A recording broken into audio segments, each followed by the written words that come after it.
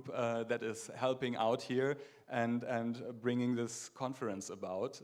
This wouldn't be possible without this collective effort, and it's really great to see it starting now. I'm really excited. And yeah, so we are here in our studio space of Design and Computation and the New Practice Research Platform in the Alter Lesesaal, the old reading room of the Technical University Berlin. Design and Computation exists since 2020. It is the first fully interdisciplinary research-oriented master's program in Germany that operates at the intersection of art and technology. And is really also located between two universities, an arts university and a technical university. And yeah, what we do here is really also kind of understood as a model for research and education. So we try out new formats every time or all the time, basically. And yeah, and in terms of just to explain what fully interdisciplinary means, also might help to expand on this just a little bit. We really have students from all fields, like the engineering fields, the natural sciences, the humanities, from the classical design fields, from arts, and everything you can imagine, up until, say, medicine even. And we try to develop projects here in teams that really bring these different Fachperspektiven, these different perspectives together. And yeah, so also from this emerges the research platform. In the beginning of the course of studies, we won a lot of grants, and this led to expanding the frame.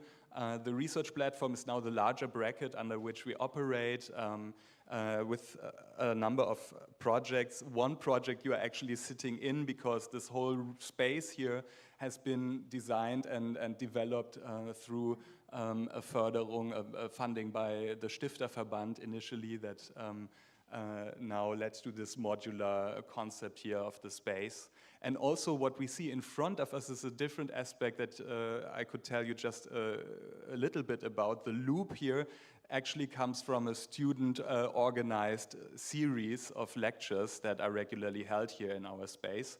And it's also at this, while it's an element that structures this oval shape that we are sitting in, it's also a timekeeping instrument, which you will see in action pretty soon. So you can follow for the later talks the light trace of the loop and see how much time is left for each speaker and for the discussion rounds.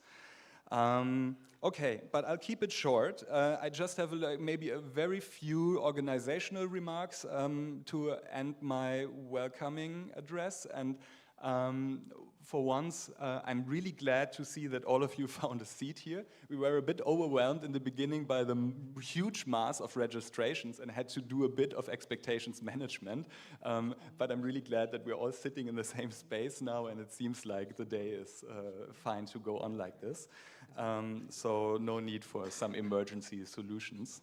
And but yeah, I just wanted to point out once more that this whole conference is free and completely unfunded. So we are very thankful if you just donate a little bit, as much as you can.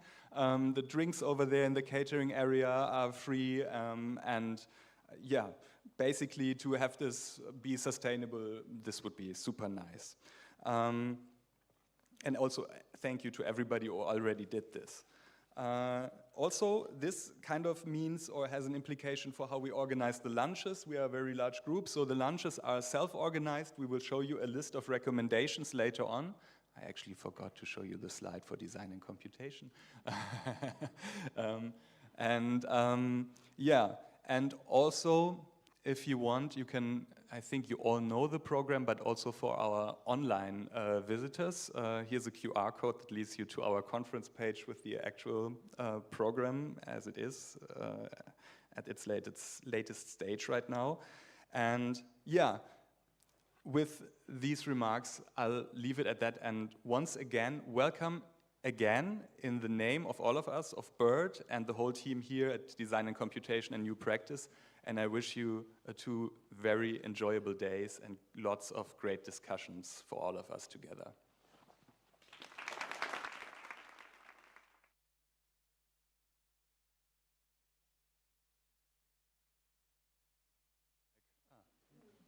And I hand the mic over to Wolfgang Jonas for the opening address.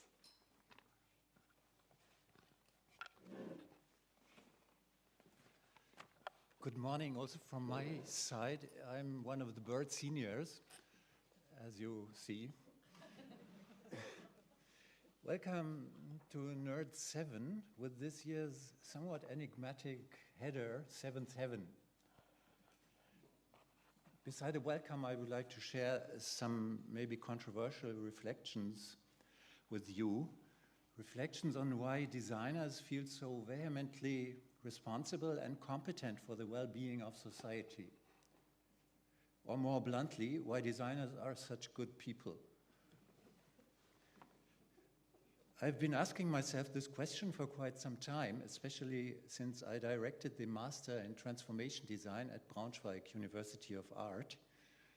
The ambitious claim to be good formed the implicit basis of the program. So I explicitly refer the critique to myself as well. Okay.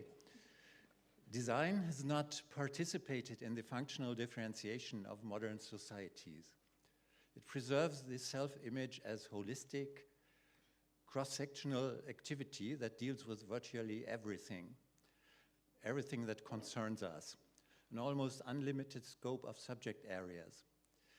Design has not developed explicit programs and success codes like other social subsystems, such as science, economics, law, or politics. In Bruno Latour's words, we have never been modern. Rather, some substitute meta-code of good, bad seems to have emerged with the sometimes embarrassingly naive claim to be the only authority addressing true human needs. So we reason morally, and in doing so, we often produce rather cute pony farm idyls. Niklas Luhmann describes morality as a medium of communication that operates by the distinction of respect-disrespect. It stabilizes social expectations and reduces complexity, but also has excluding and escalating effects. So morality is risky. It can hinder understanding where it's urgently needed. We, designers, consider ourselves somehow progressive, mostly left liberal, of course green, without making this explicit, let alone reflecting it too much. Due to lack of arguments, we often resort to strong normative statements called manifestos about the self-image, the stance, and objectives of the discipline and the profession, such as the Kyoto Design Declaration 2008, or most recently the Shanghai Manifesto 2024. We will be hearing a keynote on this topic tonight, on the topic of design manifestos. Design's competence for everything is usually applied to the positive side of everything. That means to the Platonic trinity of the true, the beautiful, and the good. That's honorable, but who is responsible for the other 90%, for the false, the ugly, and the evil? Who are these willing executors who design the stuff for the insatiable consumers and the tricky populist propaganda, and who promote the social media pathologies? Are they among us? But don't show up? No idea. Let's stay on the good side of the distinction. The hubris, the designer's hubris, is honorable, but it's a bit worrying that power relations and other uncomfortable constraints are deliberately overlooked, mostly. In their looking for harmony, designers often ignore the nature of human psyche and of social systems, with all their stupidity, selfishness, and hegemonial struggles. Designers love the idea that humans are basically good. Of course, some of them are good, and some are bad, and most of them are mean in both meanings of the term. And societies are complex and full of paradox and conflict. We are approaching the field of politics. I adopt Niklas Luhmann's sober, analytical, non-normative description of politics as a formalized mechanism of processing socially relevant decisions based on the binary code of power, no power. And I ask how political should design be and is permitted to be. The programmatic promise of the above-mentioned transformation design master was and still is to provide skills to reflect, to initiate, and to design change processes. To initiate change is perhaps the most delicate part, which comes closest to the, in my view, misunderstanding of design doing politics. Which leads to Herbert Simon's question, who is the client? Simon argues, I quote, "It may seem obvious that all ambiguities should be resolved by identifying the client with the whole society. That would be a clear-cut solution in a world without conflict of interest or uncertainty in professional judgment. Yet, the members of an organization or a society for whom plans are made are not passive instruments, but are themselves designers who are seeking to use the system to further their own goals." One may object that in our progressive stance, we avoid these problems because we don't design for, but with people. This is what Valerie Brown elaborates in her reflections on the different relational qualities between designers and the client communities. She opens a continuum between the poles of the distant Cartesian observer, an expert designer, and the inquiring community. The one extreme, design as professional contractor for policy advice, of course, developing options, facilitating decision-making processes for others, but not deciding. Stances mostly remain implicit. Thus, value conflicts are likely to occur. One may ask oneself, as a designer, can I still take responsibility for this dubious assignment? The other extreme, designer and client merge into one, acting as political subjects. Values are explicit, but role conflicts are likely to occur. Who am I? A professional designer or a stakeholder with vested interests? New role models emerge. The citizen designer, the designing citizens. The vanishing of expert cultures shows up. John Dewey's ideal of epistemic democracy, or John Chris Jones's utopia of the creative democracy. Sounds very nice, but is this still entirely desirable? Democracy can be misused to deny scientific facts. Communities can be very questionable in their goals. In some intellectual communities, it has become hip to be right-wing, or the new chic-sounding approach of militant design research. I'm really afraid to see this militant design research under authoritarian premises. So what? I'm still in time, yes. So what? Back to Simon's soothing serenity. I quote again, one desideratum would be a world offering as many alternatives as possible to future decision makers, avoiding irreversible commitments that they cannot undo. One can envision a future in which our main interest in both science and design will lie in what they teach us about the world and not in what they allow us to do to the world. Design, like science, is a tool for understanding as well as for acting. I think it's crucial to maintain the balance between reflecting and acting, between design research and activism. We should carefully complement and not mix the two. The line between academic credibility, which we are still striving for, question mark, and banal moral ideological activism, even influencerism, is quite thin. Maybe controversial, but I think morality remains an individual issue. Moral communities are in danger of becoming authoritarian. Moral judgment as design principle reduces and even destroys complexity on the problem side and limits the variety of options, the contingency on the solution side of design processes. Niklas Luhmann again, it's perhaps the most urgent task of ethics to warn against morality. So, design's task, in my idiosyncratic view, I admit, idiosyncratic view, is to develop options to increase the variety of choices, to cultivate the role as a scout, agent provocateur, jester, and mundane service provider. Also, always asking, who is the client, who am I, and does this fit?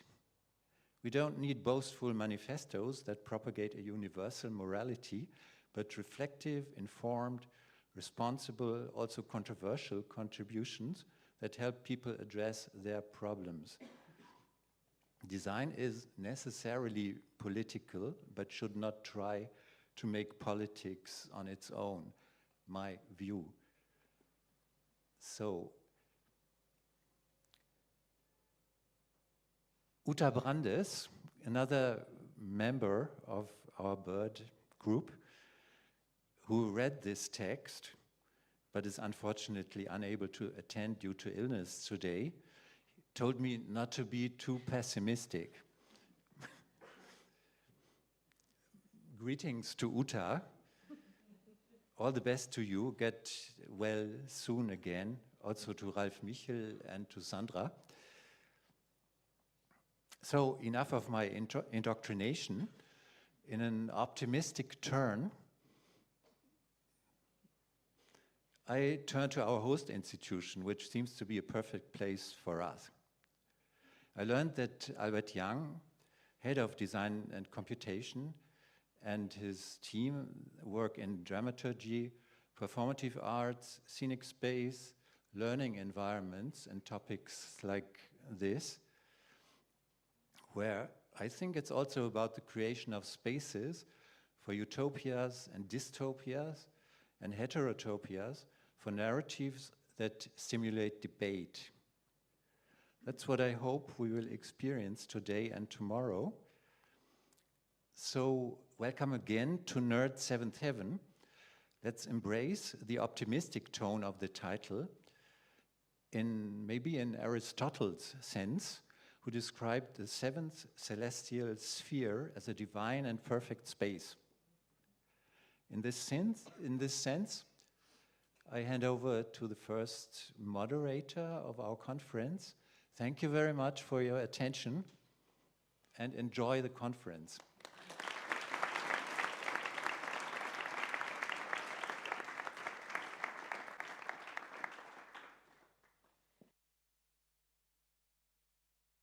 Yeah, thank you so much, Jonas, for that beautiful, provoking, and slightly earth-shattering introduction to our two-day conference. I think that's a perfect fit. My name's Michelle Christensen, and I have the honor to moderate our first session, Intelligent Imaginations. And our first speaker will be joining us digitally, and we're just making sure that she's there, and she's there. Hi, Freya. And Freya van den Boom will be introducing the first paper, Co-Desirable AI Futures. And actually, she has such a beautiful bio that instead of paraphrasing it, I thought I'd just read it for you. So Dr. Freya van den Boom is a cross-disciplinary researcher currently at Antwerp University, focusing on the social, legal, and ethical impacts in societies of disruptive technologies, including AI and data-based innovations. Now comes the beautiful part. That's already nice, very nice interdisciplinary background. But working across law, artistic research, and design, she proposes speculative legal design research to help avoid our futures being captured. I thought I would just leave it at that. So welcome, Freya, and the floor is yours. Thank you.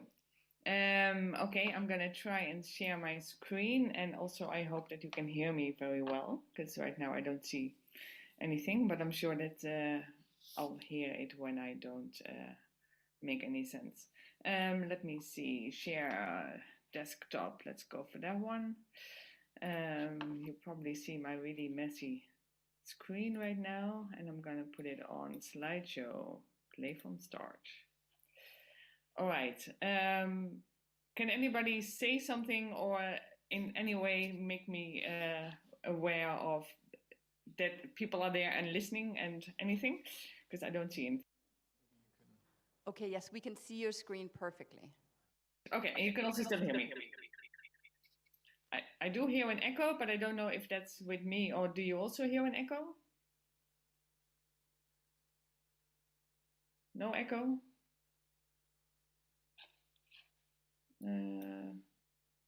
Okay, one more word that I can start, because again, I don't see, wait a minute, maybe I can make it a little bit smaller. Okay, I just want to quickly check that you're hearing me and that I don't talk for like half an hour and then nobody is here.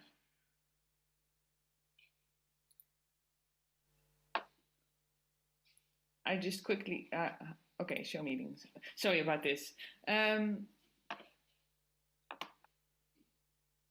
Okay, I got a message that you hear me perfectly and you still also see the screen, right? Go ahead, I'm gonna go ahead. Okay, perfect. So yes, I'm gonna talk about co-desirable AI futures. I'm a researcher on speculative legal design, or at least that's what I'm working on right now. And yeah, what is that, right? I'm going to run you a little bit through my practice and also why I'm doing this. Okay, I hope you still see things. Yeah, I'm sorry, I'm messing around a little bit here. I'm very sorry about that. Just that I don't like to work a screen like this. Okay, anyway, yeah. So regulating futures, what AI futures do you want? So that's kind of what I'm proposing here. And I'm really sorry that I'm not there because I kind of want to have a bit of an interactive session. So yeah, I mean, these new technologies that are being developed, they're being implemented in the products that we are using, the tools that we are using, and we're being told that there's going to be a future of abundance. There's going to be a future where we don't have to work so much anymore because AI can help us with all of these different things. And working in law, and coming from a background that I also used to work on copyright. And I'm sorry, I hear some. No? Okay. Okay, so I used to work on copyright and intellectual property rights, the same questions continue to come up. So every time a new technology comes up, we ask these questions. Yes, but what about privacy? What about copyright? What about data? So that's kind of where also my frustration comes a little bit from. So working in law, what is it that we continue to have these same questions, right? So I started to dig in that a little bit deeper. Can we not think better and imagine harder about what could possibly go wrong with these new technologies that we are using, developing, implementing, and regulating? So yes, what could possibly go wrong? Well, I'm not the only one who's thinking about this, and this is kind of where I'm at the moment. So I'm focusing really on AI, and then also embodied AI, agentic AI, AI agents, and then what are the risks when we are using these? Well, this is a good example. This could happen, right? And then how do we regulate that? So we have liability laws, for example, but are they still adequate to deal with this thing, with this agent, with something that is not a tool, but it's also not a person. But still we treat it as a tool because, of course, the law says it's very binary. Either you're a thing or it is a thing, and we regulate that, or it's a person and we regulate that. But I mean, I've never said thank you to my calculator, and still I'm urged to say thank you when, I don't know, ChatGPT or any other large language model is giving me an answer and it says, "Hi, Freya," in the morning. I mean, my calculator or my mouse doesn't say hi in the morning. So is there something that we need to think about when we talk about regulating AI systems, considering, of course, also the way these are being designed? So these are also being designed, and you probably have heard this, to optimize engagement. So what kind of control do I have over something that is really also programmed to make me trust it, to make me engage with it, to make me maybe see it more as a companion than a tool? So these are all questions that are really provoking us to think harder also about the law. And having a background also in sociology and also in arts, I've always used art to make it more tangible. Because when you talk about data, I mean, what is data, right?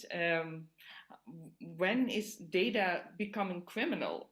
It's just a 0 and a 1, and how do I visualize it? How do I? Freya, just one question shortly to you. Are you changing slides? Because, oh, now we can't hear you. We have a little bit of because of the last minute digital thing, we have a little bit of a complicated technical setup, and I wanted to make sure if you're changing slides or not, because we still see your first slide. Do you see my AI futures, what could possibly go wrong slide? It says co-desirable AI futures, and it's the first slide basically with the glass bowl and cloud inside it. Okay, let me see. AI futures, what could possibly go wrong? No, I'm sorry about this. Okay, now it's changing? It's changing, and yes. Now we see regulating futures. I'm sorry about that. You were still in this beautiful bubble. So yes, now we're here. I was talking about trying to imagine harder what could possibly go wrong with these new technologies that we are developing. We need to think about that better because at the moment we have, for example, already regulations that are already outdated the moment that they are being implemented. I mean, the EU AI Act is a good example. It was pretty much finalized, and then boom, we had ChatGPT entering the market. So they had to go back and renegotiate and rethink, okay, should this be in here or not? So this is basically where I am at the moment within my practice. I'm trying to see what kind of anticipatory methods can we use, and of course design and speculative design is an interesting one together with future studies to help us imagine harder and think more, and I don't know, just imagine what kind of futures do we want also, to make sure that the futures that we are presented with in policy, in media, by the companies, that they are not limiting the options that we have. Because, I mean, you know it as well as I do, the future, nobody knows what the future is going to be like. So why not make it something that we actually want instead of all of this fear, like this is the only future that we have? Yeah, it's not. There are alternatives. And that's kind of what I'm also trying to do in my practice. I'm sorry, I had to translate it also to this digital form. So I'm just going to run through a little bit of my practice, and I'm really looking forward to having a bit more discussion afterwards. So some examples of what could possibly go wrong. This is one that inspires me that I really like. The Roomba, this vacuum robot. So the people who have been developing these robots, apparently they did not consider that perhaps in non-Western countries in Asia, people actually sleep on the floor. So your robot, if it doesn't know, and if you have never encountered that, or maybe you do not really clean the house very much,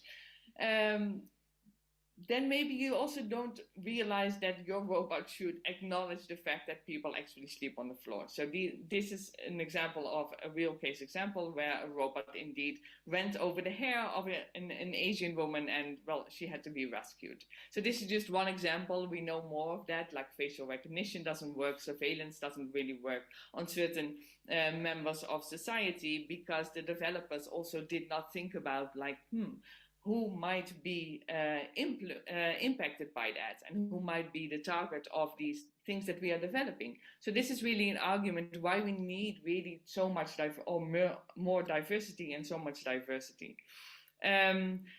A wealth of beautiful information for designers and legal designers and speculative designers like me is, of course, the patent or database. So this is where people, of course, patent their innovations, and you can get a good idea of where people are thinking, what society and innovation is going. So yeah, this is a project that I did where I think it's really easy, of course, to change this. So you may have heard of the Poopocalypse, I think it's called. So the early vacuum cleaners were not able to know what they would do when they actually hit a pile of shit. So they just smeared it all over the room. So if we talk about smart homes, it's maybe not that smart. Anyway, so this is an example of what speculative design in law is. More humans obsolete by 2030. This is really, of course, a serious issue. Imagine in the future and even now, people are having implants, and these implants are increasingly being developed with and are AI operated, right? So this was a case a couple of years ago where this company made these bionic eyes. So imagine you're dead and you're now able to see with this bionic eye. So this is really fantastic, right? Less fantastic is it when this company actually at one point decided no longer to support the software of these bionic eyes. Now, if you're in law, in Europe, we do have this right to repair. That means that you are able or allowed to go into a device which is actually owned by the company. You're allowed to change something in it. Or I used to work on autonomous vehicles, and the code, or increasingly autonomous vehicles, and the code to actually fix your vehicle, that is the property of the company. So of course you can imagine they have a lot of control over who is actually allowed to fix these tools. So then we had to go to change the law and make it possible for independent repairmen to actually fix these things. So this, of course, is another example of what speculative design can do. It can really provoke you to have these discussions. Because, I mean, whoa, what does this mean, right? But it is really serious. It is really serious when you're, of course, walking around with tools in your body and you're not allowed to control these tools. And a company, they can go bankrupt. They can decide on their side no longer to support your software. And if we don't have the tools or the transparency or anything that allows us to take control over our bodies, our lives, and our livelihoods, well, that's not the future that I want. I'm also doing a lot of research, of course, on platforms and all of these. The fact now that, so I'm also doing artistic research, and I think a lot of you as well, you see that we are now moving much more, not always because we want to, but we have become dependent of platforms. So think about Instagram. If you want to promote your work, you have to be on Instagram. A lot of people now, I'm teaching now at the Arts Academy, and I know that a lot of students use, for example, ChatGPT or any other large language model for research. Well, that's of course a problem if you are, for example, like me, doing performance arts, actually in the nude performance art. So you will probably not see any of my or any other art practices that have any kind of female nipple on it, because these platforms have certain rules of censorship that they will not allow you to see a huge amount of knowledge that otherwise is really important for us to see. So this is something else that, of course, what could possibly go wrong? Well, this is one of the things. And then, yeah, it's really great when you hear the tech companies and the CEOs of these companies talk about why we need AI and AI, all of the helpful things that it can do for us. So it can solve climate change. Well, that's really great, but what could possibly go wrong? Well, we also need a lot of data centers and compute to actually be able to save or to do something against climate change. So what's going to happen, right? I mean, what is going to happen in the future? If the robots are not going to kill us, then maybe nature will. This is all like, we have a complex issue and we need to decide this together because we have limited resources. And at the moment, it seems very difficult to have a democratic discussion where everybody is involved and can have their say. Again, what could possibly go wrong? Just a few more examples. So if you hear somebody talking about, oh, AI, it's really good for us, we need to have it more because it can be like a cure for cancer, and we're going to do everything in our power to make the world better. That's really great. Then why are you focusing so much on putting AI in children's toys? Why are you marketing your AI, knowing how limited the resources are, to have chatbots for children? I mean, I don't know, and this is kind of where also my focus is very much on, and I think that it's talking about the imaginaries. We need to be critical to how people talk about AI, the myths and the metaphors that we are hearing, to challenge them and to also show to policymakers there are alternatives. Of course, I did this myself, and I know that on the one hand, I'm really arguing we should not use these tools to make funny cat gifs or whatever. But yeah, this is again also to explain to my students what happens when you put yourself into one of these chatbots trying to get something out of it. I just realized I look very much like a blow-up doll in here. Anyway, so that's another example, like there is a politics behind these tools, and these are not neutral. Let's be clear that these are not neutral. Focus on who is really designing these tools that we now have to use. Oh yes, I play around with, of course, chatbots and things like that. So I actually programmed my own persona into a chatbot and put it in one of these pet toys. So I thought that that's really interesting. Of course, you know the research about why does Alexa, for example, have, or why do people have or program female voices in chatbots, and what does it mean and what does it do to our society when you see that these are also very submissive, for example? What kind of role model is that? So in this case, apparently the company doesn't like it when you have a very feminist and I disagree chatbot, so you have to send it back.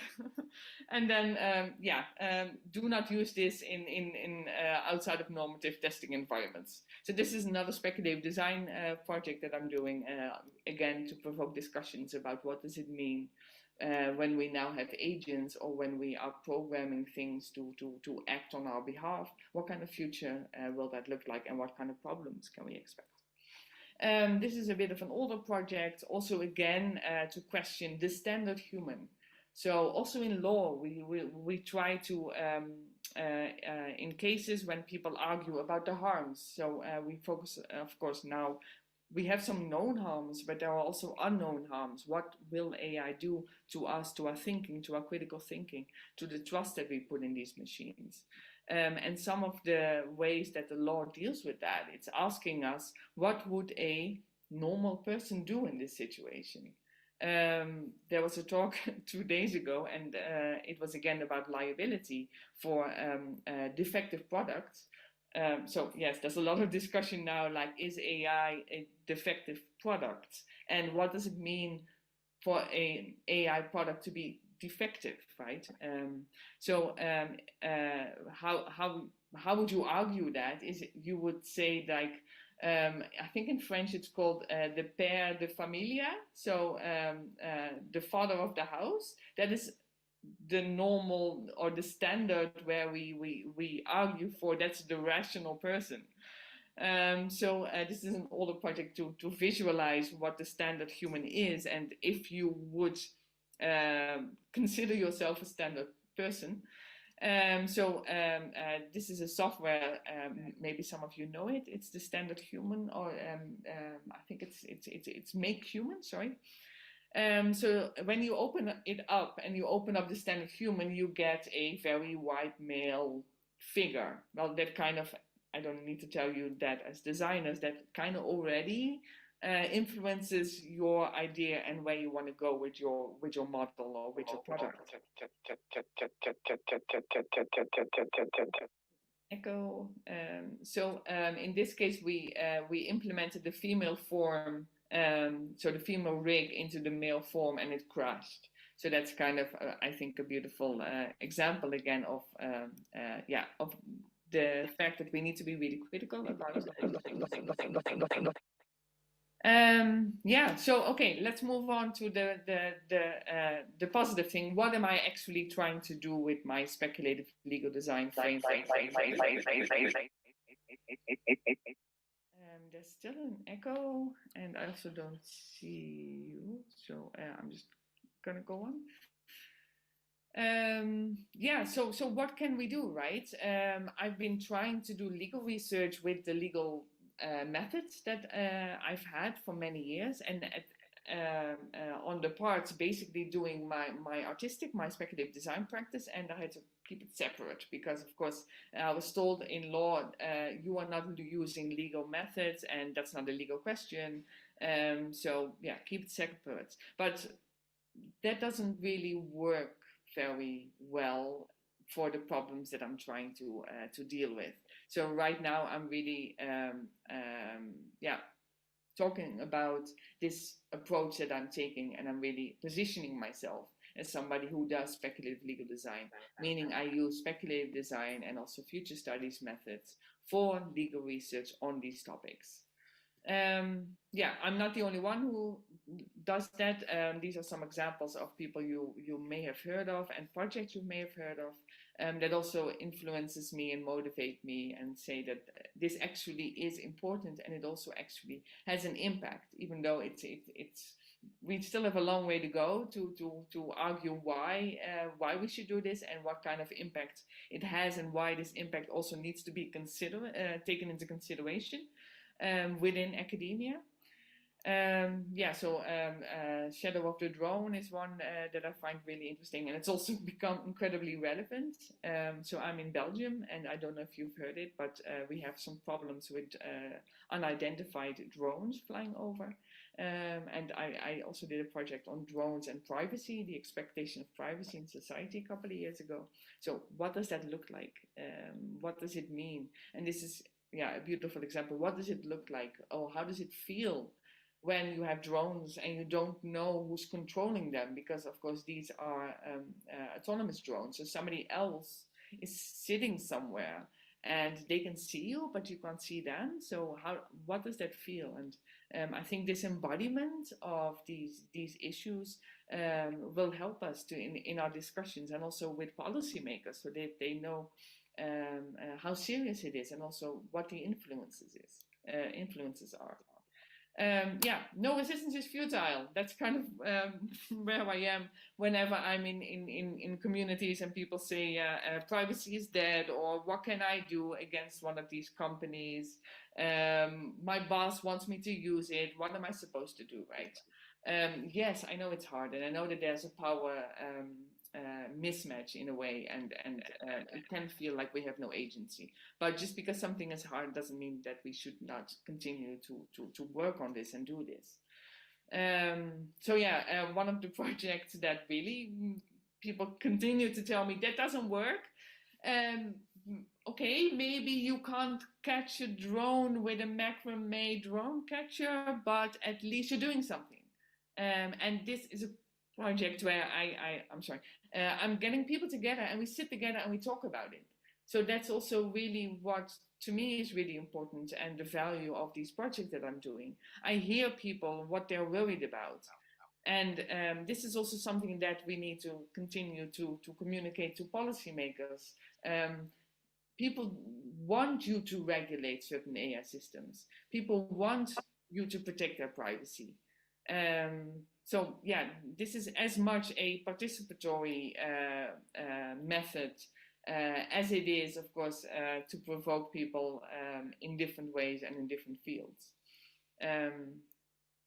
Another one, one of the ranges of projects that I've been doing lately is, you may have heard of these data walks. So really, you get stakeholders together, policymakers,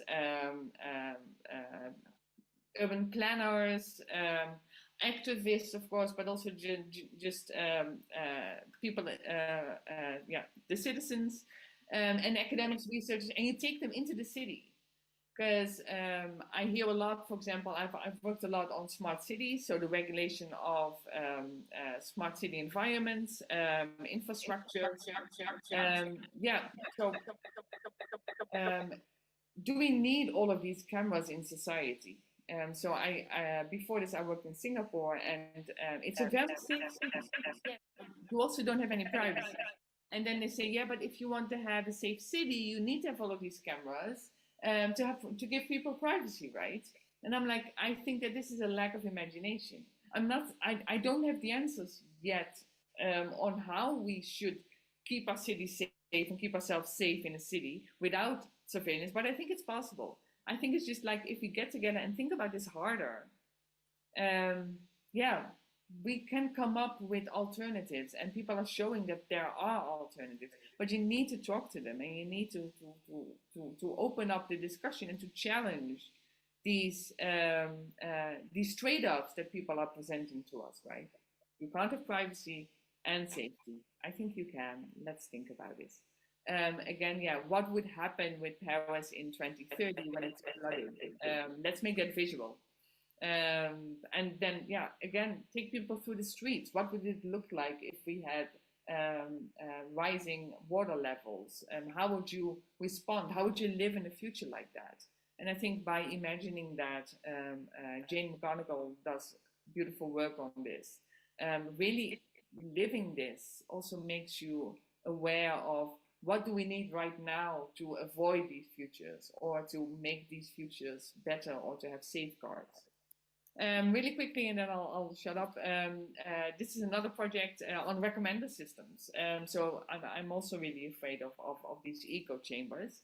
This was with a lot of a very different audience again, but a lot of computer scientists, programmers, also researchers. And what is striking with these workshops that I'm doing is it is incredibly hard to imagine a positive future. So, I mean, of course, I asked in the beginning as well, what could possibly go wrong? But it really, even if I don't ask what could possibly go wrong, people end up in this very dystopian future. And that is really worrying. I mean, you see this trend about, amongst young people as well. They feel they have no control over their data or over their futures, and you hear a lot of negative news about when you come out of school, there's no jobs, there's no this, there's no that. So this is also where I think future studies can help us to show a positive future. Again, an alternative. With every future we wish to create, we must first learn to imagine it. I think that that's really, what it all boils down to for us in law as well. Can we do different? Do we need laws? How do we do this? Another project, so I work a lot on counter technologies, feminist AI, making sure that we create this platform where people from different perspectives, from different backgrounds, non-Western perspectives, minority perspectives, can get together and share what they want, what we want. And then to, as researchers, translate what we are doing into society as well. So take ownership over, be responsible for communicating and making sure that people understand what's going on. I can explain what this was about, but I think I'm already talking like way too long. Working on AI agents, that's kind of what I'm doing right now. So really just imagining what could go wrong. Should AI agents have personhood? Is that going to solve something? Do they already have that? Yeah, more examples. Join the Rights campaign is something I did in 2014. Maybe robots should have rights. What would that look like? Again, this was a performance. And in 2014, people really thought that I was crazy. They really said, how can you advocate for robots' rights when women have equal rights? Yes, well, exactly. Let's talk about that. So for me, this is also a way to touch these difficult topics that I find really difficult to talk about as well, because it really quickly goes into a discussion that you maybe don't want to go because it's not constructive. So using speculative design helps with still talking about these issues. But yeah, it's difficult, and not everybody takes you seriously. So I actually had campaigns to actually make this work, also to challenge our political system in the Netherlands, where I'm from. Nobody showed up. I even had buttons, but still nobody showed up. So yeah, then the previous speaker talked about manifestos. I do think it's really important as well to challenge these manifestos. We have so many guidelines, like ethical guidelines, and it seems like, what do? You make a new one instead of taking one and really trying this out in society. Does this really work? What does it look like? But yeah, in my case, I was like, okay, the robot party doesn't work. I need to imagine harder. So yes, that's basically what I did last year. I made my own state. An independent state where we have true equality for everyone, and I invite everybody to participate. To let's just put the old aside and start new and start fresh. What would that look like, right? And it's kind of easy to start your own state. There is no international law against not starting your own state. You need to have a flag, you need to have a few people, and a manifesto or something like that. Well, we can do that, right? The only problem is, of course, you need to have recognition of the UN. Ask Taiwan and some other countries. That's a bit of the tricky situation. But yeah, I mean, speculative design, we can imagine it until it's true. So the UN also welcomed the state of glitch, which is the state that I've proposed as a new member state. So yeah, I invite everybody to, you can even apply for citizenship, and let's imagine what, if we do not have what we have now, if we don't want what we have now, if we don't like it, what do we want? What would a society that has actual equality look like? That is actually acknowledging beyond human rights, goes against this human in the center, for example. So I'm going to end here. Playing with the trouble, of course, paraphrasing Donna Haraway here. So this is also what I'm doing, and I'm really inviting people who are interested in this. Please do reach out, because this is something that I'm actively working on. Imagine, or not imagine, take an inspiration from wargaming. So playing out these futures. I know that more people are doing this. So really exploring like the black box policy game. How do you make these decisions? How do we, what kind of information do we need? Who needs to be at the table, even though that's a tricky word to say. I also end up usually my sessions with asking people again, what kind of future do you want? What do you hope for? What do you fear for? When I do this all over the world, I get very different reactions, which is just really inspiring as well. I made myself an omamori. This is a Japanese charm. Thinking about, okay, what do I fear? Well, I fear silence and drones. So I need myself a little charm to protect me from drones. I also need myself a little charm to protect me from dick pics, because unfortunately that's also I don't get them anymore. So that's really great. Yes, that was me. Thank you for your attention. I do hope that people are still here, because I don't see you. If you do want to reach out, please do. I am working, like I said, on a few of these speculative legal design practices, and I was kind of hoping maybe to come to Berlin next week, and maybe we can have like an unconference workshop where we get together and imagine a scenario of AI agents, and then yeah, we can look at that. What would this future situation be like if it would happen now? And where does the law break, and where can we come up with alternatives where it would work? So that's me. Thank you.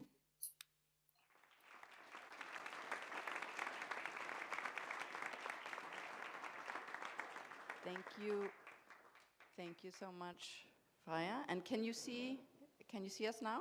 We see you. No, okay.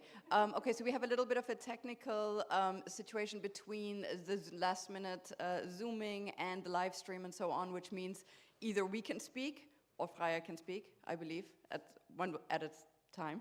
So I'm going to start by maybe I just make a short comment and ask a first question, then we'll give over to Freya, who can then, we can hear again, and then we'll open up to everyone's questions. So thank you so much for that talk. And yeah, maybe just one thought that I had is I find it interesting when it comes to these speculations, how thin the borderline is between these crazy speculations that we can make and the things that happen in reality. Like you showed with you know, the software which no longer supports your eyes. I often give in my classes a very old example about digital pacemakers and how initially they were, you know, the password that was used when they were operated into bodies was the serial number of the device, which meant that we had hackable hearts because the Internet of Things policy was just not getting behind privacy laws, were not getting behind the technological development and what was put on the market and applied in a medical industry. So in terms of this, what could possibly go wrong, I was wondering if you could talk a bit about who participates in your speculations. So, you know, companies, political actors, civil society, students, who participates in the speculations, and is there any way that you're able to bring them back or closer to the policy debate again, to the law makers? Do they listen?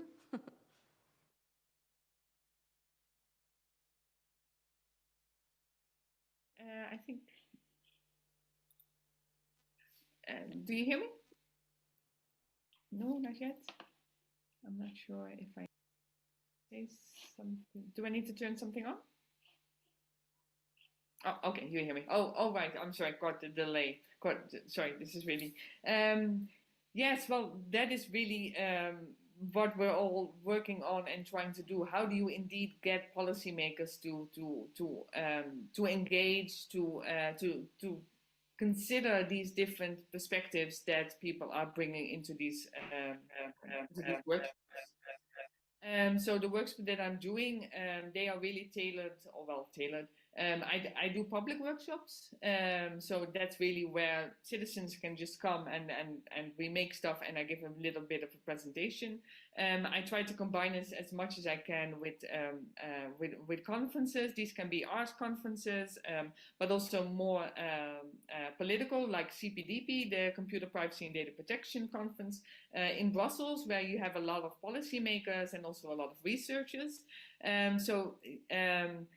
It's really trying to reach them wherever you can, right? And to me, I'm also really exploring, because I think that this is also helpful for policymakers, because if you, I mean, if I look at myself and if I go to a conference, I do I have this role. So I'm thinking about what I'm supposed to do there, right? For policymakers and for companies, I mean, that's the same. So if you are able to show them these type of things on a Saturday afternoon in an exhibition, you reach them very differently. And you also, I guess, give people the freedom to really, to really imagine, to talk about a legal notion, to stand behind the veil. And imagine like, okay, if I was not in this position of having to be responsible for a company or for a certain interest or something like that, what would I personally want? And that's also from these workshops, I really try to have them as open as I can, so you get as many different people involved. In one of the workshops I did in Japan, there were students from China, from Japan, but also professors, for example. And when I asked them to make these charms, why I'm so inspired by this, and why I also to invite people, if you are interested, please reach out, and I'd love to come and organize one. One of these professors made one for herself that would allow her to always understand the new technology. And this is a university professor teaching about information law and digital technologies. So this is really a fear that people have, and I don't think that in any other way they would have shared this type of fear that they have. So this is really something that that these workshops bring out. The same thing from you don't hear it as much now, but you still hear it. People in China care about privacy. I heard that a lot. So that kind of influences what regulation you're willing to consider as a policymaker, right? If you hear, hey, my constituents, the people in my country don't care about privacy, so I don't have to focus on that so much. But then in these workshops, all of the charms that these Chinese students were making were all about surveillance. It was all about, I want to have an invisibility cloak. I want to be able to turn my phone off so it doesn't listen to me. So if as a policymaker you only hear a little bit of the iceberg, but not really what is going on in society, and society does not feel like what I'm experiencing is something that is a structural problem as well, with all of this personalization, right? It's also limiting the fact that we can get together and experience, oh, but I'm not the only one. I'm not the, I can give you one example and then I'll shut up because it's a very long answer. Maybe, no, I know now I'm not the only one who has some troubles with trust in AI systems and the output that they give. I am a legal scholar, but it took me some time to realize that what comes out is actually not true. So it makes up citations. Even though I work in this field, I read about it, I know it. It says on the screen, right? It says ChatGPT can hallucinate, always check. Still, I did not do it. So right now I'm also exploring at what point do we really put too much emphasis on individual accountability. I'm not trying to say that I should not have checked it, but at the same time, we do need to take into consideration the fact that these systems that we are now telling everybody to use, it's almost impossible not to use AI in education anymore, right? Or as a student, you have to use it, but if something goes wrong, you are responsible. Well, I think we need to have a discussion about that. Thank you so much. Then we have time for one last question and a not too long answer before. Yes, we have one over here. Hi, thank you very much for your talk. It was super interesting. Love your work. I guess where it takes me to is where I am wondering to what extent our excitedness to play with AI and robots and all those things as designers tells something about the main ontologies that we reside in as well, in terms of, you know, you're talking about, and I totally get it, and I know it's been in popular culture for a long time, but the idea of entertaining that, you know, are we giving rights to AI, to robots? You know, are we sharing human rights? Yet, from an ecofeminist point of view, we're still questioning the sentience of animals. We're still, you know, nowhere near the rights of nature. So I think there's an interesting kind of, I guess opposite side there to consider, and that's often a bit silence within that. I think both these things are really important, but I wonder what we as designers you know, we kind of love to reproduce dominion of technology often without even thinking about the other stuff. So I just wonder how you bring that into your work. Thank you very much. Yeah, so thank you so much for that question. I'm actually in a research group together with people who are also working on the rights of nature. So I also did, my background is also in environmental law, so that is really something that's really dear to my heart as well. To me, it is this is also a way to talk about these rights. So it's really beyond human rights. Also questioning the structure of rights, the whole system of giving something rights. I guess I get this criticism, and I get this criticism also a lot, and I give it also myself. But I don't think it's an either or. I think these are communities that can strengthen each other and help because both, I guess, going against this really human focus that everything in the world is instrumental for humans and needs to have a value or a person for humans, and otherwise it doesn't have an intrinsic value, for example. And I think that both talking about robot rights and talking about nature rights, animal rights, we are questioning the system that we have in place at the moment, and the normative decisions that are underlying the way that we talk and the way that we give something rights. I mean, why does it have a company rights but a river doesn't have rights? Even though there's a huge movement going on that is really, I'm happy to talk about that with you some more. What can we do as designers? Well, I mean, I don't have to talk to you and don't have to explain where speculative design comes from, right? And critical design. It is really how do we make sure that we stay critical about and understanding that the things that we are making, we put them in a society, so we have an idea what this society is going to look like, or we should have at least. So the ethics comes in. Do you need to design it the way you do? Take responsibility of this society that you are imagining with this product that you are in, that you are putting it in. And unfortunately, going back to AI, I also have an ethics background.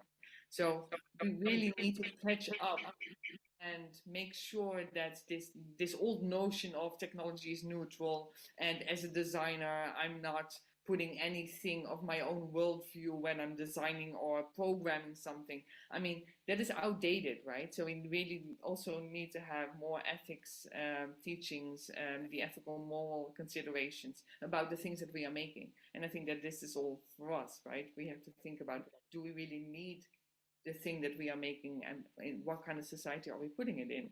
And is this the society that we want? And I think most of the people that I ask, is this what we want? Can't we do better? Thank you so much, Raya, for your talk and for your answers.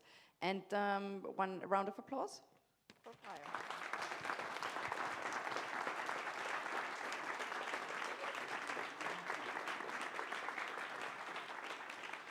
And then I have the pleasure of introducing our next speaker. And so I'm making the hot chair here free for David. Welcome. So David Normington is going to be presenting the paper to us, Real False Worlds, Using a Truth Hidden at the Center of Generative AI Image Making for Design and Speculative World Building. So we stay within the speculative. And David is a designer, artist, and researcher, originally from the UK, but currently based in Warsaw, Poland. He has over 20 years of experience in media and design industries in the UK, Germany, Sweden, Denmark, and Bangladesh. And he's currently between commercial service design work and pursuing his PhD at the Academy of Fine Arts in Wrocław. So also a very interesting borderline to talk about speculation on. And today, David will present his ongoing practice-led research on the topic of speculative narratives and world building as a design method. Welcome to you. Thank you very much.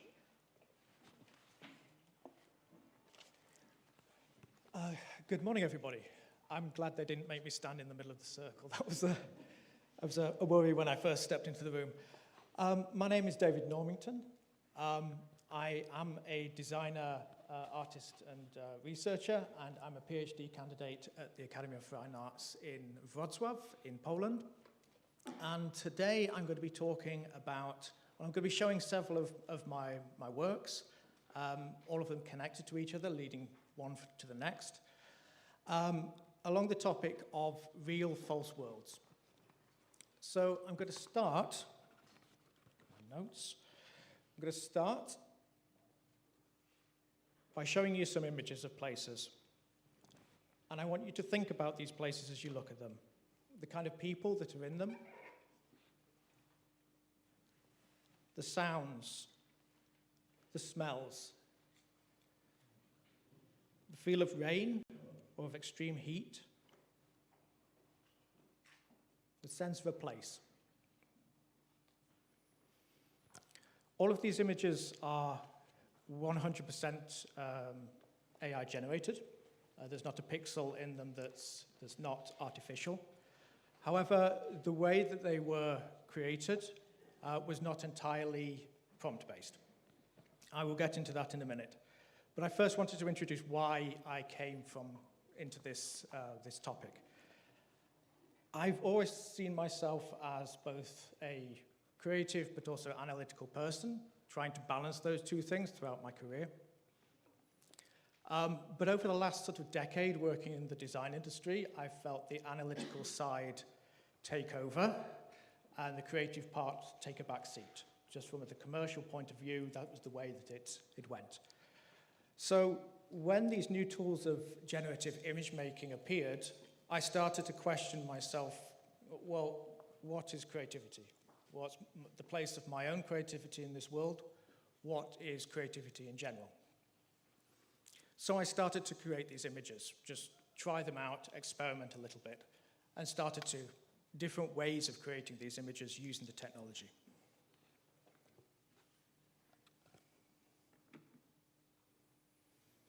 So how are they created? Well, we start with the original subject, which is actually a photograph. It's a digital photograph taken on my smartphone of a scene somewhere in Warsaw, in Poland. Not a particularly artistic or interesting image, more of a digital note, just showing architecture, interesting places that I've seen. I input that into Photoshop, and using the Firefly AI, I expand the image, creating a border around the outside that is artificially generated. So it is generating content, generating image based on the photograph that is in the center. I then remove the original image, so you're left with basically like a square donut made of artificial image.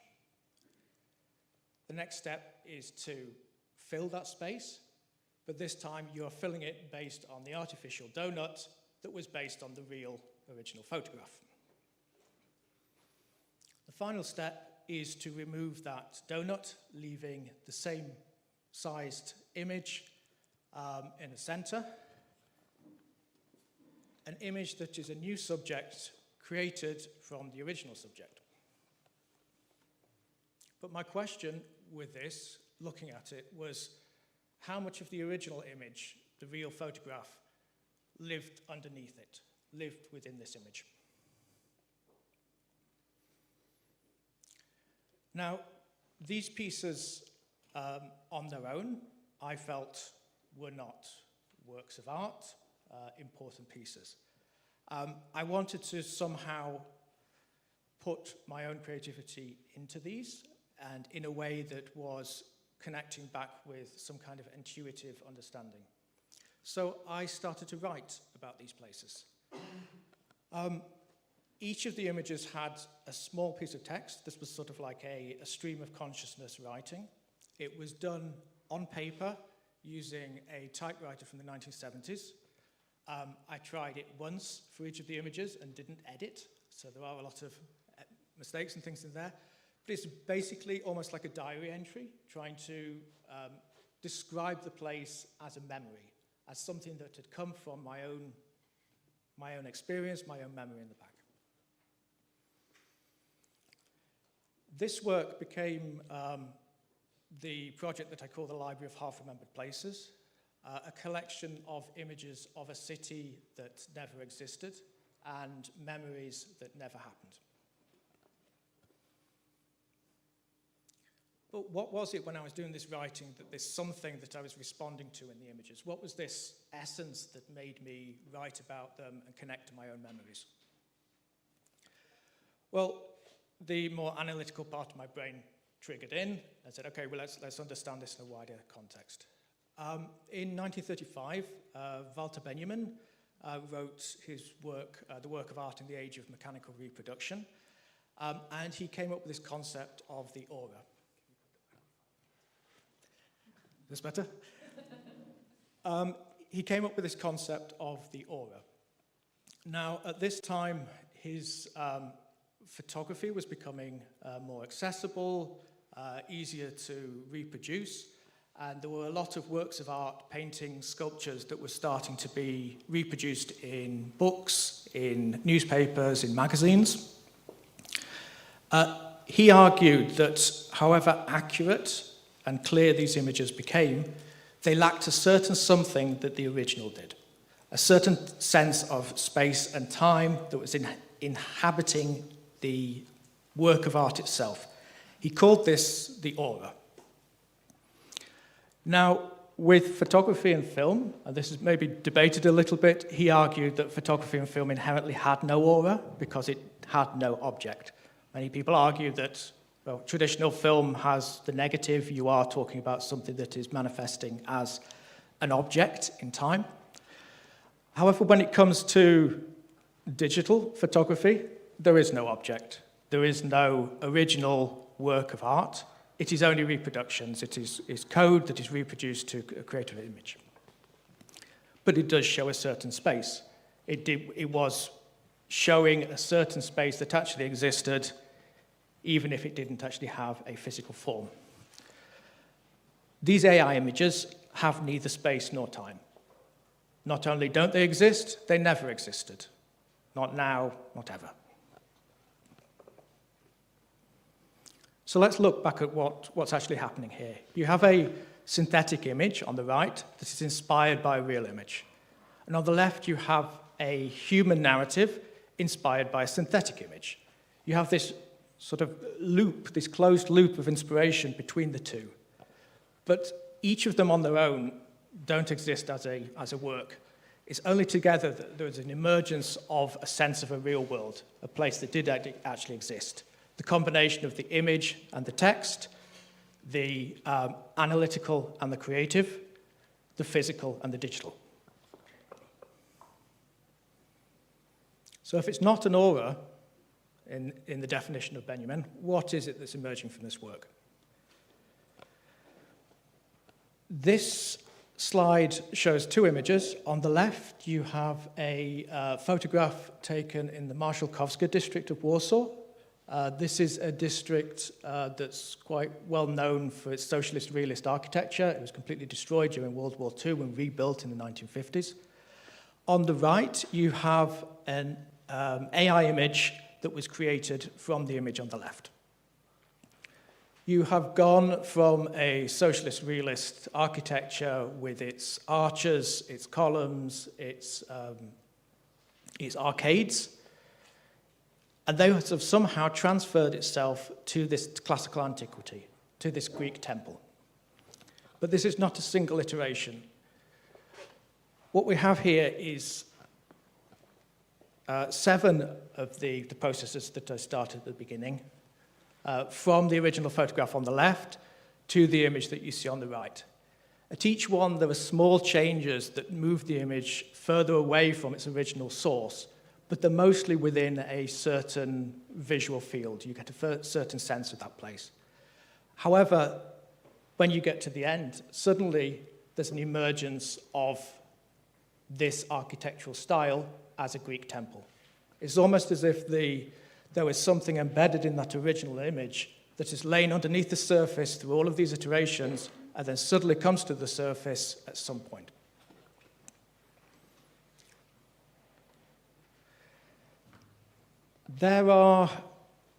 I'm going to just have a short intermission here while I discuss what I mean by generative AI within my research. As you can see, I use it quite often within my work. To do that, I wanted to build some kind of philosophical foundation for that. It was important to understand what was actually happening when I used this technology and to build some kind of mental models that helped me understand what it is that was going on. The first of these is the idea of quantitative data dressed as qualitative.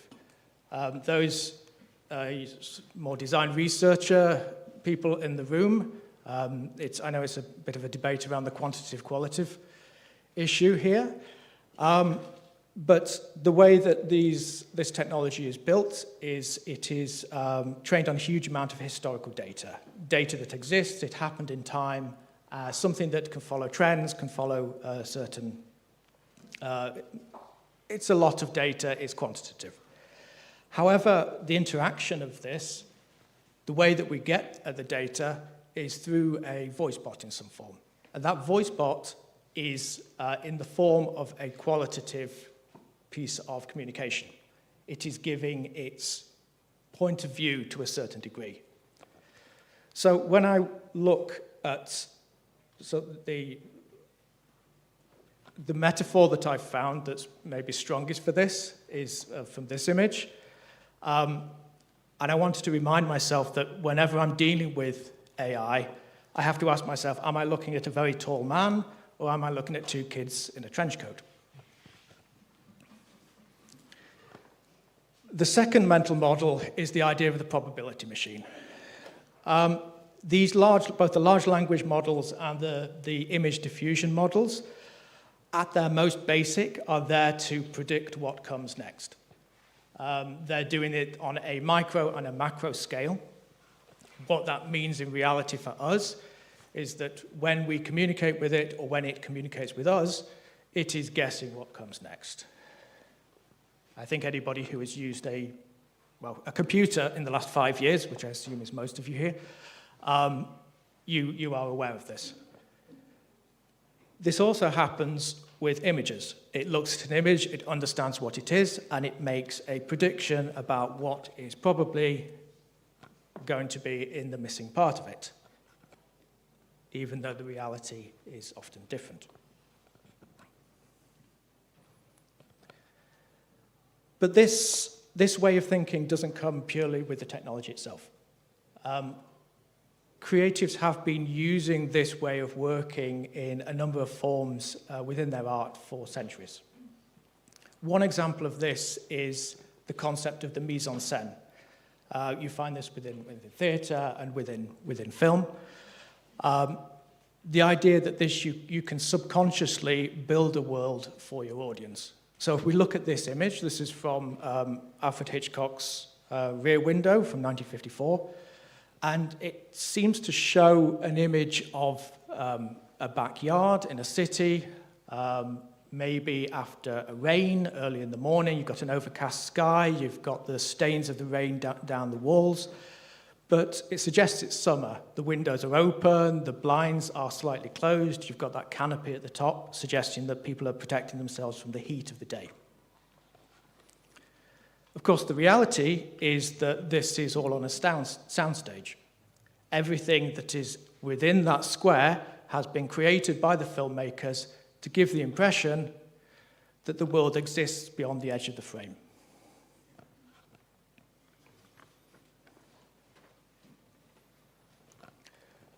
So, to summarize this first exploration that I showed you, if these procedurally generated worlds are inherently containing a kernel of truth, something at the center that is real, then might designed fictional worlds generate their own true artifacts. Are worlds that have all of their elements designed by an individual or individuals able to generate their own objects within it that are representative of that world? This is the second project I wanted to show today. I call it The Absence of Robbie. This is paper collage and hand-typed text again. It is taking screenshots from the 1956 film Forbidden Planet, and it shows basically an overview of one of the scenes from that film. In this scene, you have the astronauts who've landed on the planet. They meet this mad scientist character who has created his own personal assistant as a robot, and that robot is called Robbie. In this particular scene, what he does is show the astronauts what Robbie is capable of doing. He walks through different scenarios. Essentially, it's a product demonstration. He is going through all of the different use cases that Robbie is capable of. What I wanted to do was start to pull apart this work of science fiction where somebody has had control over all of the elements of it, the script, the objects, the world that it's within. And you can generally break it down into three forms. You have at the bottom the subject, so the designed object, the new technology, in this case, Robbie himself. You have the context, the world, the social norms, all of the things around that build the world that this exists in. And then you have the narrative, the thing that drives the sense of time, gives meaning to the things that happen one after another. What I then wanted to understand is, well, can we fill the gaps? If we take just two of these three elements, can we ask generative AI to fill the third one? So I imported this in and asked it to create the subject from the context and the narrative, and vice versa, and so on. And it created this small book that I created, which sort of wrapped the project up as a whole. But most importantly, it was what we understood out of this project that had the most impact. If a speculative world is built from three elements, the subject, the context, the narrative, then might we intentionally leverage these three factors to help us speculate on the future? Might we intentionally change these, adjust them, state what they are, to be able to understand what this future world looks like? The final project I'm going to show today is one that I'm calling A Machine for Speculating. This is a work still in progress. It is essentially what you see here, a camera, a device that does, there we go, the animation. It does what I showed at the beginning of the presentation. It takes an image, it imports it, it goes through this process that I've showed, and it gives you a new image based on the old image. But of course, with this is something that we can do in a single press of the button. We can carry it around with us. We can start to document spaces. Not only the space as it is, but the space of how it might be. This is a real photograph. This is, it's strange that we have to say that now. This is a real photograph of the studio, my studio in Wrocław. I just wanted to give you a sense of the place first, because these were the first few experiments with the prototype to document this space. These are AI images, and the original image that those came from. As you can see, that sense of place is still sort of embedded in it, even if it started to remix them, move them around, and in some cases, create new objects that are basically impossible objects, objects that can't exist, yet they still seem to embed themselves within this sense of space. This also works with people to a certain degree. This is a photograph I took of my wife at home on our sofa, except that's not my wife, and that's not my sofa.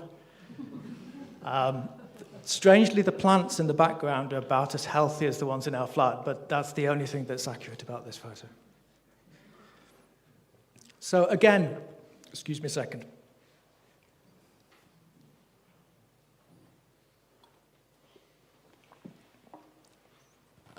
So again, put the creative part of me to one side and take up the analytical.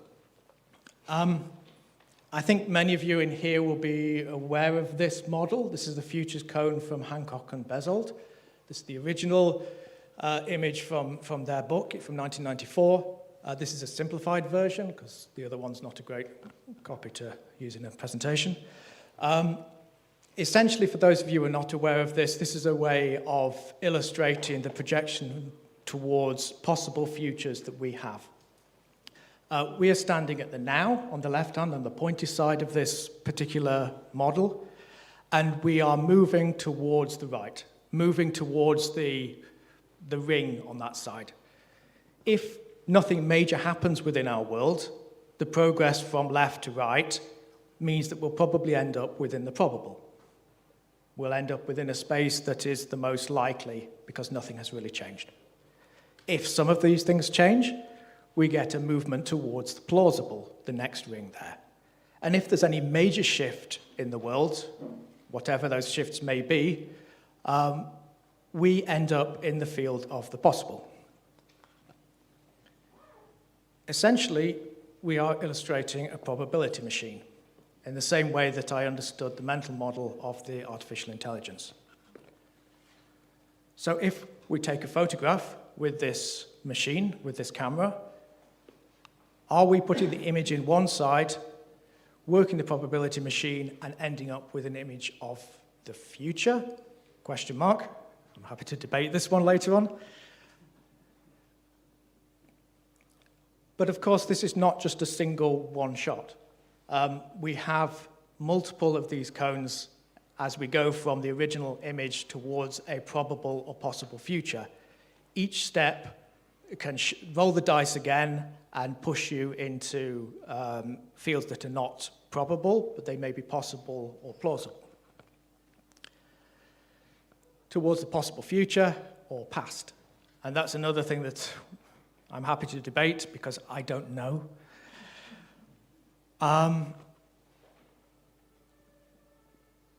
But if nothing changes, if we don't adjust these images in any way through each of these iterations, so every time we press the button, we don't change anything else in this, the law of averages means these cones are probably going to equal themselves out. The image is not going to change significantly from the first iteration through to the 100th, 200th. But what if we can shift it? What if we can put a weight on each of these iterations, push it in one direction, and continuing pushing it in one direction, intentionally, in a designed form? Can we actually aim this towards futures that might be probable or possible? And what is it that might nudge us towards these possible futures? Is it the subject? Is it the technology that we put within this world? The new products that we design and drop into the future in some way? Is it the world itself? Is it the social changes that we have that are actually going to start to change the objects that are in it? Or is it something maybe a little bit more intangible? The narrative, the way that we tell the story about what happens and the consequence that we have going forwards. Where do we go next? I believe there is potential to learn from speculative fiction, science fiction, essentially, as a methodology for design. I am starting my second year of my PhD at the moment, so I was very much in the exploratory stage with the project so far.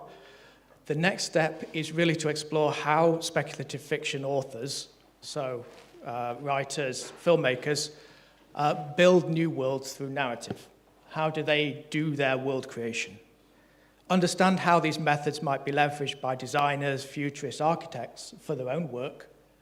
And finally, to propose a new design method based upon narrative fiction. That's it for now. If you want to see more of my work or look into these in more detail, I'm hoping this QR code works. I have tested it, but let me know if it doesn't. Don't pay for anything if it asks you to pay for anything, okay? But I'm happy to discuss either now or one-on-one. I'll be here both days, so thank you.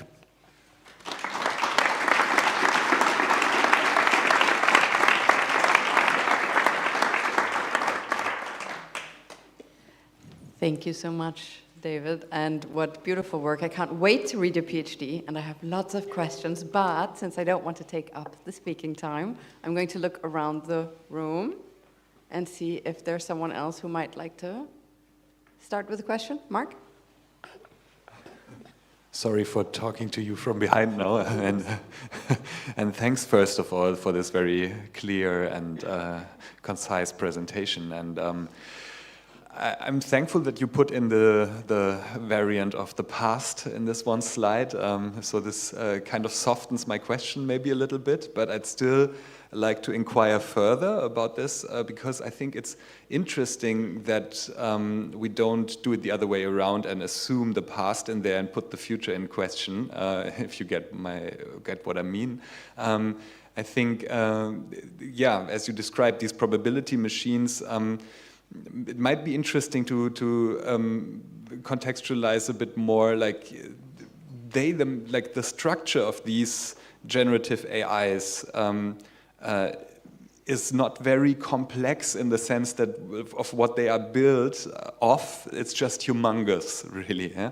And what feeds them is this huge masses of data, and this is all data from the past. And the effects we see, therefore, one could maybe say, are not so much due to some intelligence in this technology, really, but due to how much has already been there, like how much has already been like basically fed into the collective archive. And every kind of intelligent reaction we get is due to the fact that all this is already there. In the form of data that can be processed, of course.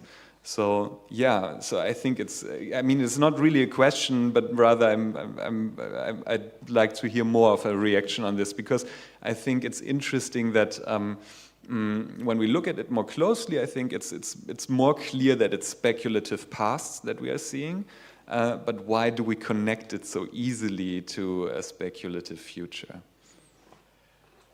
So, I think, so thank you for your sort of question thoughts there. I think it was, I think this is where it's important when we're dealing with AIs to talk about mental models, particularly when we're talking about quantitative and qualitative data. It is quantitative data. It's nothing new that we are creating out of this. We are synthesizing and building from what already exists. And I think those of us who are design researchers, UX researchers in the room, that's the way that we interpret between the quantitative data that we find showing trends, but not giving us any new opportunities. For that, we need to look at the qualitative. And my thoughts is that the qualitative lives in this being able to push the device in a certain way. But do we do it through objects? Do we do it through the world? Or do we do it through the narrative? I don't have an answer apart from that at the moment, but it's more about posing questions. But I think the AI, it's very much a medium that I work within rather than the subject. And I think it's a medium that allows it to be treated as a philosophical technology, not only a technical one. But to do that, we need to put in these mental models to define what it is. Thank you, David. And we have a question over there? I'm sorry, I have to jump around. Thank you very much. Thank you for the presentation and just for a very short joining to this discussion. Like, don't you think it's a... So I was thinking, meanwhile, isn't it an alternative present instead of the future? Because with the imaging and photography, many times was the tool to document the present, and the digital world based on AI is an alternative way of documentation of the present instead of the future. But this is so like jumping into this discussion, if not the past, but it's more the alternative present. That's a really good question. I don't have a definite answer for it. I have had this shoebox that I built called my shoebox time machine by somebody in the past. I think there is a certain shift sideways, like you say. We are looking at alternative realities to this. But if we're talking about speculative futures, is there a significant difference between alternative realities and the future? This is touching on a really, really complex, deep questions. But is there a difference? If something doesn't change, is it no longer the future? Can something exist the same way now that it does in 10 years' time? And has that thing aged the same way? These are big philosophical questions, I know, but I think this way of working helps you to pose them, and to pose them in a way that is visual and tangible. I hope that answered your question as much as possible. Okay, I jump by again. We have a question by Wolfgang Jonas. Good luck. Yeah, thank you. You have to turn around again. You had 3 cones of the probable, the plausible, and the possible.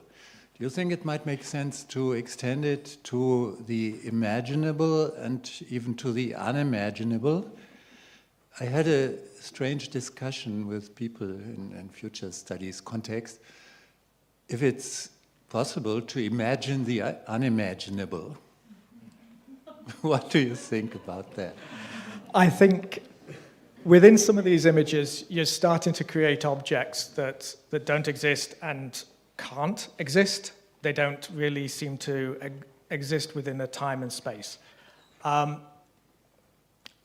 I think it's a good question. I think there is potential, yes, to open it up to the imaginable and unimaginable. I think there's also a way of pushing towards the not only the possible, the plausible, and the probable, but also the preferable. Being able to direct that and say, this is the future that I want.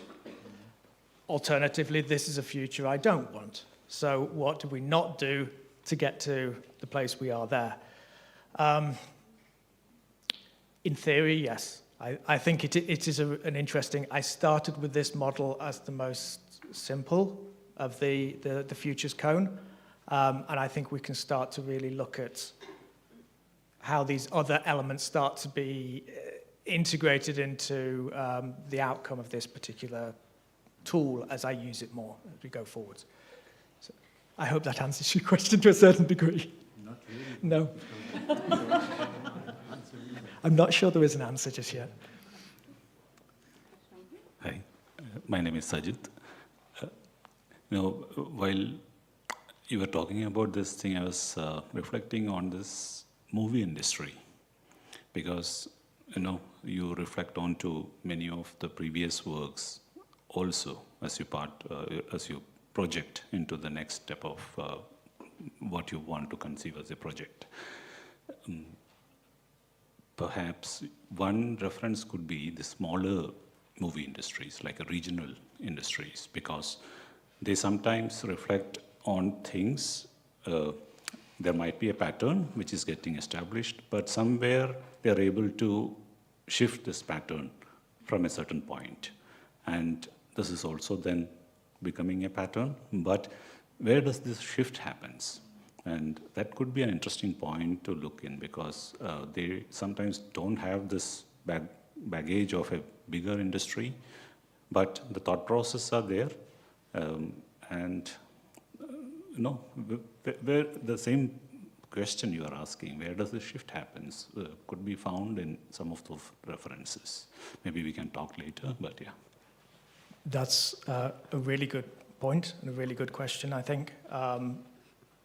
I think this is where we can talk about taking the power away from large language models that are dealing with the widest social norms that are the cumulative data that they're using, to start putting the voice of the individual or the smaller communities back into artificially generated images, whatever that may be. And I think this is where we're talking about, if you can highlight one of these three factors and input your own personal experience into that, how does it then shift or hack the technology itself towards a different outcome? So I think it's a really, I would like to discuss this more with you later, I think, because I think there's a lot of different directions we could go in. At the moment, I'm trying to not go in every direction possible because my supervisor will kill me. But I need to sort of find where we have the most sort of opportunities with this.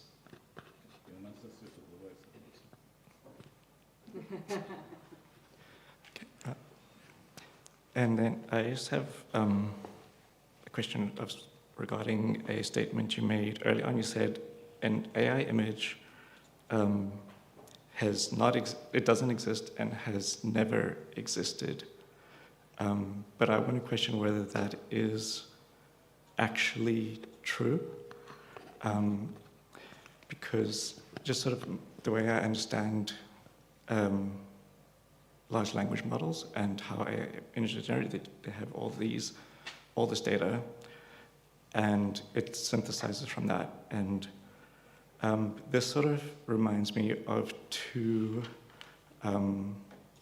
short stories by Borges, Serafinus the Memoirs, who remembers literally everything he sees, as well as the Library of Babylon, which contains the possibility of every work ever to be written. And does that not mean that this image, because it is built off of all these things, could be said to have always existed?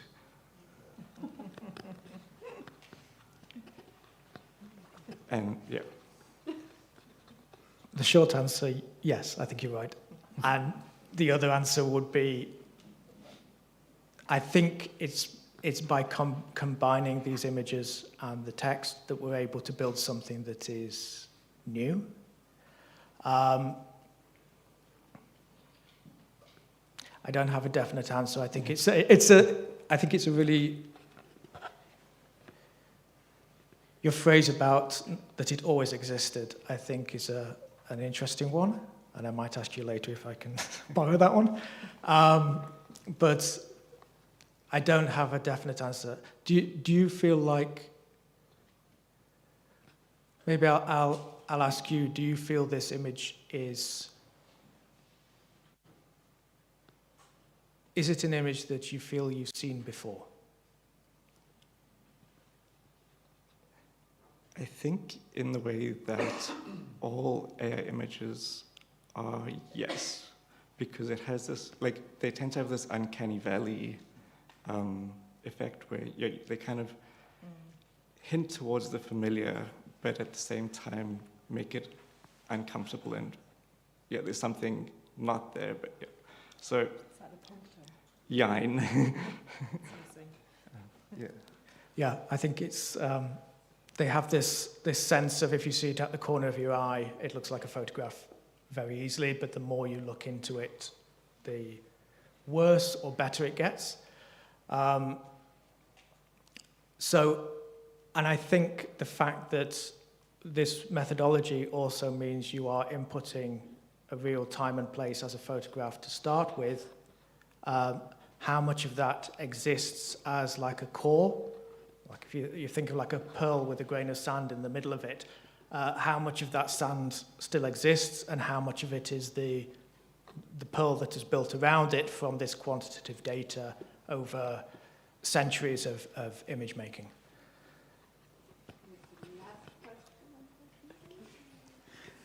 David, very inspirational talk. I have one comment, and maybe it may turn into a question, I'm not sure. Recognizing something as past or future, I think this is something that we can do when we encounter a text or image. We sort of process whether it's about past or future, or, I mean, this temporal dimension, I think it needs interpretation. And it's same with images, I think.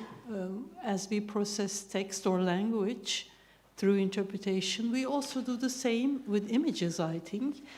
And somehow we have a basic assumption about images because of the dominancy of photography for a century, over a century.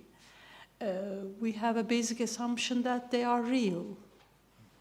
And I think we are wrong about this. Now we know that the age of photography collapsed, totally collapsed. Images are no longer represent reality. Photographic images no longer represent reality. It's like fiction. And there's hardly a distinction now between fictive images and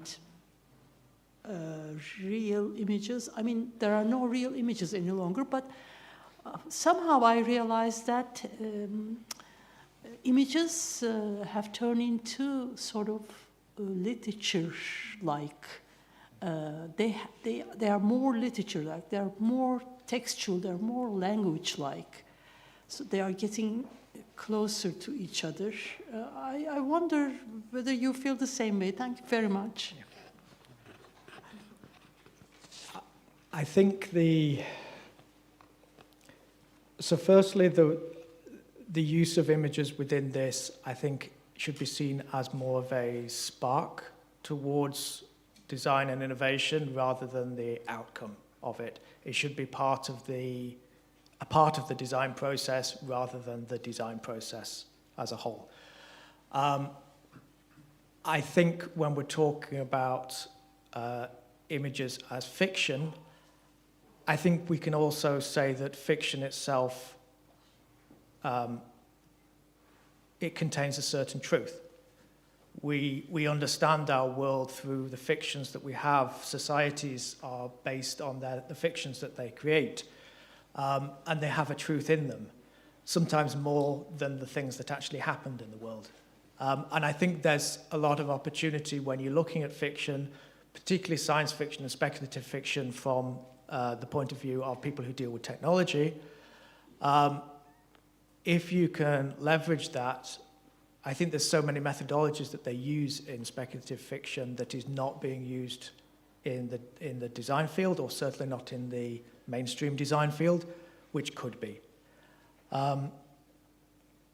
That would be my thoughts really on what you just. Thank you. So I know we have more questions, I know, but unfortunately we're going to have to move them to the lunch break, so David can't eat, but can answer questions. And I love that we turned you from a future researcher into a historical one. But so let me just end the session, first of all, by saying thank you so much to both our speakers, and thank you to the audience for your great questions.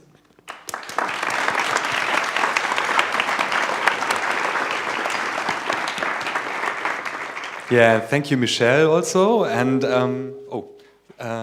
just a few hints. We're starting the lunch break now. I'll show you a QR code in a second, also another one that leads you to a web page where you can see a few recommendations that we have pre-selected for you. But you can feel free to go anywhere, of course. And but there's one thing. There is a need to have a Mensa card. We have guest cards, actually, if you go to one of the university cafeteria spaces. So whoever needs one can get one from me. You can maybe share one as a group. The thing is, you have to charge it with cash at one of the machines at the cafeterias. So this you have to do by yourselves. There's no money on the cards. There's a little bit of a deposit for them, €2 per card. And yeah, you can get as many as you need. Just come to me right now afterwards. And otherwise, we'll be back. I'll put this up once again in a second, but we'll be back at 1:45. So thank you all and see you then.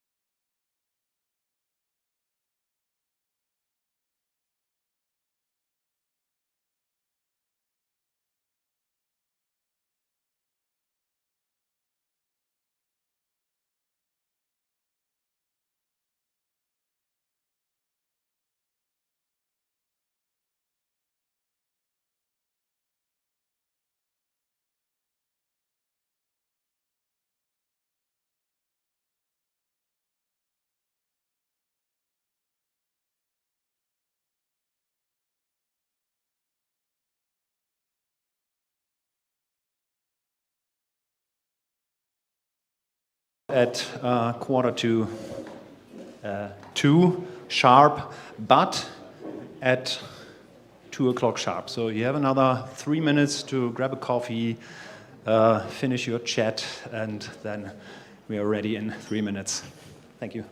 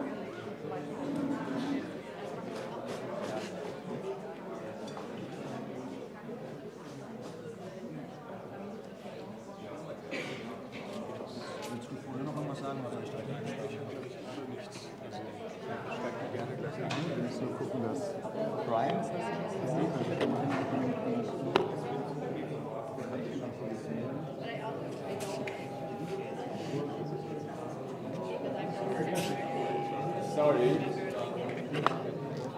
Hi. Sorry. Yeah. I'm the moderator of the session. Okay. The two speakers there. Yeah. You don't put them like here because it's feedback. Yeah. Okay. So when you're not talking, Yeah. just Okay. Yeah. All right. to the windows. Yeah. I will try that. I keep this, and this one is for the speaker. Okay. Okay.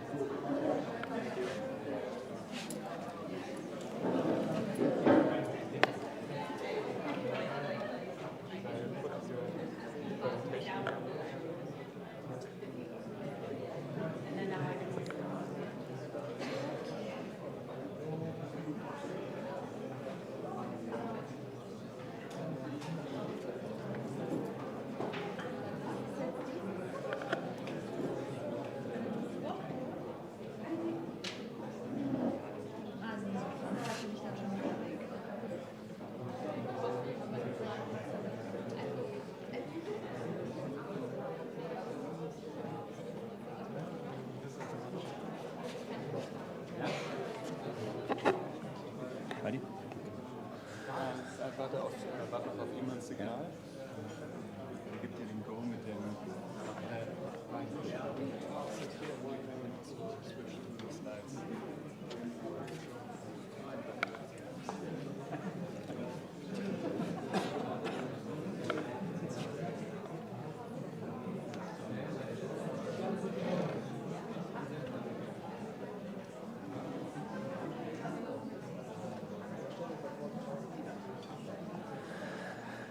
Okay.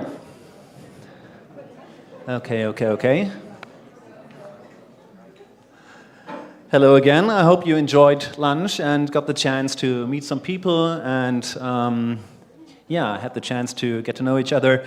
I would now like to welcome you to our second session today, which we entitled Institutional Interventions, and in which we want to explore how design interacts with institutions, with policies and respective infrastructures to enable things like social, democratic, and civic innovation.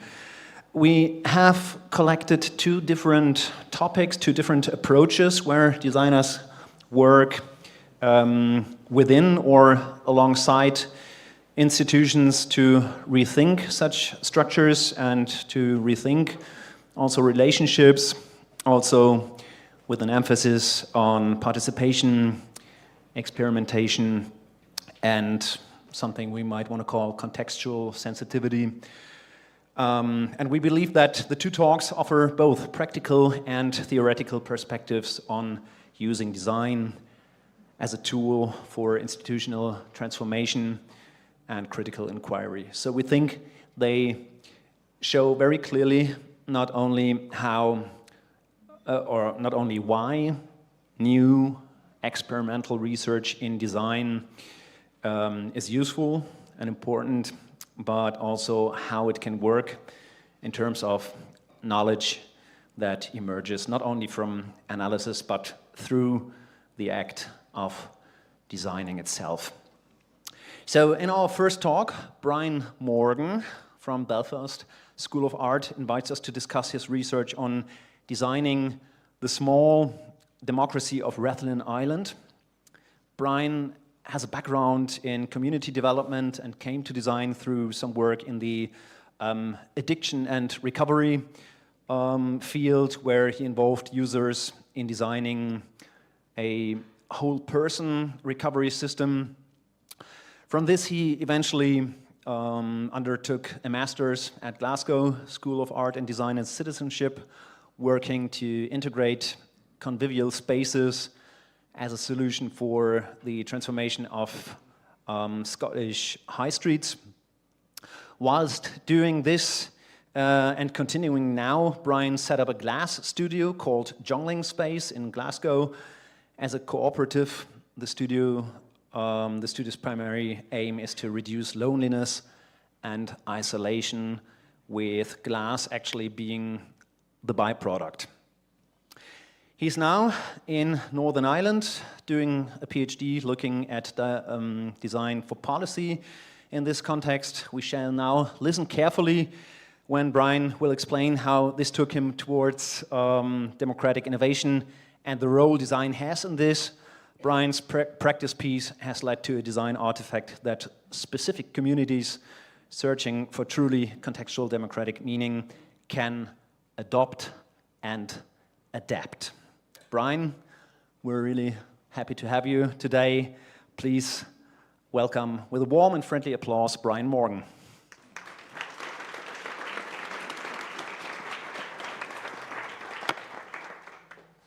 Thank you, Tom. That was a lovely welcome, although I must admit, it's sort of like the hardest part for me when I have to sit and listen to someone else telling my story, as it were. But it's really lovely to be here. I know I share Dave's initial fear around that we were going to have to stand in the centre there, so I'm really glad that didn't happen.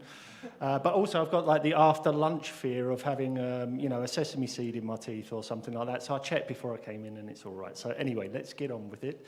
But you know what, actually over lunch and a little bit this morning I was thinking, oh, what have I missed? And do you know what I've missed? I'm going to just do a bit of interaction before we start. Don't worry, I'm not going to get you standing up doing exercises or anything.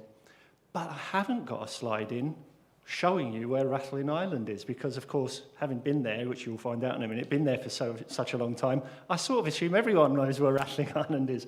Who knows where Rathlin Island is? Anyone? No surprise. Did you look it up? Good.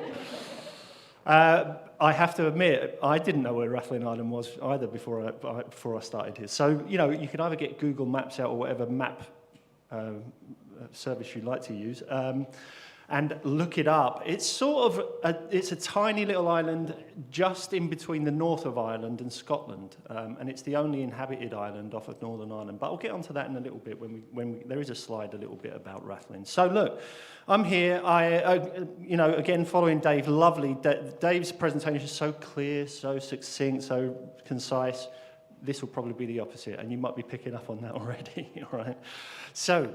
I'm in the third year of my PhD, so it's still getting there really, and I think I'm getting there with what I'm trying to say, but I guess you can be the guest of that at the end of this. This presentation, in the best traditional sense, some of you who can pick up on accents might be able to tell that my accent isn't Irish, but I've been in Ireland long enough to know how important storytelling is to the Irish, right? So this is my story of my PhD journey on Rathlin Island, and hopefully we can learn a little bit about design and policy making stroke democracy as we go along. So here we go. A little bit about the background then I'll tell you the path of the investigation. We'll get into the practice-based project, which I'm guessing you're all really the one that really want to hear about, sort of towards the end, and then I'll look at some of the gaps and areas to be explored. My positionality, someone given the opening speech earlier said it's really important for us designers to sort of, own where we're coming from. So, Tom very kindly mentioned in that intro that I actually came to design when I was working in the drug and alcohol sector. I was not a designer, but I saw design get put into action when I did a project, the RSA's, the Royal Society of Arts Whole Person Recovery Project, which I think you can still Google up, where the users of drug and alcohol services designed a recovery system. But my background is place-based community development. I worked in that awful big society thing that happened in the UK for a few years. And then I went into the recovery movement in Scotland. And where I started getting interested in policy making was because I was seconded to the Scottish government for input into their drug and alcohol strategy. But I was seconded specifically to put user voice into that policy. So lived experience has always been central to my work, and that's, I think, something that I found to be inherent to design. So let's go. When I first turned up, Design for Policy was, so the PhD was originally titled Designing Design for Policy in Northern Ireland. What was really interesting was the Northern Irish context, which I'll get onto, all right? And I'm also, I could spend 2 days talking about the Northern Irish context, but let's just take it, I'm sure some of you are aware, it's a particularly difficult context to do almost anything in. Now, to design policy in Northern Ireland is very difficult. I started off with Anna Wicker, and Anna Wicker was one of the first design researchers who started looking at policy making in the UK at least.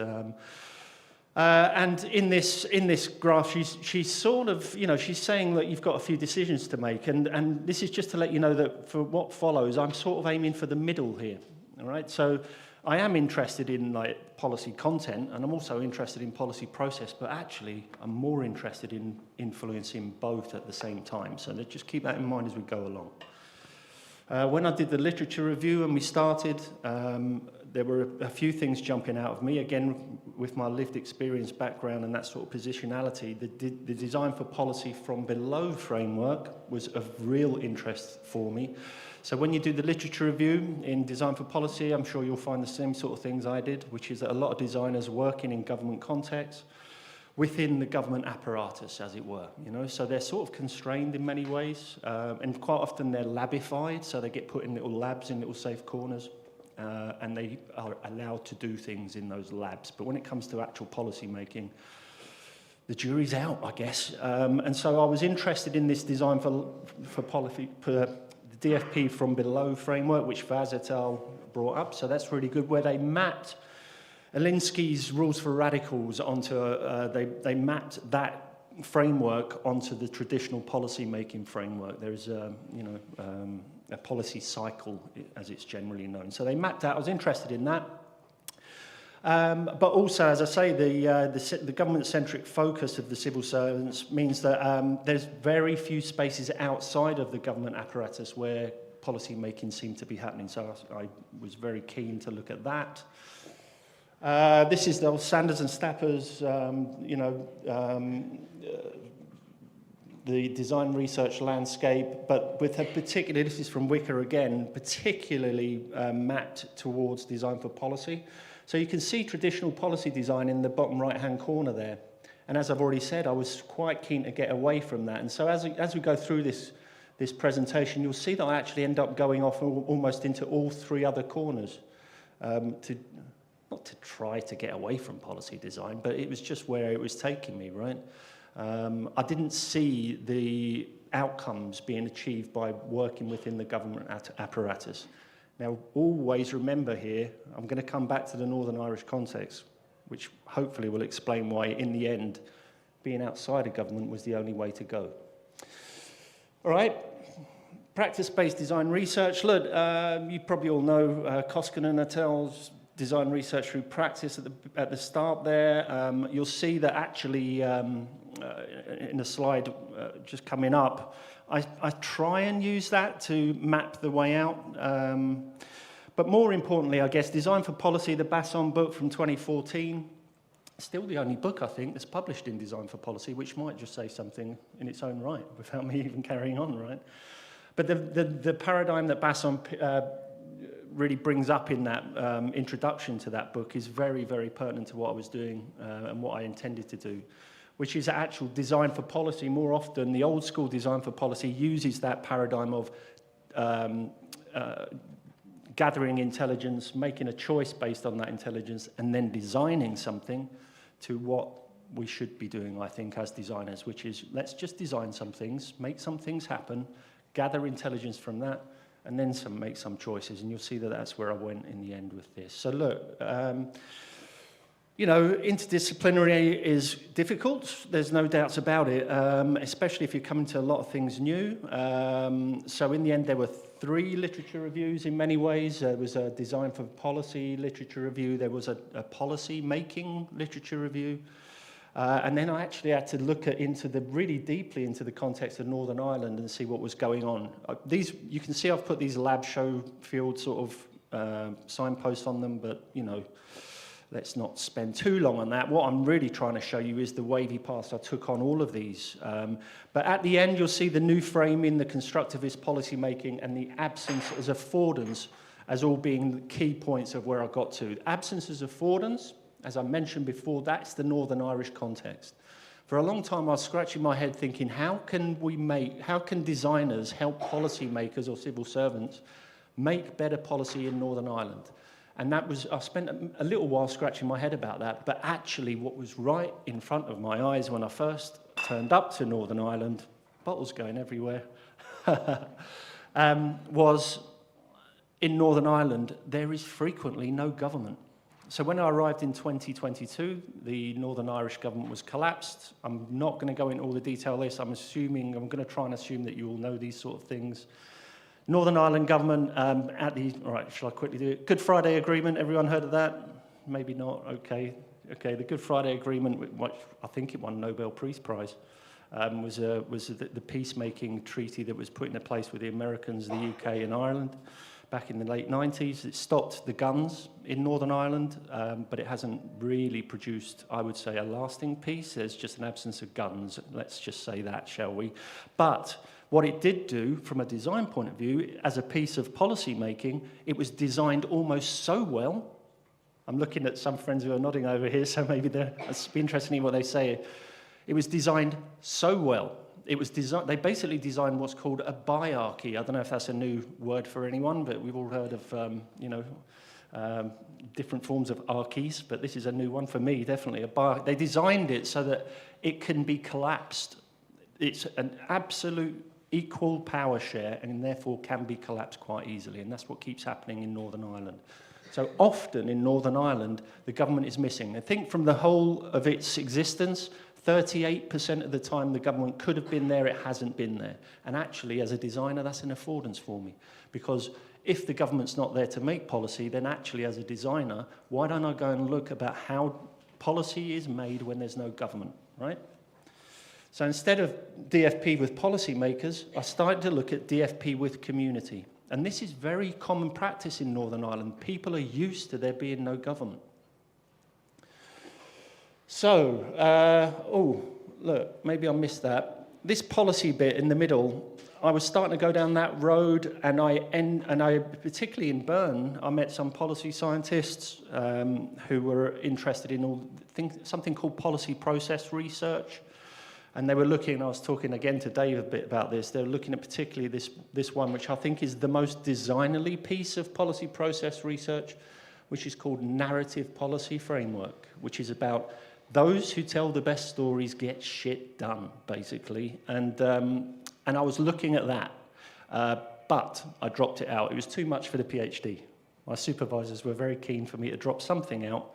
And so this first aim, embedding the design process into NPF, I dropped. And in the end, I was looking at developing this framework from below and initiating building a space for agonistic policy dialogue in Northern Ireland. Quick one, I know I've spoke a little bit unintended about Northern Ireland. But look, I don't know if you can see these graphs. I know there's a lot of information on this. This is a lovely bit of research, quite new in Northern Ireland, where they sort of identify these 5 types of voters in Northern Ireland. But what I really want you to look at Again, I keep crossing over with Dave here all the time. It's just by chance, though. Look at the Greek columns, Dave. And the Greek columns on this graph, you can see, are nearly all red. And what that denotes is mistrust in government. And you can see across all of those Greek columns that it doesn't matter what type of voter you are, everyone distrusts government in Northern Ireland, right?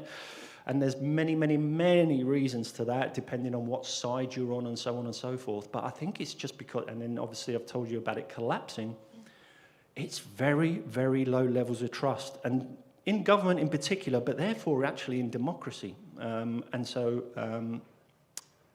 It's a question about whether it's a true peace or not in many ways, but that's a whole other discussion. So the research question, given these places I got to, was within, I've already said, within the Northern Irish context, how does design enable communities to build collective action, right? So these are some of the design questions that I'll start getting onto. I won't go into the details now, but testing Sawad's theory of applying design approaches to democracy, I come onto in a minute. Assemblage, I come onto in a sec. And then the agonistic building of policy dialogue space in Northern Ireland is the actual practice, right? Research through design, I'm sure many of you in the room know this. So those design questions are put at the center of the research to answer the overall research question, which, remember, is about enabling communities to have impact on policy and policy making. Excuse me. Brian Dixon in the bottom right-hand corner is actually my supervisor. He's the head of Belfast School of Art, and he's written a couple of books which will come up in a minute about pragmatism and design research. And you'll see when I start talking about the practice, engaging with problematic or emergent real-world context, and a general focus on seeking to bring about positive transformation is at the heart of the practice. This is Brian Dixon's books. I haven't even been looking at my notes, have I? So yeah, Brian Dixon has written a couple of books, particularly he's a big fan of John Dewey. I think he's got a sticker on his laptop that says, "What would Dewey do?" It's not easy to say, but yeah, it's good. But yeah, it was mentioned earlier, basically creative democracies, Dewey's creative democracy is a centerpiece of what I'm looking at, really. Sorry, let me catch up with my notes here. Yeah, so ultimately, I mean, I'm sort of becoming aware that I'm warbling on and need to speed up a little bit. This is about making things happen, as it says on that left-hand corner there in the book, and it's also back to that one. Sorry, I skipped over it. Herbert Kaufman in the 1950s wrote a book for, I mean, I don't think there were many people who would call themselves designers in the sense that we'd call ourselves designers in the 1950s. Maybe there was. But Herbert Kaufman wrote a book called The Forest Ranger, which was for policymakers. And in that, he talked about ethnographic practice for making policy. So making something happen. And there we go, practice-based, design is a discursive social practice, Grocott says, and, I come on to that. So I'm covering, I'm just, when the organisers gave me some feedback to the paper, they were saying, look, try and mention a few of the scholars and texts that were coming into play, and so this is me going through some of that. Ethnography become a central part of it. And so has anyone done ethnography in policy making? Not many. And one of the people I found was Nina Vonsen. I don't know if anyone knows Nina. She'd done an ethnography of the Danish labour market, a project that the Danish government were looking into the Danish labour market. And it's absolutely fantastic. And I come on to one of Nina's observations a little bit later, which is very, very interesting. So ethnography became a central piece of my practice. So I'm just laying all the ground before I start telling you the practice. Tom, I know that you've written a little bit about Manzini's Politics of the Everyday, and I was a big fan of that. So Manzini in Politics of the Everyday talks about project-centered democracy.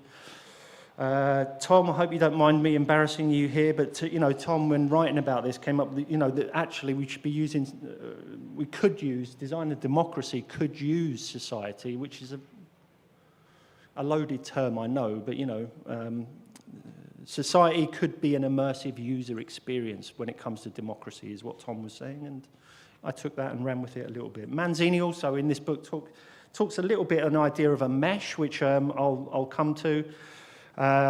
So it isn't just about, making spaces, it's about how we start to, as designers, think about how these spaces fit in this mesh of how government and democracy and policy all fits together.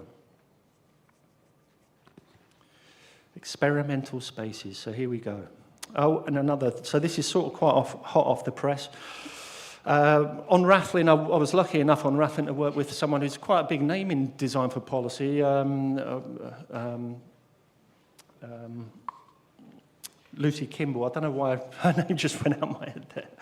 Lucy Kimball came and worked on Rathlin for a little bit for me, and Lucy was very much part of this, which is very, very new. I think it's just been published, where they start to talk about, look, this is the way that design for policy has been applied, so instrumentally. So like design was used to help policymakers do things. It was an instrument. Then they talk about improvisational, so it allowed policymakers to become a bit creative, right? But this is what I'm more interested in, is where design for policy can become generative, where it can start to actually allow publics to surface their own policy domains, all right? So look, there was and again, in the opening, there was a bit of a discussion around the political, and you can see that one, so number 3 in the sort of center column, it says that the political actually it becomes greater than the politics, right? So the politics becomes greater than the political. So, sorry, that arrow's the wrong way around. That's what's just confused me. The political does dominate the politics, which is very different from what usually happens in design for policy. Design for policy is still dominated by politicians, so politics dominates a lot. So finally, yes, we're on to the practice. So as I say, it was on Rathlin Island. Rathlin Island, if you've looked it up on your map already, is a tiny little island. There's 140 residents. And it's the only inhabited island off of Northern Ireland. One of the things it has, which was a really lovely opportunity for me as a designer, is that it has its own policy. So a lot of islands have their own policy, but Rathlin, because it's the only inhabited island, has its very, very own policy. So there is an islands policy for all the islands of Ireland, and all the islands of Scotland also have a policy, but it's for all the islands. This one is only for Rathlin, which gave me a little bit of an in. How I ended up on Rathlin is that I ended up being part of an overall project called Future Island, which is a design-led project where they were using the small island as almost a prototype itself to try things out, not just design for policy. There's all sorts of things around waste and different types of practice and methods that would be able to be translated to the bigger island, that is Ireland. Now, when I first turned up, this little scene is from a film which, if any of you are ever in the UK, you can get on BBC iPlayer, called The Edge of the World, where the whole film is about an island having a conversation about their future. And when I first arrived on the island, they had the Rathlin policy, but they also had in draft a climate action plan. And so, I don't know, it seemed to me like a good idea that this is something they might want to discuss, their climate action plan. And also, coming back to some of the things we've heard also this morning about designers, being inherently good people and wanting to do things, it seemed like a great thing. Let's sort out their climate action plan for them was sort of in my mind. But when I got on the island, they were totally not interested in talking about their climate action plan in any way, shape or form, because they're much more sort of pragmatic people who live on islands, right? So I said, what do you want to talk about? And they said the ferry. And I must admit, my designerly ego had to sort of come down a notch or two. It's and this is one of the reasons it's called the small democracy. It's like the humility needed is quite sort of important, really. And I was scratching my head thinking, this is basically a conversation about procurement or something. This isn't, you know, the ferry is just, but, you know, if you've ever spent any time on an island, you will know that actually the ferry is the most important topic of the island. Quite often, if you're all coming out for dinner later, I won't be able to do it to you, you'll be pleased to hear, but when I meet people and tell them that I've been doing deliberation practice on the island, and they ask me what they deliberated, I say, well, what do you think is the most important topic? And no one ever says the ferry or the boat. They always say something huge like education or transport or something. So it's about bringing it down to the ferry level. It was actually a really, really good thing for me as a designer. So I'm into the world of democratic innovation now, right? One of the reasons I went into democratic innovation was wherever I went talking about what was happening and what I was looking at in Northern Ireland, quite a lot of people would say, Ireland, oh yeah, citizens' assemblies. A lot of people had heard that the Irish Citizens' Assembly had been so effective, and one of the reasons people knew this so well is because quite rarely for democratic innovation, this is quite rare, there's been a lot of processes run in democratic innovation, but the rare thing in the Irish case is it got enacted into policy. And remember, this is what I'm interested in. I'm ultimately interested in policy making, but when there's no government. And so democratic innovation was really the space to go into. What happened? I moved from policy into polity, and, you know, ultimately started looking at ultimately it's political science theory, that some of these are political scientists, not designers, who've been looking at things that actually have a design practice in them, all right? So this is what these next couple of slides are about. Hans Assenbaum, in particular, started talking about assemblage theory. So some of you might be aware of that.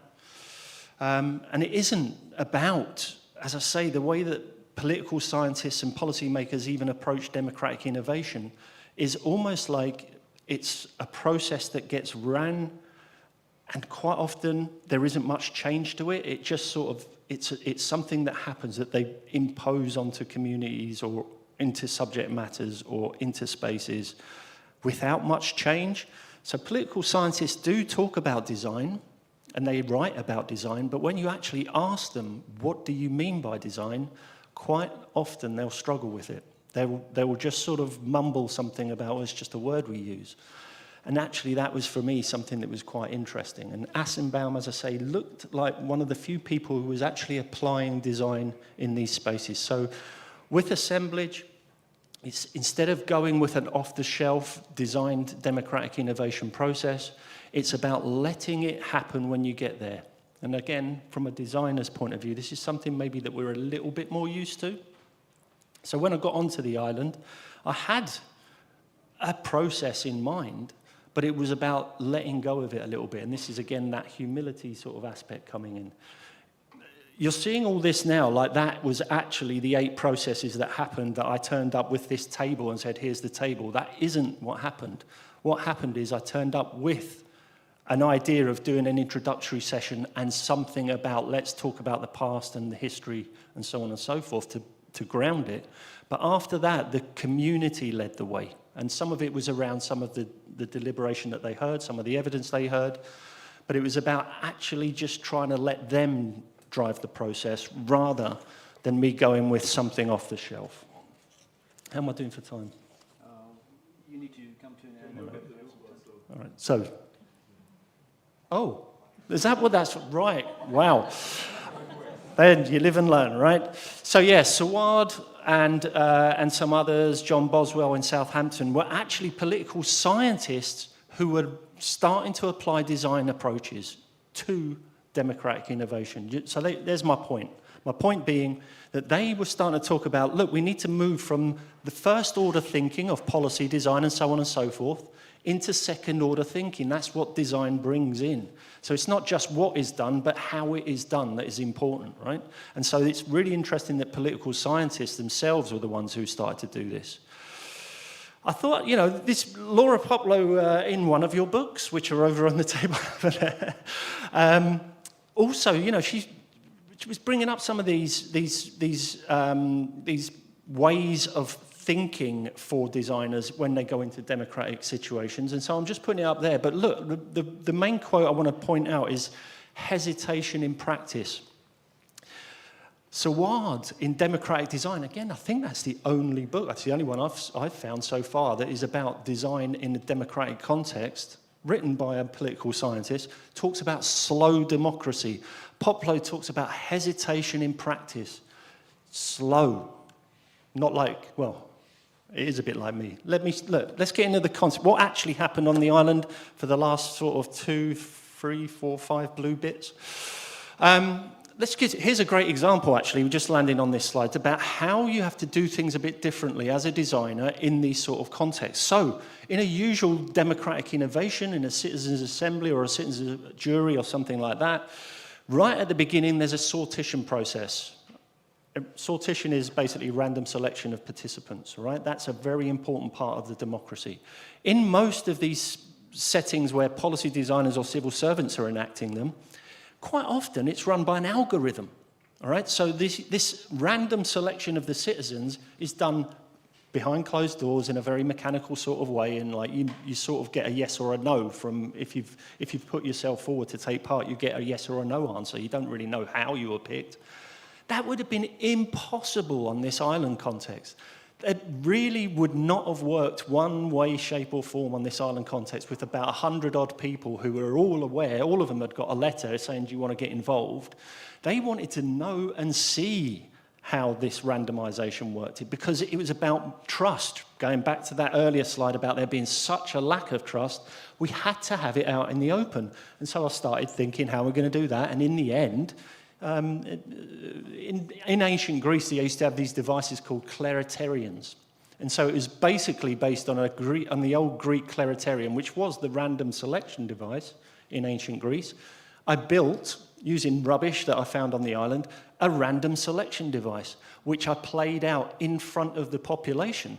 I mean, it sounds very grand, population. Let's go back down to the smallness. In front of the people when they were turning on their Christmas lights last Christmas, we ran this process, dressed up a bit in a toga, you know, just making it a bit sort of playful and joyful. And the people everyone on the island got an invite.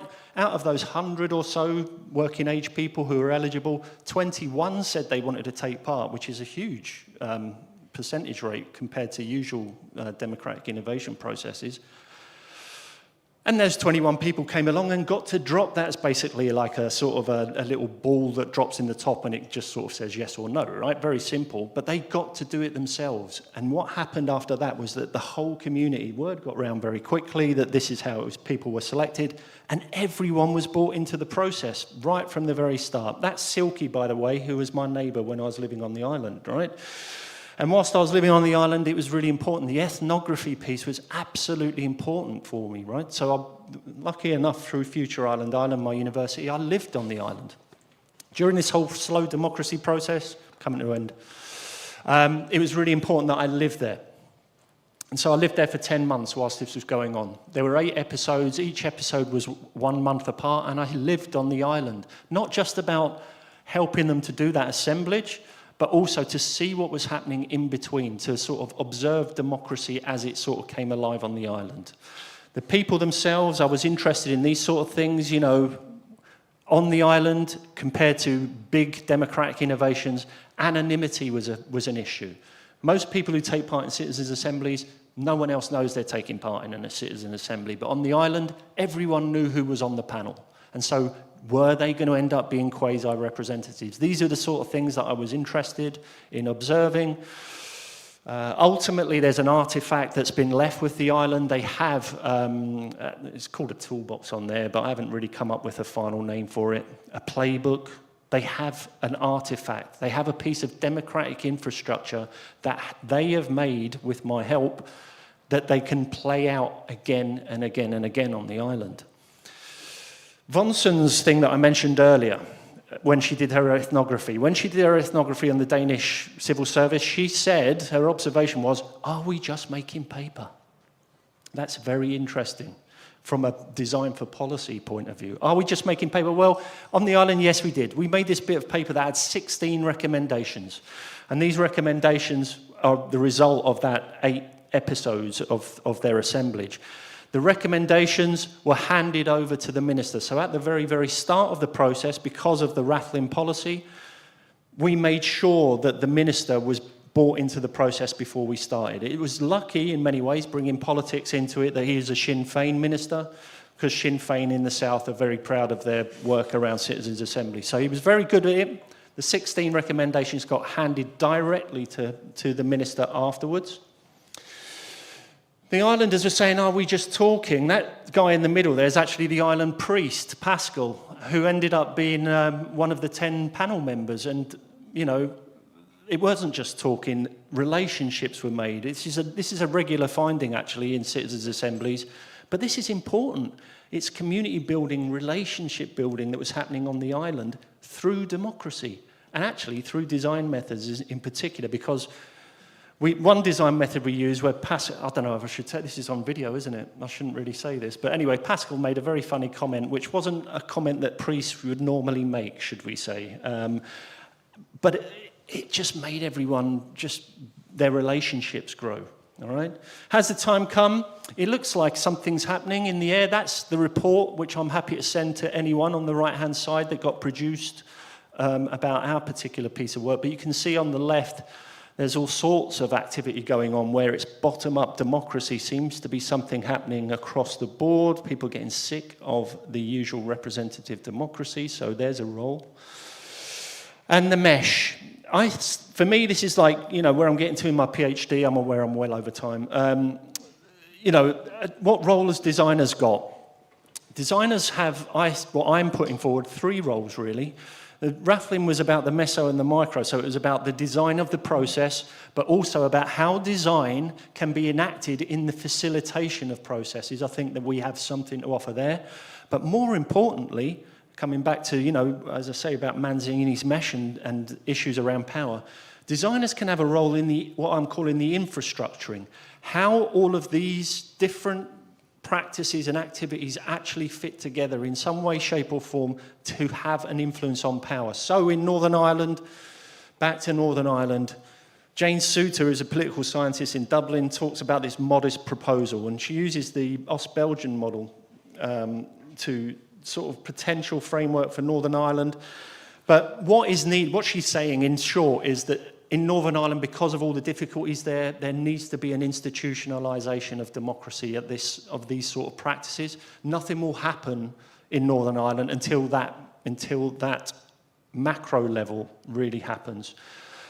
But that, because of the political situation in Northern Ireland, is very unlikely to happen as well. So we have to do something. And what I am saying, and I'll leave it at this, is that actually on the level of the local, on that sort of level, these are the ways that we start to model democracy and show that from that grassroots level in Northern Ireland, but hopefully elsewhere, we can actually have an influence by showing people how it can be done at that level. We can start to influence that higher level. Thank you.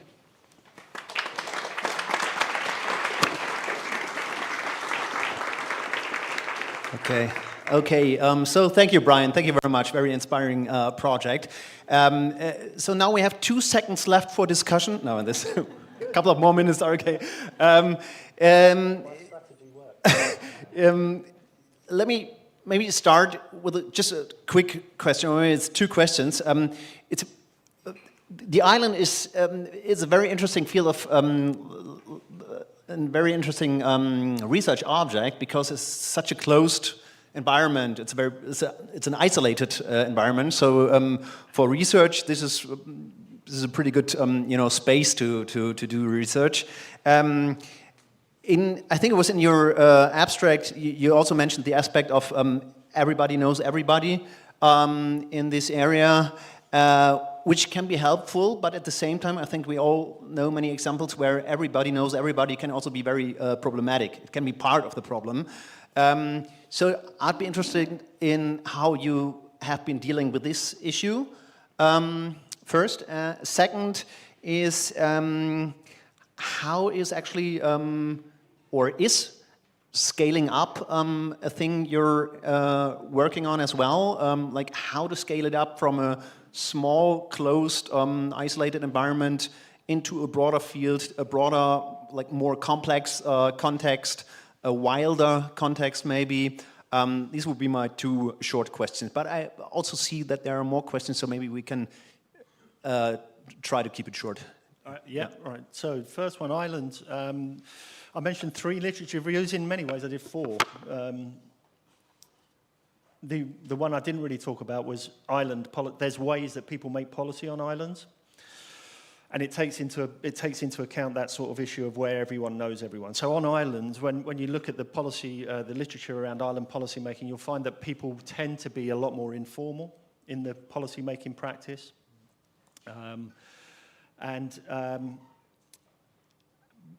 So that's very nice. The downside, which maybe is what I think you're getting at, is that actually islands have a tendency... Is anyone from an island? I've said this before once, and I had someone from Malta say, that's not true, right? So, but the literature says that islands tend to be despotic.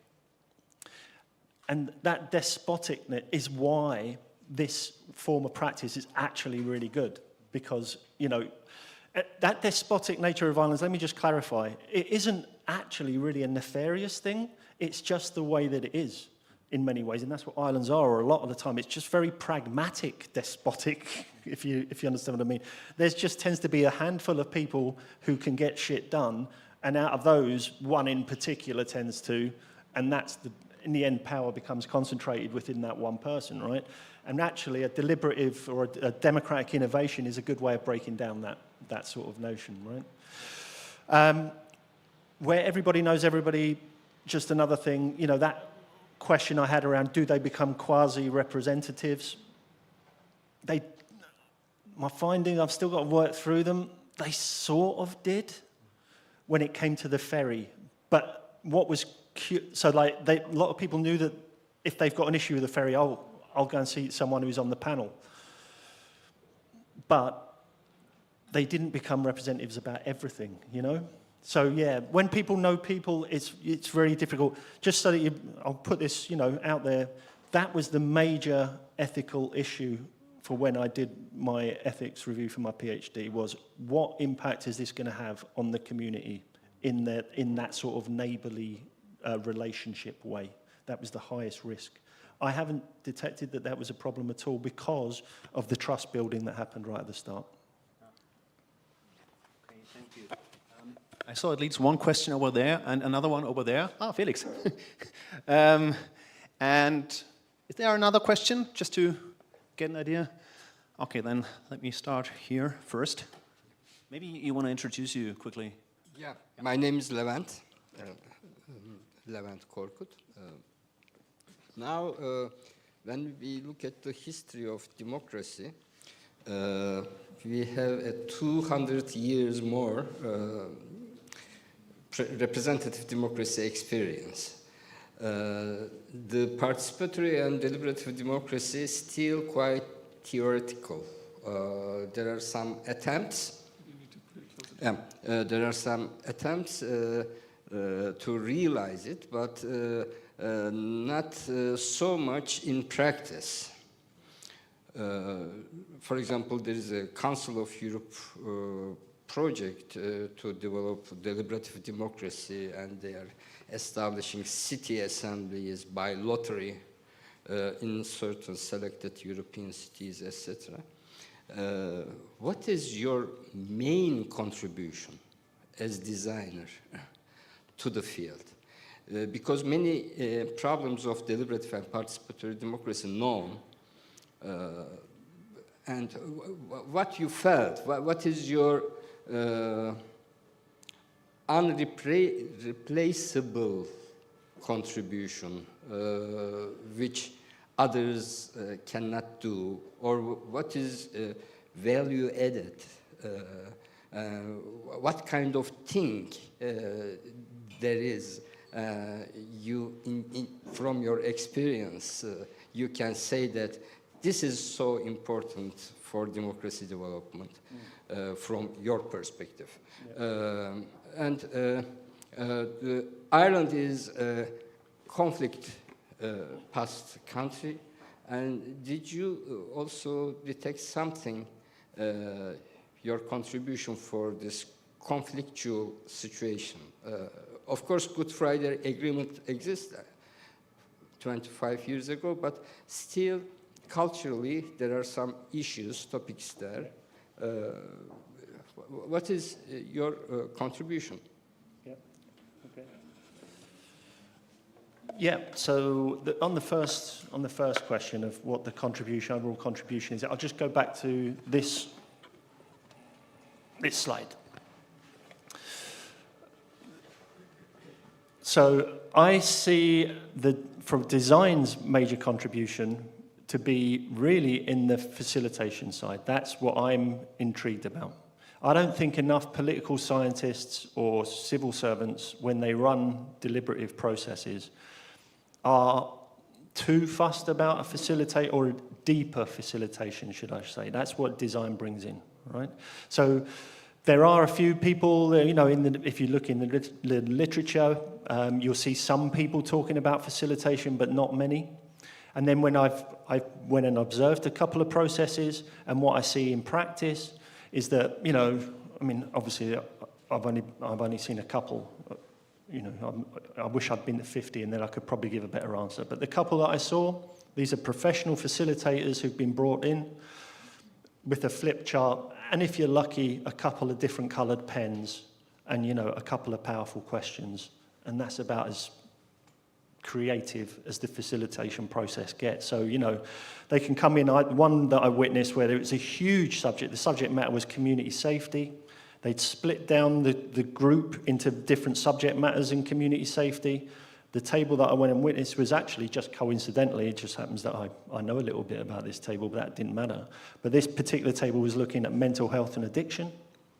And the facilitator started off with a flip chart just saying, right, let's talk about mental health and addiction. And everyone was just, the participants were just frozen. It was just too big a question. So I think design, and shown through some of this practice here, can bring in facilitation techniques that help people to participate on a deeper level and easier ways to participate rather than be just stunned into silence with huge big questions, right?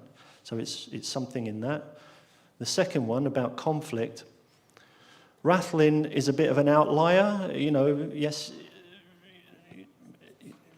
it's great that it was a little island that could try something on, but when it comes to demographics, it's not the same as most of the rest of Northern Ireland. So it has about a 70-30 green-orange split. Do you know what I mean by that? So green Catholic, orange Protestant. So it's about 70-30 in that way. But most people on the island do not talk about their religious identity, whereas, as I'm sure, because you're nodding, like the rest of Northern Ireland, it's a huge issue. But that comes back to, that also then goes on to what Suta's saying. There's particular reasons why this, actually, the more I've been doing this, the more I think that actually deliberative democracy could be the answer, because I'm interested in it, the answer to Northern Ireland's problems if we do it right, which is Suta's proposal. And that comes back to your question about scaling. Because, it depends. So I didn't really talk about the ferry. The ferry as a device, as a design device, a boundary object, whatever you want to call it, to do the talking around was actually very, very fortuitous and quite clever. Because we were talking about the ferry. We still talked about climate action. We still talked about education. We still talked about transport. We still talked a bit about politics. We talked about all these big issues, but actually we're talking about the ferry. And that scalability, there is a project going on in Northern Ireland, which is looking at Loch Ness. If anyone knows Northern Ireland, there's a big body of water right in the middle of Northern Ireland, which is absolutely contaminated. And there's a group of people who are starting to look at Loch Ness and a deliberative process around Loch Ness, which I think would cut through. And that's that scalability thing. It's about cutting through, right? Yeah. Short question, short answer, please, because then we have to move on. Okay, I'll try to keep it short. First of all, brilliant presentation. Second, I'm going to give the exact same one tomorrow. But yeah, brilliant presentation. But I'm wondering, wanted to get your take on like a thought that I've been moving around recently a lot is this, how interesting it is that once we are in the realm of the political, design becomes social design, design is activism, so something that most designers wouldn't call design. But once you move into the realm of politics, it's the opposite. It turns into like efficiency, visualization, so very at the end of the process design. And I wanted to get your take on this, if you have an idea why that is, if we move between these two realms, or did you experience it as well? And I had a second question, a quick question. Anke Gründel, I don't know if she's in the room, she's the woman to talk to if you want to connect design and politics, and she has this concept of boundary figures that are needed for this to actually cross this gap between politics and design, and I feel like there's something you can say to that as well. Okay. Sorry, yeah, Felix, I'm looking forward to your presentation tomorrow, but yeah, try and quickly answer your question. To answer the first question, I don't think I really experienced that on Rathlin, and whether that's to do with the fact that, you know, I did an ethnography, I felt like I was of the island in many ways. I was lucky that, I guess my community development background and stuff, I'm quite good at doing these sort of, I fitted in, I was accepted, and so I didn't have an othering.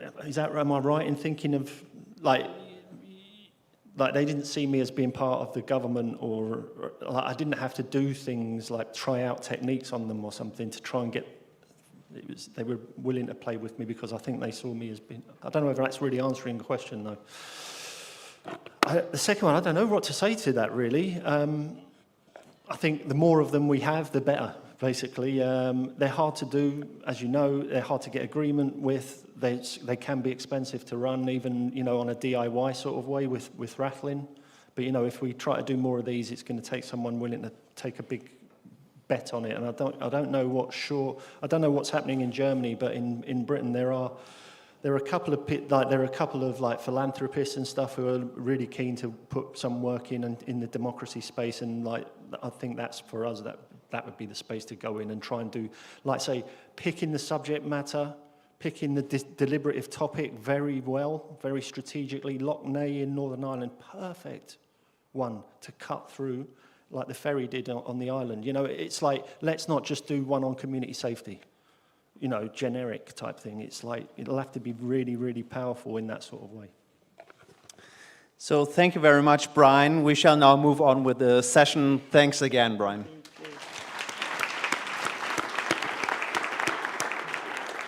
So in our second talk in this session, Isabella Brandalise, who you can already come to the front, please, will share with us her findings in the context of what we might want to understand as institutional disorientations, which is a research project on spiralings of design practice within entrenched infrastructures.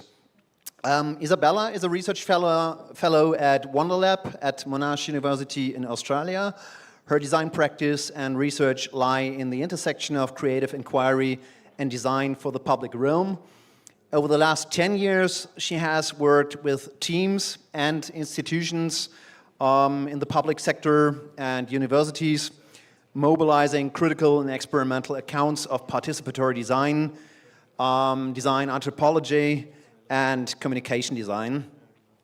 Among other appointments, she served as the chief curator of the Cabinet of Bureaucratic Wonders and the co-founder and quizzical superintendent at the Peta Design School.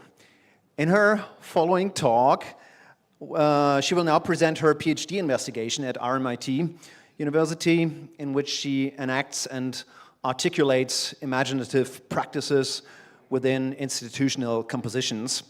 And as we'll get to see, she embarks on designing disorientations to inquire about the politics of the everyday pieces and gestures that reinforce the existence of entrenched infrastructures.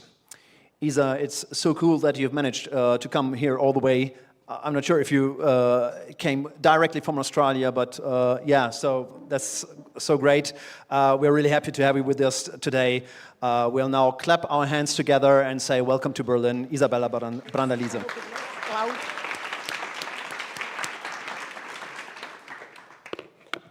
Hello, thanks. Thanks for having me here today. I'm really excited to join you as one of the nerds in this conference.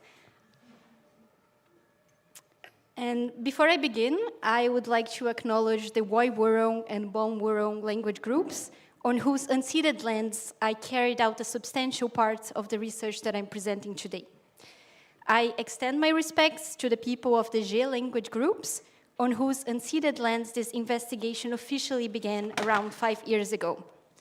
Brazil is indigenous land, as we are reminded by the lights in front of the Supreme Court in Brasilia. And with this quite symbolic institutional encounter, I would like to welcome you to Institutional Disorientations. And let me move us to the other side of the world, in Australia, with a brief video clip.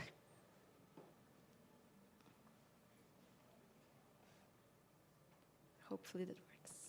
The circles you see are pieces of a building at the RMIT University in Melbourne. The building is called the Design Hub. A hub is a center around which other things and activities revolve, or from which they radiate. It makes sense that this hub hosts periodic research symposia and doctoral presentations, like this one. In my research, however, I have been conversely moving away from a centralized or hub-oriented perspective of an institution. I'm interested in more peripheral yet interconnected practices and corners of infrastructures that shape and transform institutional spaces, as you'll learn soon. By the way, this is me. In this video, I will guide you through the main ideas of my practice-based investigation. I hope I can likewise guide you from here.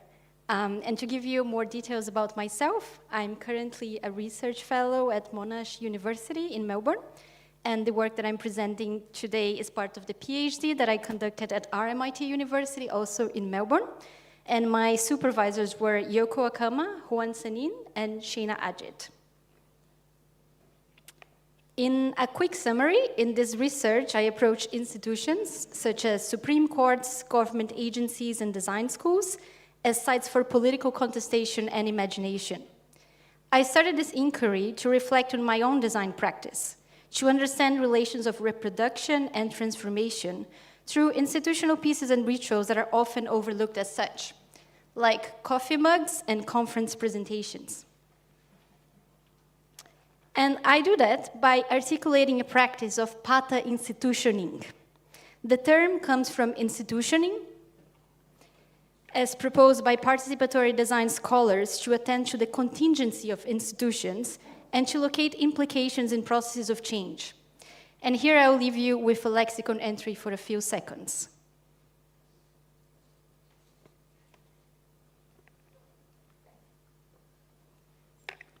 And pata refers to a pataphysical twist, being pataphysics the science of imaginary solutions and laws governing exceptions, invented by Alfred Jarry at the turn of the 20th century.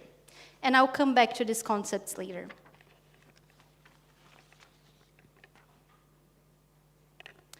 More concretely, in this practice-based inquiry, I use collective experiments to discover how designing acts can work as disorientation devices in their capabilities of configuring and reconfiguring entrenched infrastructures. Through institutional disorientations, I'm inviting inside agents to be self-reflexive around their participation in the complexity of political systems, taking seriously the task of engaging with contemporary institutions and reanimating their social significance.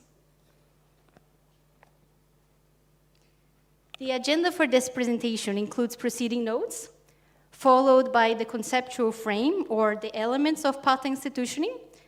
I'll then present the experiments themselves, spirals in motion. I follow with my analysis through postcards or encounters with exceptions, and end with the officialities of describing lineaments and implications of pata institutioning. This research builds on first-hand reflections from working inside the public sector and academic settings. That means I'm making a commitment of taking an affirmative critique standpoint towards my own sites of practice, or with the messiness of systems that I thought I knew. Brasilia, the Brazilian capital city, plays a key role in shaping my design orientations. It is where I started this research, where I began my design education, and also where I started working in the government and teaching in the Federal University. Following certain ideas of a so-called Brazil of the future, Brasilia was built in the 50s, in the middle of the country, according to modernist guidelines and in the shape of an airplane. The rational model that inspired Brasilia was present in the way that I learned and practiced design, or a problem-solving process of predefined steps and methods. This approach seemed ill-equipped to deal with uncertainty, fluidity, and decentralization, which I could conversely observe in people's everyday appropriations in Brasilia, be they the use of the area in front of the National Congress as a game field, or the provision of informal services in between ministries. I interrogated modernist notions of designing also when co-creating and co-teaching an elective course on design and pataphysics at the University of Brasilia. This experience has paved the way for poetic explorations and an attentiveness to educational infrastructures in shaping and replicating worldviews.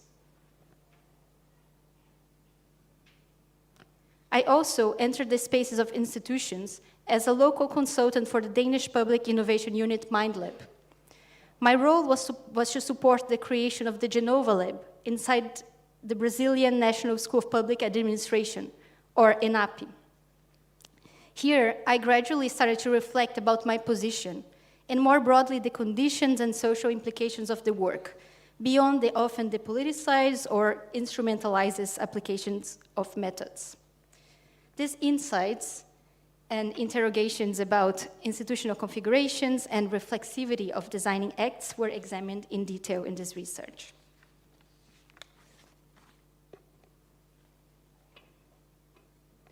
Drawing from transdisciplinary fields, as I mentioned, the two components that underlie my conceptual framing of patha-institutioning are institutioning and a pataphysical twist. I arrive at a verb for its possibility to destabilize the solidity of an institution as a fixed noun or entity. A state of solidity speaks to the disempowerment in relation to the apparent states of immobility, separation, and rigidity of institutional sites. Reflecting back on the bureaucratic landscapes of my practice, I perceive a sense of solidity in the massive social material apparatuses that make such institutions, from brutalist buildings to piles of paperwork and Gothic typefaces on a diploma. These embody specific orientations and forms of authority and control, as I learned from scholars such as Keshavarz and von Busch. These are also everyday components that are taken for granted, or a good example of Starr's description of infrastructures, or what Ahmed defines as background.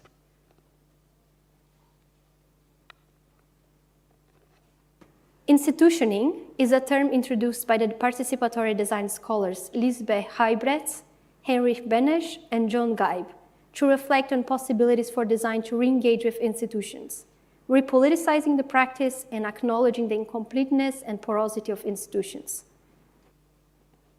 Through institutioning, I'm focusing on design processes that keep things open, subject to contestation, reorientation, and reconfiguration. My focus on verbs and acts also requires a shift from a detached account to an implicated positionality, in resonance with Lucy Zuchman's call for located accountabilities. I add a patha twist and propose patha institutioning, infusing ethical lenses, orientations, and attitudes to the apprehension of institutional landscapes through designing. The patha twist has three main implications: approaching institutions as imaginary solutions, locating exceptions as spaces where this imaginary condition is amplified, and enacting imperturbable ethics towards contradictions. I adopt imaginary as that which was imagined, and therefore could always be reimagined otherwise. I'm finding ways to magnify the contingency of familiar institutional sites of my practice, such as ENAP and the University of Brasilia and even RMIT University. Focusing on what is particular and not the general rule helps me articulate that there is never one discrete institution, but a series of coexisting parallel entities based on macro-political adaptations and micro-intersectional experiences. In other words, exceptions of all sorts. Finally, adopting a pataphysical consciousness to design research means enacting a certain imperturbability, which includes humor as an inner attitude and works as a mechanism of enchantment towards reality often seen as disenchanted, such as the very structures of bureaucratic institutions that I'm looking at.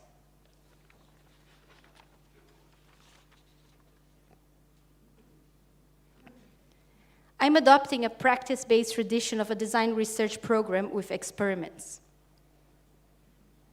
The program follows the moving lines of a spiral. A spiral contains the coexistence of opposites, and here performs clockwise and counterclockwise movements. Or centripetal and centrifugal, following Rosenberg's description of creative research as a fragile balance of grounding and liberating impulses. My experiments are the Cabinet of Bureaucratic Wonders, or CBW, and the Pata Design School, PS, created with long-term collaborators.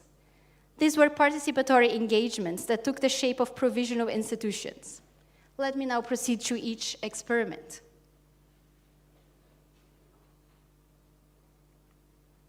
The Cabinet of Bureaucratic Wonders is a curation, collection, and display of artifacts found in public sector facilities in Brazil. The CBW invited participants to productive encounters with mundane bureaucratic agents: coat hanger, lapel pin, stamp, ID badge, coffee carafe, telephone, and so on, recruited and further detailed through interviews, cultural probes, workshops, and installations. The project is a collaboration with the design researchers Lucas Vaqueiro and Judy Park Lee, a relationship that was built upon previous work together and shared institutional attachments. The main locus of the experiment was ENAP, my own site of practice for many years, and the Brazilian government school where the Genova Lab is located. As a simultaneous critique and interrogation, we brought the 16th century Wunderkammern to a contemporary context, while taking advantage of the ambiguity of the word cabinet in the government space and adopting archiving logics of filing cabinets as prompts for conversation. The CBW participants were mostly public servants working at ENAP. We interacted with mid-career profiles in addition to senior managers. Each participant received a visitor tag and reflected about an artifact of their choice. Combining theories of social material infrastructures with lived experience, in this experiment we investigated the agency of office artifacts in steering conduct in institutions. By bringing attention to unnoticed infrastructures of bureaucracy and their virtualities, we learned about power dynamics on a micro scale, in addition to inviting participants to engage with their own institution in de-automatized and open-ended ways. The Pata Design School is an exceptional school of exceptions. It is an autonomous institution that was set out to consciously bring out the pataphysical dimension of design, encouraging the enactment of diverse Pata design practices. The PS was created based upon a long-term collaboration with the design researchers Henrique Eira and Soren Rosenbach. We were drawing on existing educational rules and infrastructures from our combined experience as students and teachers. We responded to a Western modernist tradition of institutionalized design, which I experienced in its adaptations in my education in Brazil, and with which I found resonances in subsequent graduate studies in the US and Australia. For the first edition to take place, we had an extended team of collaborators and a generous group of guests. Our inaugural edition, Eternity, took place through 5 sessions over the course of 2 weeks, and we were joined by an exciting group of 21 participants, located in 9 different countries and approaching design from the most diverse perspectives. By making the PS, we were creating and interrogating the scaffold of a school. And even though the PS was experimental, our challenge was to make a new educational institution that would be recognized as such. particularly given the relationship to knowledge and authority with which a school is associated. Among other social material infrastructures, we adopted the assignment as a platform for practicing alternative ways of knowing. Some of our school assignments included spirit-form walks, gift interventions on other participants' student cards, and performances in anti-Olympic games.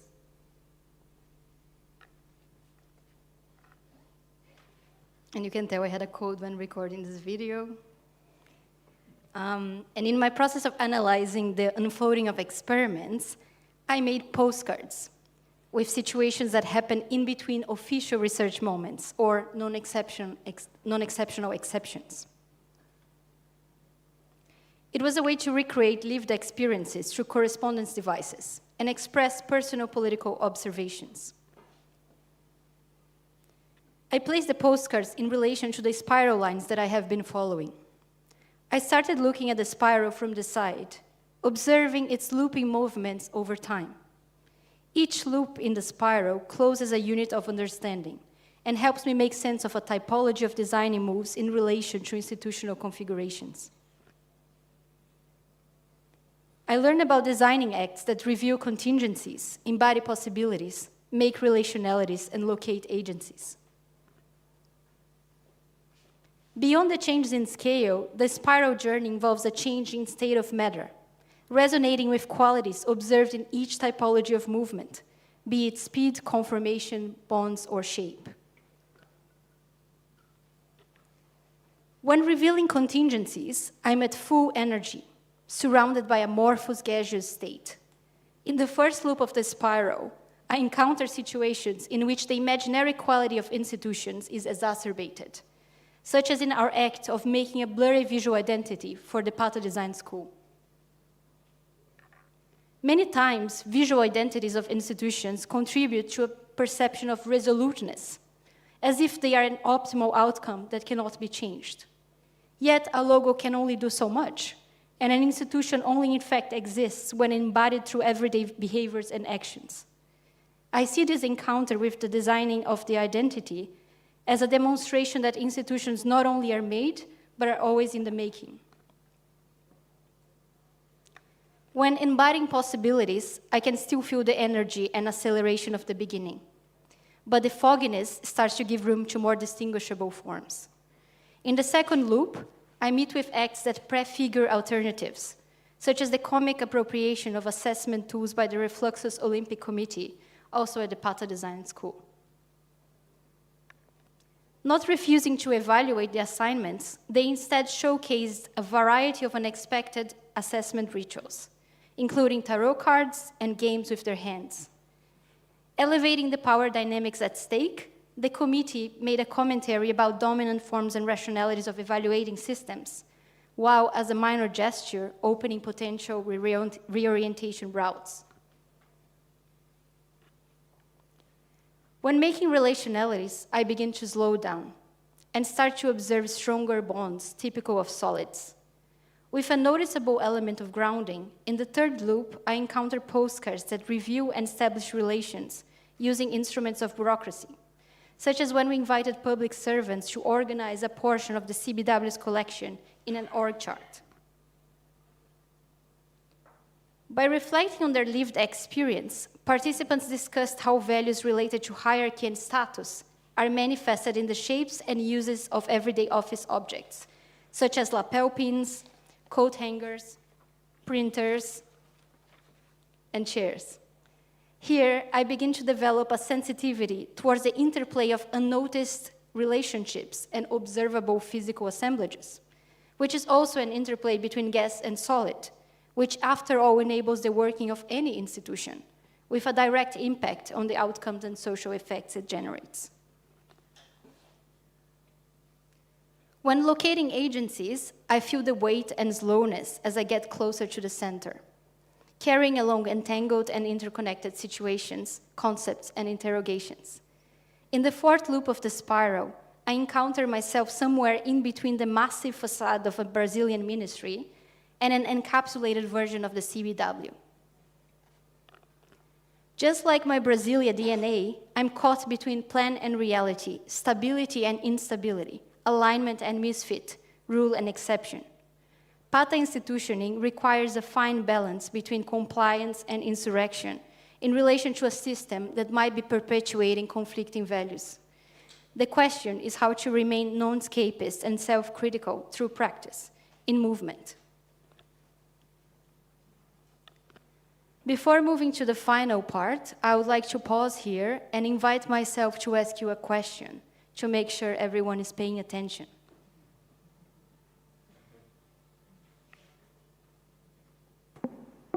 What is the role of postcards in this research? A. Narrative devices to revisit situations. B. Objects of correspondence. C. Artifacts to generate knowledge. D. All of the above. The correct answer is D. All of the above. Pata institutioning lies in between concrete experiments and larger understandings about designing and institutional configurations. I propose 5 lineaments that express arguments of Pata institutioning, which I'll illustrate with postcards again. 1. When Pata institutioning, I operate through acts of generative disorientation towards institutionalized infrastructures. An act is disorientating when it is at the same time familiar and strange, close and distant. Like when a Pata Design School participant filmed herself riding a pair of sneakers as an anti-Olympic performance. This approach to designing as disorientation is about amplifying the capabilities of designing to both reveal how things are and how things could be, creating opportunities for encounters with the artificiality of the materials involved. 2. When Pata institutioning, I attune to exceptions in everyday environments as spaces of designing. It means apprehending institutional sites through porosities and partialities. Like observing the multiple ways that a coffee carafe orchestrates everyday actions in Brazilian bureaucracies. In that sense, it is an approach to context of practice as matters of designing. Apprehending institutions as groupings of exceptions instead of monolithic totalities, for example, invites sharing responsibility from our multiple specific positions and visions, recognizing our participation in the dynamic processes of production, reproduction, and transformation of institutions.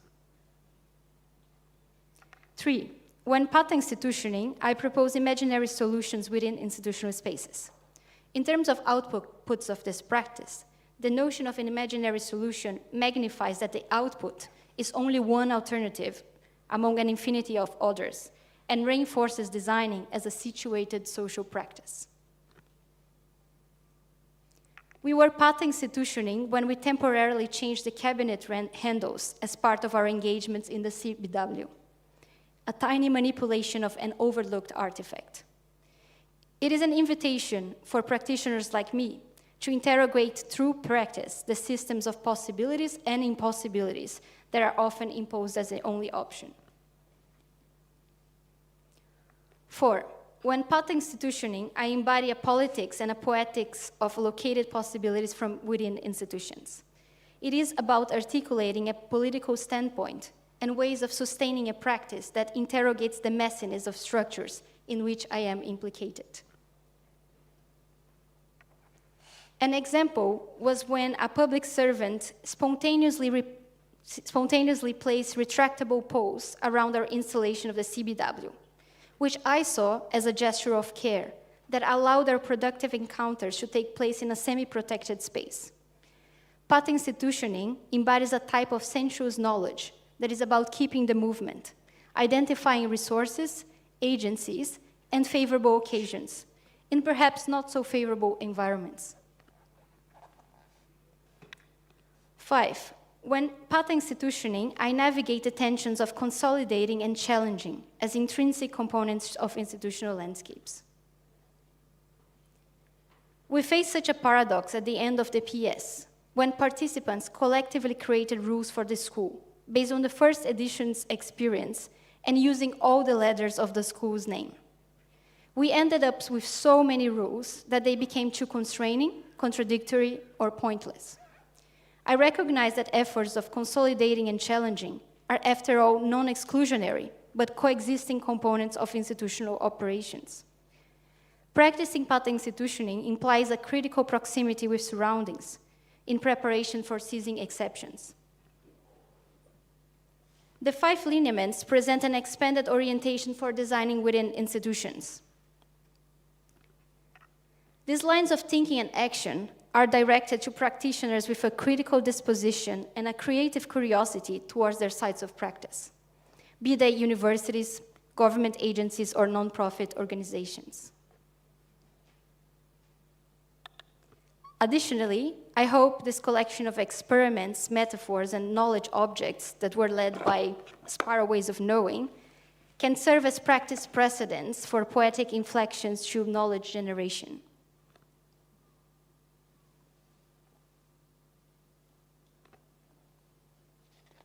On a personal level, describing and prefiguring path institutioning has supported me in locating my agency as a researcher and practitioner from the Global South, in response to times when designing within institutions is happening under obscure autocratic agendas, as well as under delusions, given institutions' frequent lack of ability in dealing with the complexities of contemporary social challenges. In other words, carrying out this research has made me more conscious of the lines that I follow, their limitations, and their built-in capabilities of making room for deviations. I hope these interrogations find new landings for other people and contexts, and I'm also curious to hear which spiralings might resonate with this community today. Thank you for listening.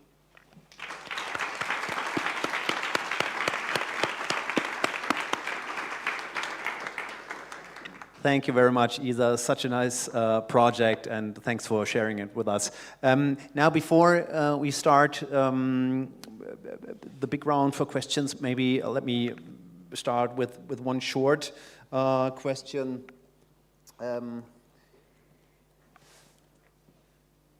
Because I think, basically, hold on a second. I think, I mean, your project has many dimensions, and two main dimensions I would say is, on the one hand, a very applied one, a very a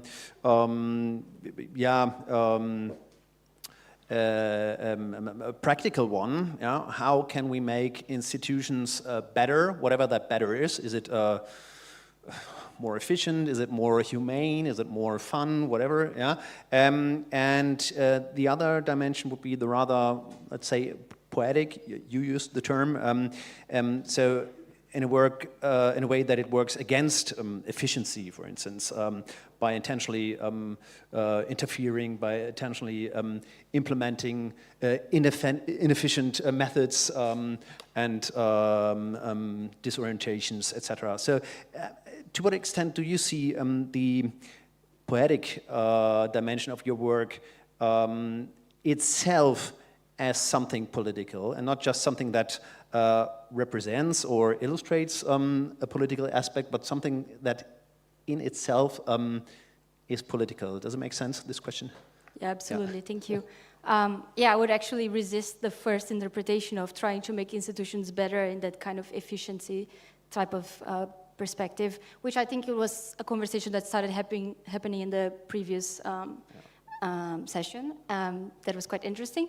That I think many times designers enter the spaces with this kind of let's debureaucratize institutions with all these toolkits and all these kind of modernization strategies, but ended up just being more like new bureaucracy devices in those spaces, and quite apolitical, just uses of methods that just reinforce the status of things. In this case, I think the poetic quality of this work is also a way to encounter institutions. That's why I talk about disorientation in that sense, so that you can bring the background to the front and just really encounter and just understand how things are already orientated in a specific direction. And they could always be otherwise. And you just like encounter this quality of institutions in this quite mundane perspective of the spaces. And I believe that's a political thing, because if you encounter an institution that you see as a solid thing, as a quite gaseous thing that could be changed in different ways that you were not thinking before through the efficiency discourse. That's also a political standpoint. Yeah, right. Thank you. I'm looking into your faces. Are there any? There is a question over there. So let me give you the microphone. Are there any the water, just more very questions besides that? Another one? So 2 questions. I think that's fine. Yeah. Start in the back. Yeah. Okay. I hope. Okay. So maybe also you want to introduce yourself quickly. Yeah. Hello, I am Tiago. I'm also from Brazil. And it's very interesting to see this perspective from here also, because design projects being like stereotype around like building chairs, building boxes, building product. So it's a very fresh take for you to see a political system and how to better it. So my question is, how do you see design projects transcending like the product, transcending the like market-related usability of them? Thank you for your question. Obrigada pela pergunta. Yeah, definitely. I think it's just a broader understanding of designing as an expanded practice that goes beyond outputs specifically and just as a process and just in its possibility of negotiating with what is there and the conditions and the material conditions where we are situated. And that could be a chair, but it could also be an institution and a service and so many different things. So I think it's a quite an expensive positionality of designers in that sense as well. Yeah, that's what I see as well. Thank you. Hello, this is Fatma Korkut from Turkey. An observation from your presentation. Thank you very much, Isabel.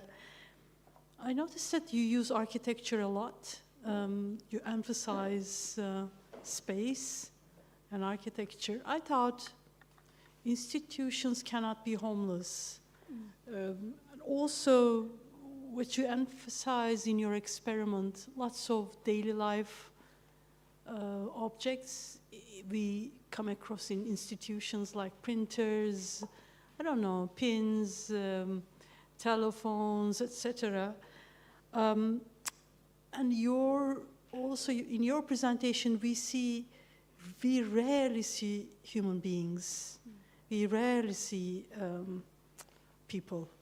And I thought, what are the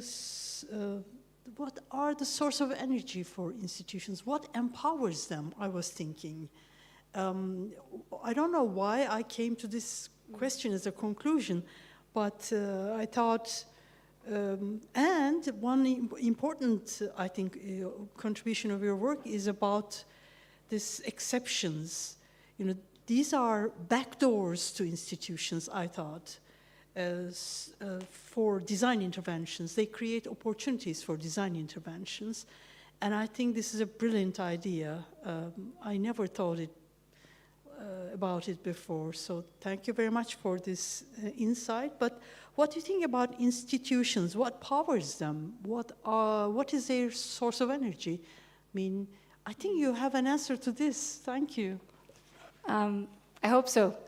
Thanks for your question. And I think that just a quick comment on the architecture element. I think also just my background in Brasilia, I think that's quite present. And it's something that really informs and shapes how we navigate space and understand buildings. And so I think that's something that's really present in my education as well, even though I was trained as a graphic designer. And in terms of what animates, I think, institutions, I think it's a mix of so many different things. But absolutely, I think it's mostly a set of relationalities that are taking place, and the institution with just the building or the logo is nothing. You really need to animate it. It just needs to exist in everyday life. So I think there's something about placing agency in the heart of institutions, and I think there's a quite distributed agency, if we think about the agency of infrastructures as a whole, so objects, but also rituals and people, and so I think there's, it's a big complexity that is hard to just pin down and just flatten what an institution really is.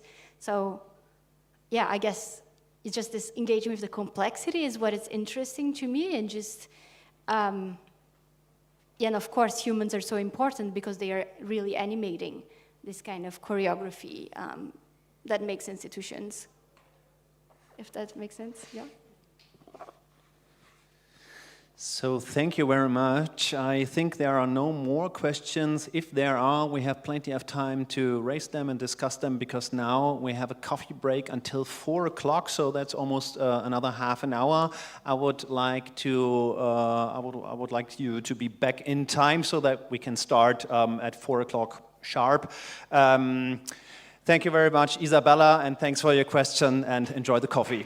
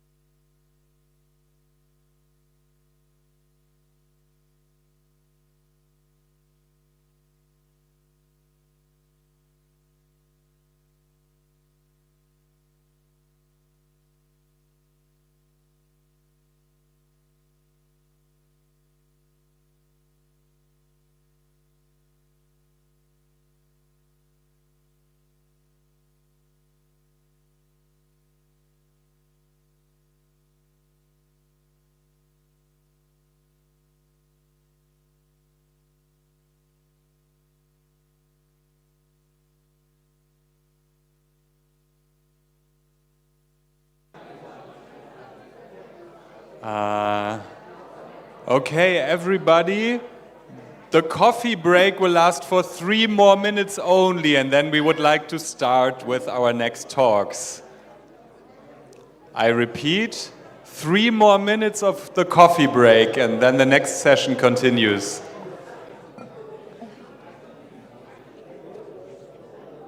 Setz ich mich hier hin.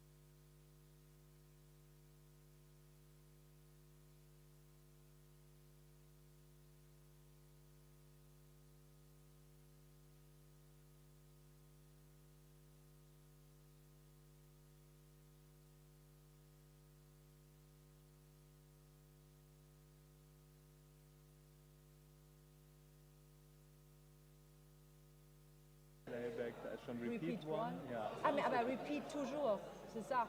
Nicht nur einmal, das ist dann schon mehrmals. Ach so. Ja, ich glaube schon.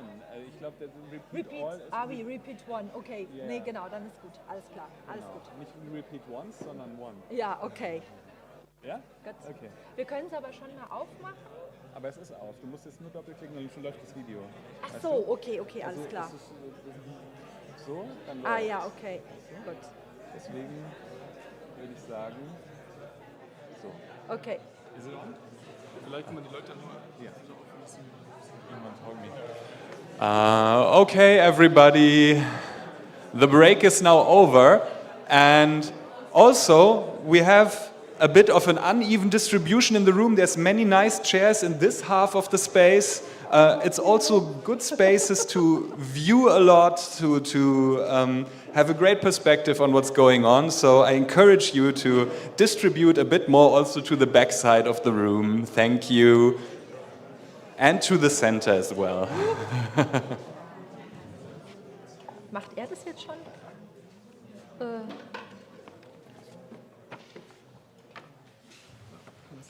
Nee, das ging jetzt einfach von alleine an. Das geht von alleine? Ja. Und dann geht's los, okay. Okay. I'm slowly already starting my introduction to our third session of the day entitled Ecological Explorations. And this session groups two talks together between which you'll find many, I assume, associative parallels or relations, but they are also quite different in a sense as well. So I'm not trying to build much more than an associative bridge between the two. Obviously, given the title, they both deal with ecological interests, you could say. But no, I'll leave it at that, and I'll introduce Simone Fehlinger, our first speaker of this third session. And Simone, she studied graphic design and visual communication at Bielefeld University of Applied Sciences, and she has an MA in political arts from Sciences Po Paris.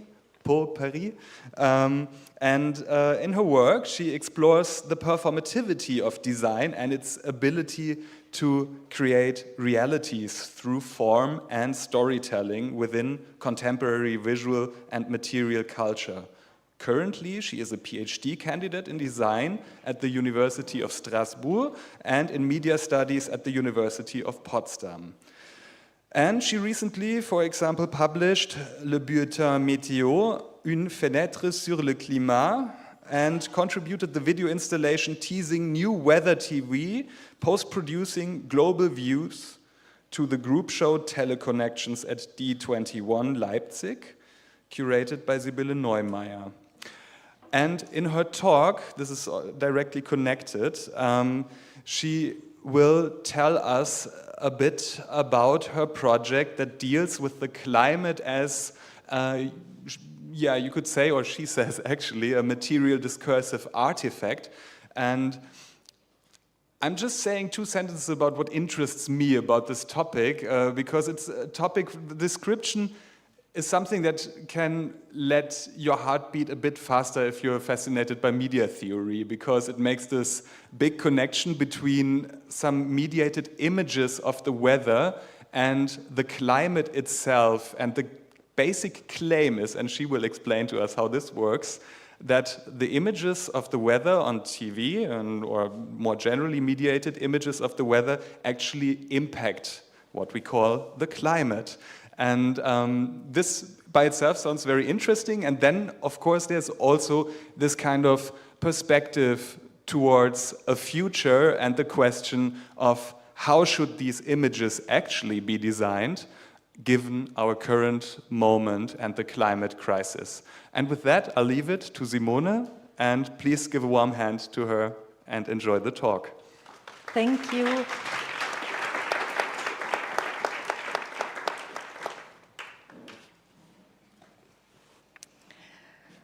Worlds are made by making versions with words, numerals, pictures, sounds, or other symbols of any kind in any medium.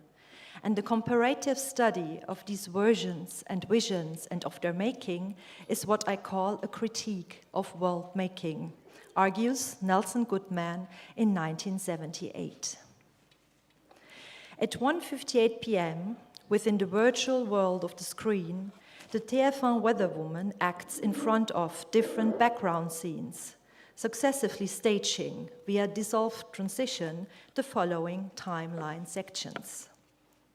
Section 1, a video landscape sequence representing the ongoing weather situation in one specific site in metropolitan France. Section 2, a satellite image animation displaying the actual movement of cloud masses between 8:30 and 11:30 a.m. over widescreen France, whereas the Atlantic Ocean and the Mediterranean Sea are illustrated as homogeneous deep blue background, carrying a wide cartographic grid. Section 3, schematic forecast maps, staging probable upcoming weather situations by the means of weather icons, translating future weather phenomena, cloud cover, wind direction and speed, minimum and maximum temperatures expected in the afternoon and for the following 3 days. Recalling the weather report as an already scheduled meeting, the weather woman concludes in front of a schematic globe zooming into the northern hemisphere, which covers the screen partially. À ce soir, see you later tonight. Captured in a full shot, the weather woman is embedded via chroma key compositing into a moving image background, which gradually displays actual weather observations and possible weather forecasts. Maybe most famously used within this weather television studio setup, chroma key compositing is an audiovisual post-production technique where two initially separated video sources can be instantly merged into one single image by keying out a uniform chroma key colored background. Whereas the weather woman actually performs in front of a green screen, the weather background images are live and directly added virtual layers, notably using a video mixer. A digital camera, usually manipulated by a human operator, captures and translates a first moving image in real time. This is the image of Tatiana Silva's body acting in front of a homogeneously illuminated green background, whereas the weather woman is not dressed in the color of the screen. The green background wall, either fixed or portable, either painted or made of paper, muslin cloth, or foam-backed fabric, is electronically sensed by the image sensor of the live camera. Light waves reflect from her body and touch the transducer, which converts the information into electronic signals. Small bursts of current that convey the information, known as pixels, can be visually displayed. The screen of the camera and additionally connected monitors are the environments where the first image is instantly playbacked. The camera, who potentially stores the image as a file, transmits the information of chroma key green, rated 354C in the Pantone color system.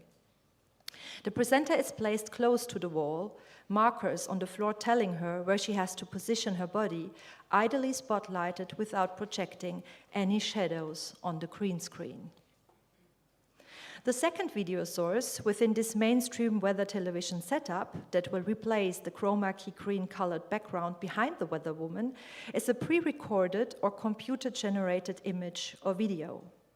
Stored as a digital file on the computer or on the cloud, this second video source displays weather observations by means of satellite images showing clouds moving or weather forecasts illustrating possible future clouds as icons on a map. The environments of the images are called, amongst others, JPEG, PNG, MPEG, or MOV, and can be pre-visualized through and as part of the computer monitor. Together with the first video source, this is the weather woman acting in front of the green screen. The second source, hence videos of weather observations and weather forecasts, is sent to a video mixer. Receiving the two video sequences, this hardware or software device processes them via the keyer function. This is a mathematical process that captures the specified color range in the first video signal before rendering the selected pixels transparent and instantly replacing them with the pixels from the second image, producing virtual video incrustations by the means of real-time camera inputs and real-time outputs on the screen. Chroma keying thus discusses noise and signal, whereas the relation between figure and ground is successful when the video mixer removes the green background correctly. Representations, translations, abstractions, copies of weather, notably linked to multiple media channels and supports, are edited and composited in real time. As translations of measurements, weather and nature appears as a feedback picture within the environment of the open circuit installation.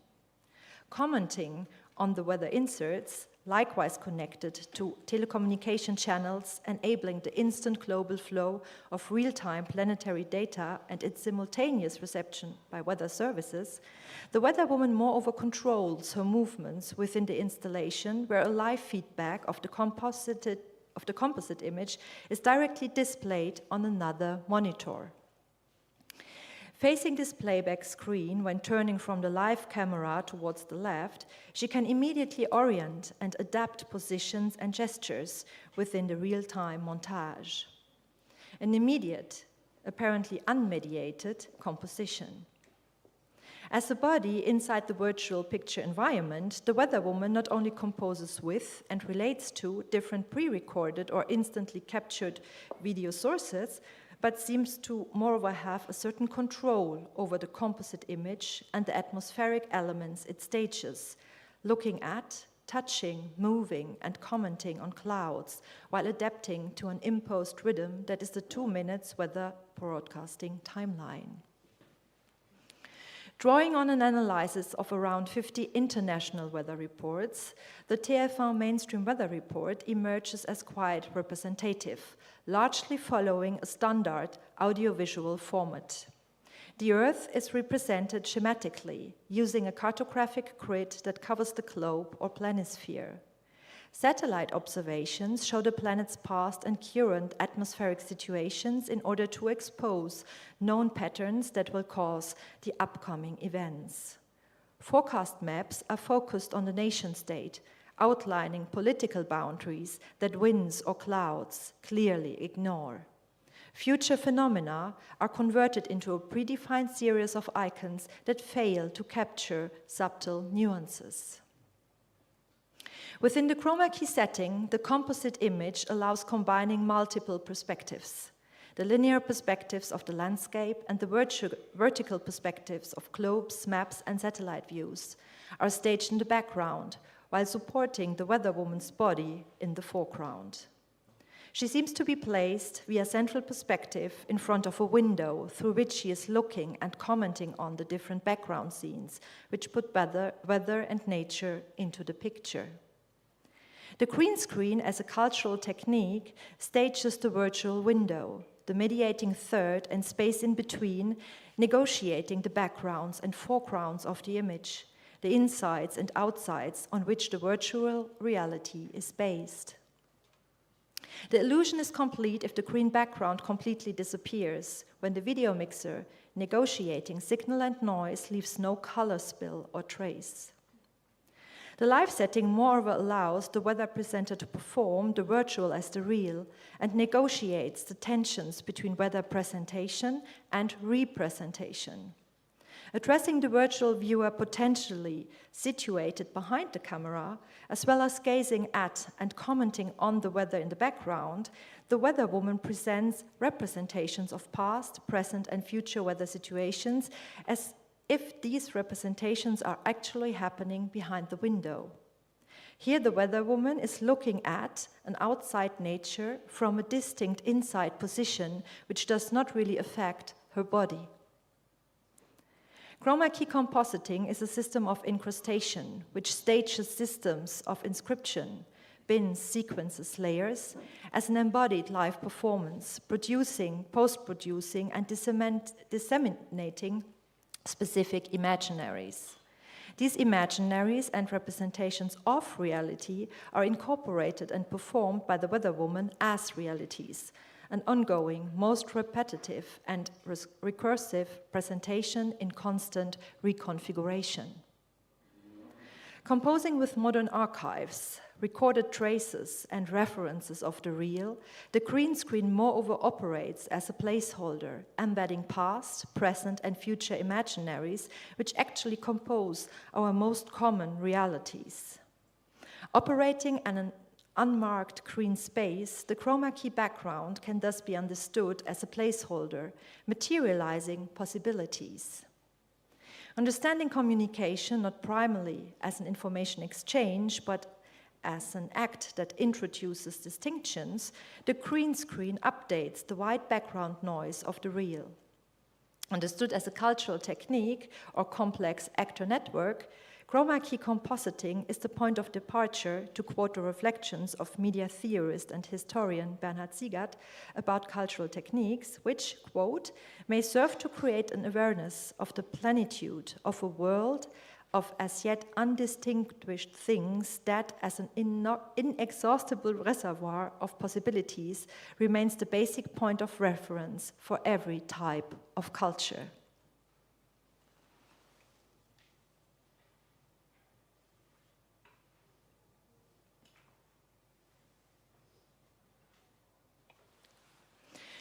Within the context of visual culture and media studies, where images and technical mediations not only represent, mediate, but produce knowledges and realities, I'm interested in chroma key compositing as a knowledge and world-making practice, potentially connecting, embedding, merging, configuring, and reconfiguring horizons, perspectives, and stories. The mainstream weather television setup illustrates, quite literally, a contemporary visual culture who co-produces its reality by the means of images and imaging techniques, and invites us to explore the following design and research questions.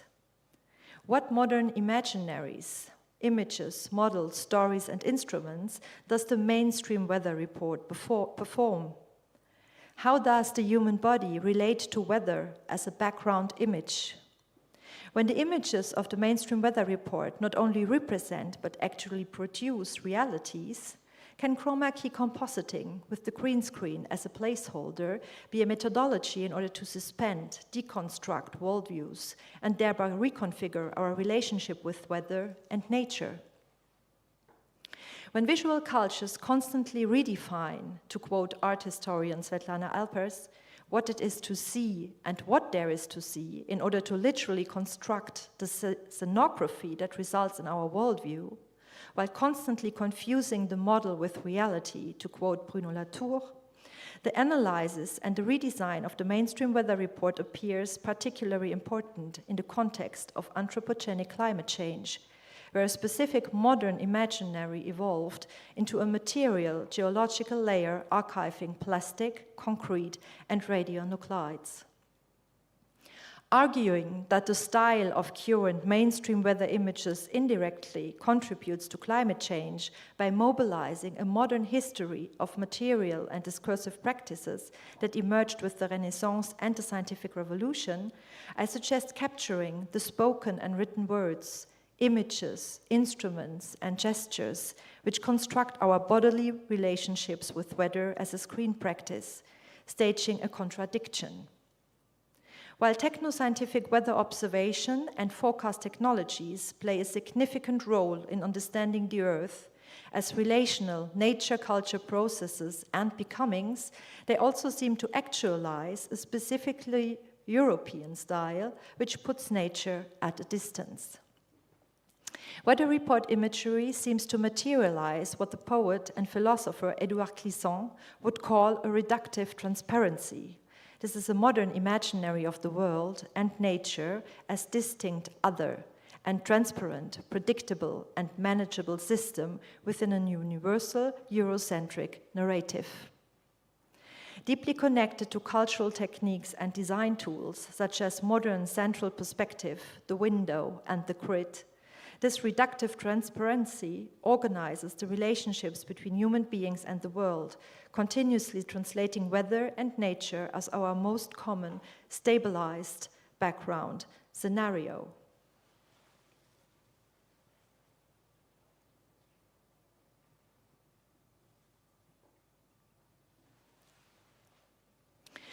World-making always starts from worlds already on hand. The making is a remaking, argues Nelson Goodman further. Our specifically modern version and vision of the world has been made with words, representations, and instruments that operate a bifurcation of nature, as the philosopher Didier de Bèze, in reference to Alfred and Whitehead, explains. Against other times and places, an explicit European conception of the world makes nature bifurcate into two branches. Starting with the 17th century, scientific material discursive practices artificially divide nature. In fact, a continuity and multiplicity of heterogeneous events in two quality regimes. The primary, essentialist, material qualities of nature, which are physical, mathematical, non-visible, and abstract. And the secondary, aesthetic, and superficial qualities, meanings, that are given to it, which are perceptive, sensorial, visible, and concrete. Sight is conceived as light waves that can be recorded as images, and hearing as air vibrations that can be translated into sounds. Whereas the moderns pretend to have direct access to a pre-existing objective reality, de Bèze remembers that this access is in fact a deeply designed operation. Scientific and objective representation is only an abstraction of reality, co-produced by the medium, a transitory corporeality, to quote the philosopher Sibylle Krämer, which withdraws and neutralizes itself in order to transmit its content. Krämer further notes that, quote, media function like window panes. They fulfill their task all the better the more transparent they remain, the more silently they settle below the threshold of our attention. Only in the noise, that is, in the disturbance or even in the breakdown of their smooth operation, does the medium call itself to mind. The undistorted message, by contrast, renders the medium almost invisible, end quote. Numerous mediations, technical objects, and subjective modes of representation thus generate the Cartesian dualisms on which our modern world is based, artificially separating primary and secondary qualities, body and mind, matter and meaning, subject and object, nature and culture. De Bèze notes that the moderns consequently forget that the scientific objectivity is not the reality of the phenomenon, but only an abstraction co-produced by intermediaries. Abstraction has meaning only through all that it enriches and qualifies in a situation, but it is not the truth of that situation. We need care, attention, and a genuine cultivation of abstractions, end quote. Because our modes of representation, as well as the media through which we construct our representations of the world, are not innocent. They participate in the very composition of the real. The weather report seems to operate through multiple, discrete mediations that divide nature into two quality regimes. While the weather can be grasped subjectively, if only briefly and locally, through our human bodies, meteorology is profoundly constructed with the help of technical instruments that capture, process, represent and share data objectively, abstractions that are apprehended as the truth or reality of the phenomenon, as illustrated by the weatherwoman's performance within the technique of chroma key compositing. Searching the operational reference chains of weather production, representation, and dissemination seems to challenge the modern imaginary, translating the world into a transparent, predictable, and manageable system, as I could observe at Météo France. It rather operates the aesthetic of weather as composite. This is an aesthetic of ruptures and connections, performing the plurality and uncertainty of a world which cannot be completely systematized, which is not completely predictable, even less manageable, as every meteorologist would likewise argue. Which weather scenarios, which scientifically objective weather aesthetics, actually hidden in the unmarked space of the green screen, do we, designers and researchers, need to visualize? Stay tuned. Thank you.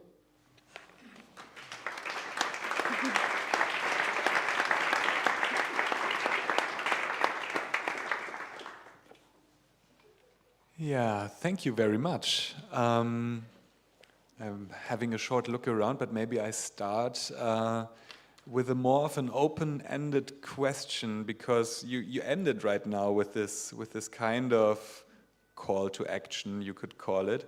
So maybe you can elaborate a little bit on this and maybe tell us a bit also about, do you have an own kind of practical approach to these phenomena, and what is it that you exactly try in this regard? Yeah, thank you. I just want to put the first video again on the. Whoop. Yeah. So what I kind of try to do with this talk is to present a little part of the theoretical background, but really kind of connected to these images and how these images are constructed. But what is the core of my work? I'm actually, how can I stop it? Ah, yeah, okay, perfect. But what is the core project of my research, which actually started as a design research, and now with the PhD I'm actually doing in Strasbourg and in Potsdam, it is I'm more in the theory. Because I'm not doing a practice-based PhD, it is a classic academic PhD, and so I already started to think about how these images could look like, the future weather images, but I first have to analyze these images. So at the moment I'm really on this stage that I'm analyzing this kind of images. What do they tell us? Like this one,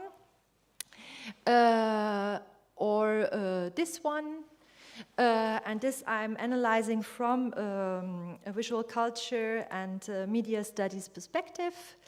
And what I'm also doing is in a methodology, so it's really the methodology of cultural techniques, as Bernhard Siegert in Germany conceptualized it, or Bruno Latour, which I know better in France, with this kind of reference chains, so moving this kind of, so understanding what are the reference and how, what is hidden behind this kind of image.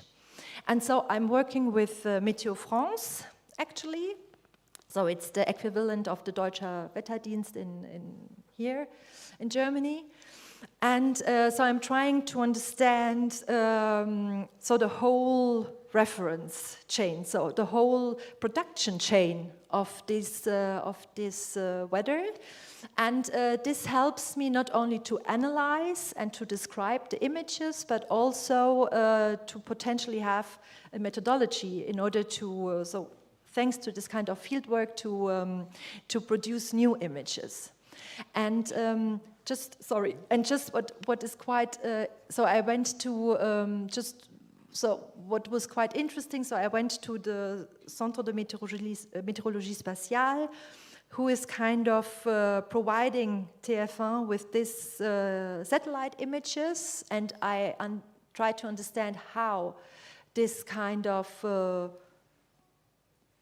outside view is constructed. And I also try to understand how weather forecast, this kind of possibility, is actually constructed. Yeah, which is quite different from what we can see with the weather report, because what is kind of performed within the weather report is a quite deterministic preview. Tomorrow we will have 25 degrees, etc. But it's only one possibility out of numerous possibilities. So there are kind of, these numerical weather prediction models, they calculate lots of scenarios, and then it is quite a kind of gambling. Even when the algorithms, they tried to give a quite probable answer whether we will have tomorrow, it is never sure. It is always, there's always something that is not certain. Mm-hmm. And what I'm interested in is, okay, why do we, so what does it mean? So these kind of images with our relationship to nature, to weather, when we have somebody there who kind of commenting with representations of nature in the background, that tomorrow there will be this specific temperature, but it's not true. What would it be to say we don't know how it will be tomorrow, and what would that mean on the agency of nature, who has its word to say? I might react directly and inquire a bit further, maybe. I'd be curious, though, like for now a practice building on that theoretical background, what would be, say, more in the broader terms, be the strategy? And would it be going in the direction of making the medium less transparent, reintroducing opacity so as to kind of induce a deconstruction effect onto the constructed binaries? But then again, like, this is what I imagine roughly, but still speaking in abstract terms. But what would be your hypothesis? What then happens concretely? Maybe. You mean what the future images would look like? Both what they would look like and also what the effect could be, maybe. Yeah. So at the moment, I have this kind of. So I have to say that I'm coming really from this practical background, and when I left school. After my graphic design studies, my first job was at the Weather Channel in France, La Chaîne Météo, where I had to design this kind of background images, and I was not asked. So, and I did not really critically question these images, and this is something I'm doing now. And of course, I don't think that tomorrow, when this research further developed, that TF1 will immediately put new images on screen, because there are so many things happening. So today, so the weather, and there are other other researchers, they already wrote about that the weather report, the television weather report, is more a kind of format for building a visual identity for the channel. And of course, nobody wants to hear, neither we don't know what the weather will be tomorrow. Everybody wants to hear how to dress tomorrow. So the clients of the mainstream weather report still, even if it kind of changed now with internet, but it's still there is still lots of public. They have still a lot of public. It's mostly people, you and me, but also quite lots of agriculture, from agriculture.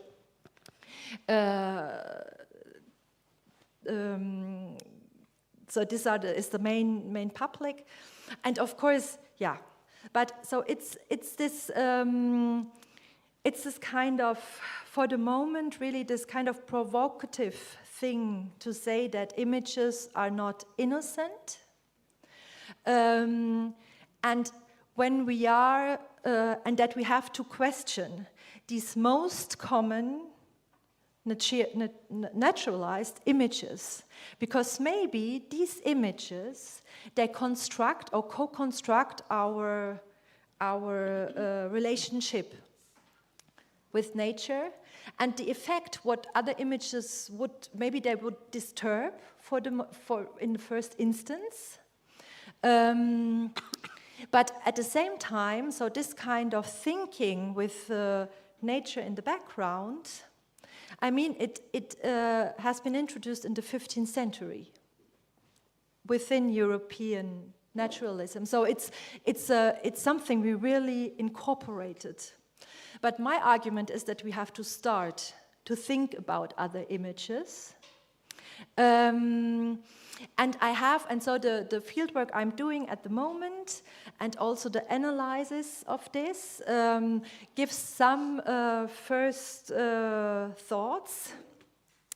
And as I said, I could not, for the moment, so this is really the project that after the PhD, so within the PhD I'm doing the theory, and then it's more, again, more the practice-based research.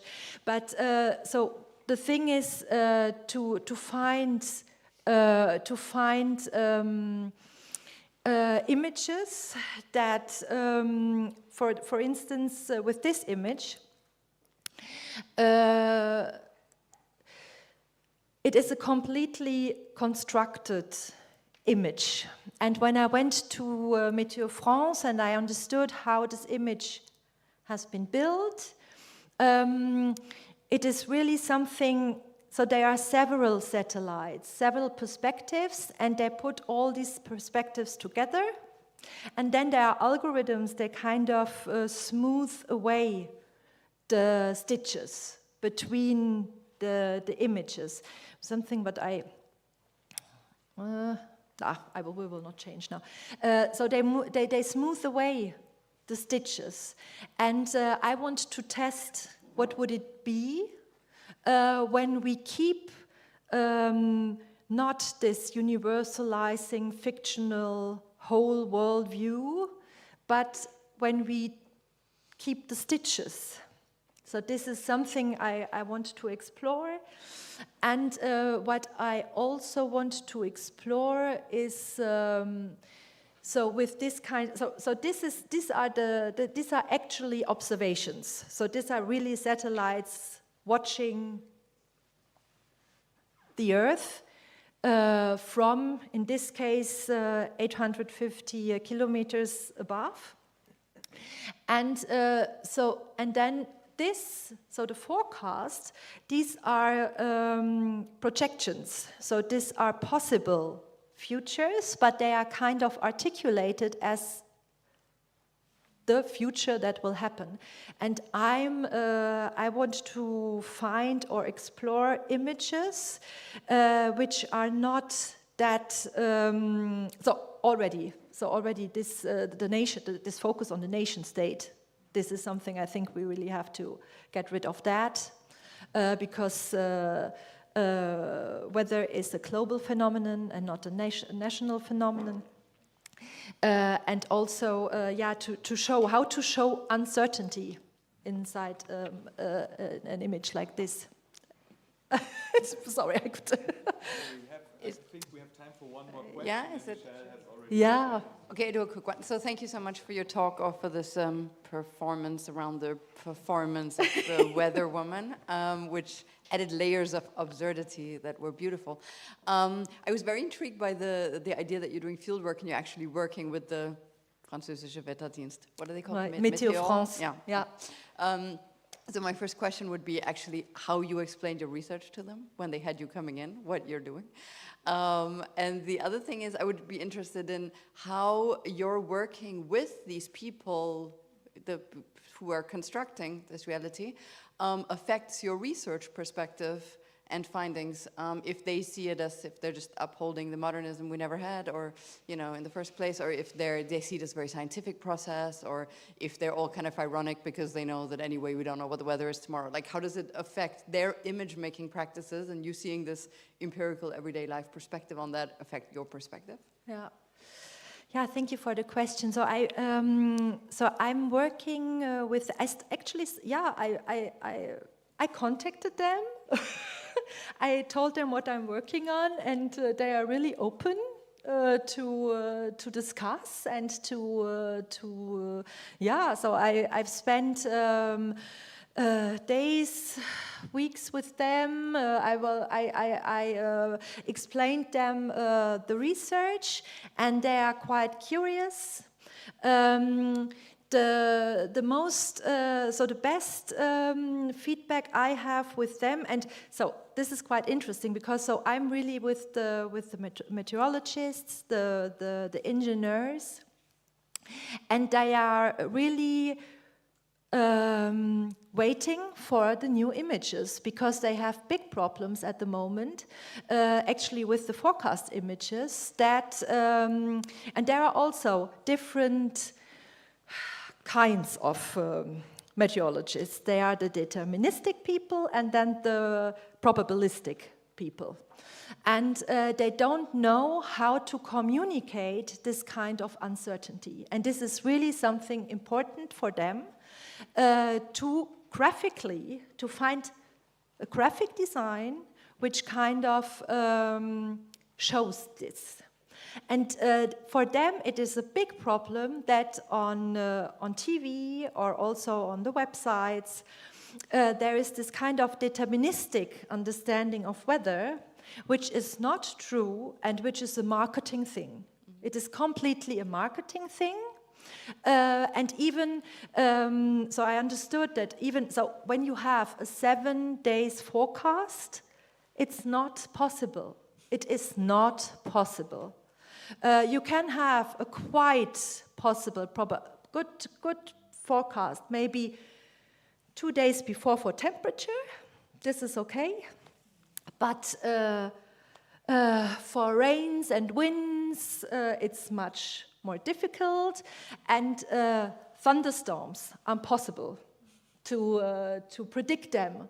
Maybe 1 hour before. But it's, So they are really interested in this kind of research, but because also with climate change, the algorithms who learned all these patterns, they do not fit anymore. Saying that more and more there are extremes, the algorithm kind of put away because he thought it's too extreme, that these extremes are happening. So and I'm really happy that the collaboration works so well, and they are really interested in this kind of understanding and this kind of way to look at images, because for them it is just an image, and from a visual culture and media's perspective, we can say images create realities. They are performative. They are not innocent. They create relations. No.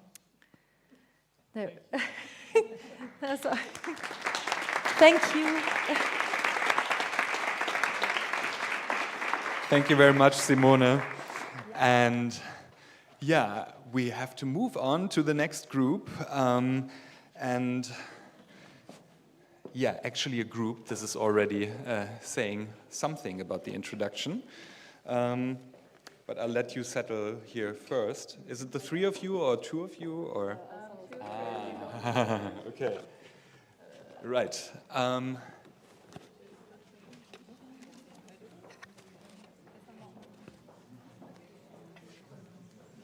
So maybe I'll already slowly start talking. Or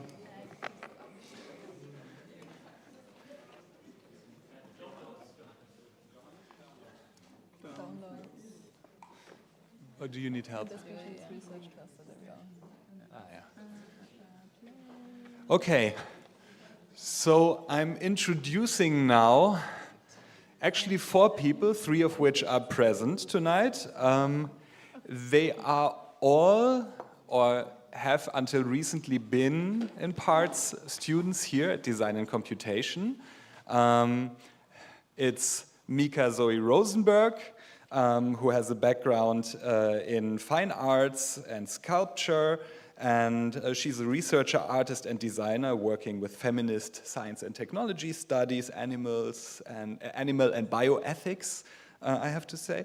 Then also Lili Chiara Kurt, who has a background in computational linguistics, and her main focus in her research is the accessibility of knowledge in various contexts. I'm also introducing Alessandro, who was until just now still upstairs and is now downstairs here, Alessandro McNally, who has a background in architecture. He recently graduated here, is now working here also as a research associate, and did a lot of work recently also on collaborative robotics, you could maybe say in a very short description. And not present tonight, but also part of the group is Max Baritzer-Smith, who has a background in art science, and yeah, he's focused on computation within collective discussion and decision-making in much of his recent works, but together they call themselves the Interspecies Research Cluster. This research cluster mainly formed around one project developed in the context here of the studio, and which has been developing since around, you could say, first of all, the idea of trying to find new ways of mediating and between humans and non-humans, in this particular case especially ants, and also finding media strategies, maybe you could say, of translating between the different life worlds or life contexts of these different species, and using media in this kind of poetic way to make something new visible, and therefore also maybe bringing phenomena to the front that before you couldn't really maybe talk about, or not, at least not as directly as through these poetic interventions. And I'll leave it to you to explain what this really is about. Please give a warm hand to the Interspecies Research Cluster.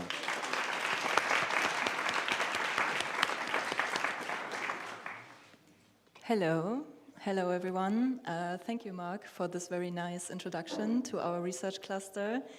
I just want to add 2 more team members we are working with actually in this cluster, which is our very small Lasius niger ant colony and our very big Mesoegypticus colony. The Lasius niger colony is from Germany and the Mesoegypticus colony from Egypt. And I also want to address one question that probably hangs in the air for a few people here. Why ants? Ants have been studied by humans for quite a while now, by myrmecologists, sociologists, philosophers, ecologists, and lately, of course, in AI research, specifically swarm intelligence and also pathfinding optimization techniques. This means there's a very rich and multi-layered history of scientific studies on ants, which makes them very interesting models for algorithmic behavior and also exciting counterparts in collaboration and comparisons with humans.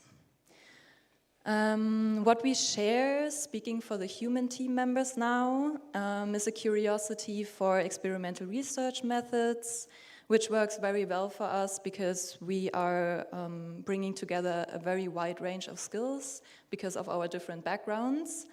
And on the slide, you can see a few of the things we have done so far, which is going from classical reading to physical prototyping to interactive workshops.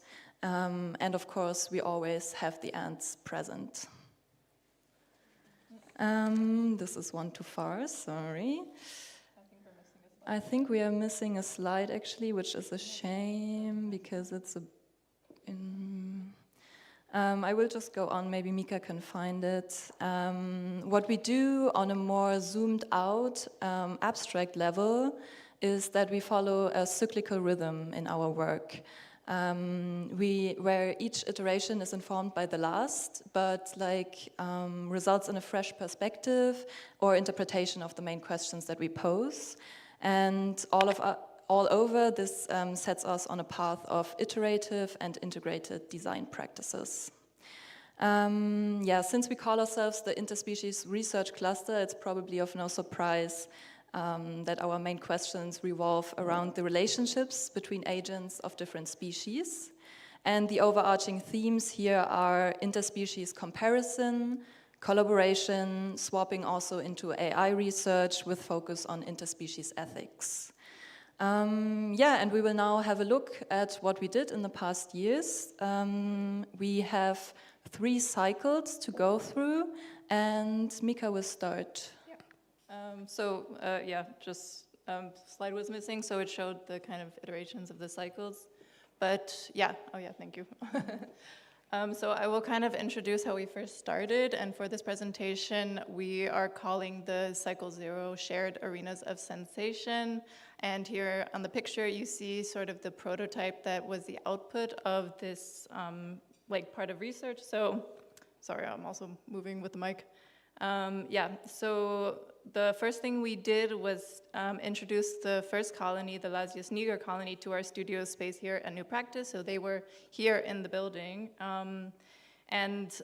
This was kind of an action to sort of critique how the space is dominated by us humans, by the monitors we see around us, the gray boxes, and the CPUs. And we wanted to kind of see what it would mean to bring a non-human agent into this kind of workspace and how to interact with them ethically. So we then began the process of brainstorming all of these sort of concepts. And we decided to foreground investigations into how to first and foremost communicate with different species. And to do this, we decided to look at technologies as an interspecies interface through which we could communicate potentially, hoping to create spaces where human ants and other more than human agents might actually meet not just purely subjects of observation, as you see mostly in scientific fields. So here the challenge is to uncover how ants and non-humans can, and often do already communicate through rhetorical action, meaning using vocalization, play, and gesture.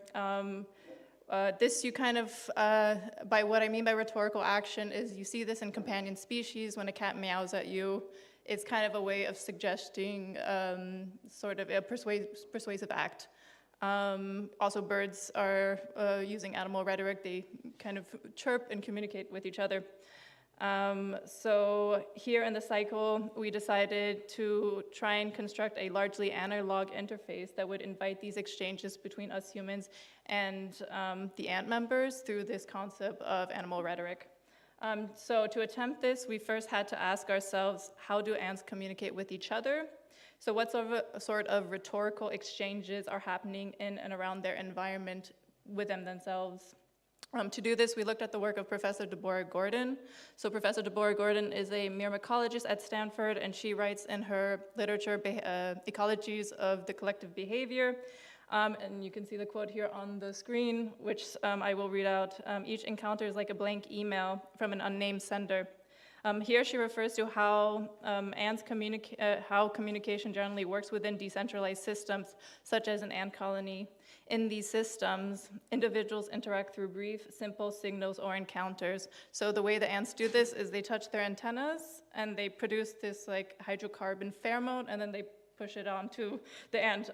So the meaning behind this metaphor is that in collective systems, the actual individual who initiates the interaction, i.e. the sender from this quote, and any nuanced intent are largely irrelevant. Instead, what matters is the frequency and simple occurrences of such encounters. So with this being said, how is it then possible to communicate ourselves to ants and send this message, basically blank one?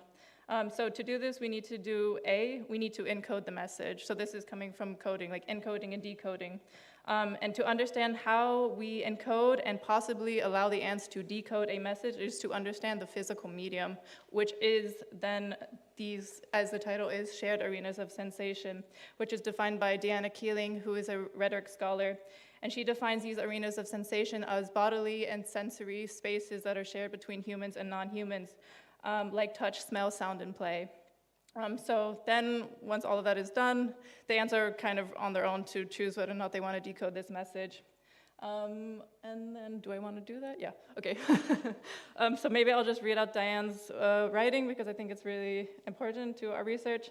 So interspecies interaction occurs through a shared arena of sensation with enough common sense between species. Living together socially is possible. Similar to how humans domesticated non-human animals are able to domesticate humans. So we interpret this as a suggestive of relational possibilities emerging between humans and more than humans that have not yet undergone mutual domestication. So with all of this, maybe I will talk about the practical stuff that we did. So this is U-cubed prototype. Change my notes also, okay. Zoo cubed is a cosmic reference. So this is coming from the zoo hypothesis, which in short is this idea that we humans and every other living being on Earth are stuck in a zoo and being observed by aliens. And so we kind of took that idea and made the humans the ants, as well as there being sort of another like overwatcher among us. And then the other concept that we were inspired by was the Voyager Golden Record, in which a golden record was sent out with the Voyager, encoded with sounds of Earth and music and images of human culture.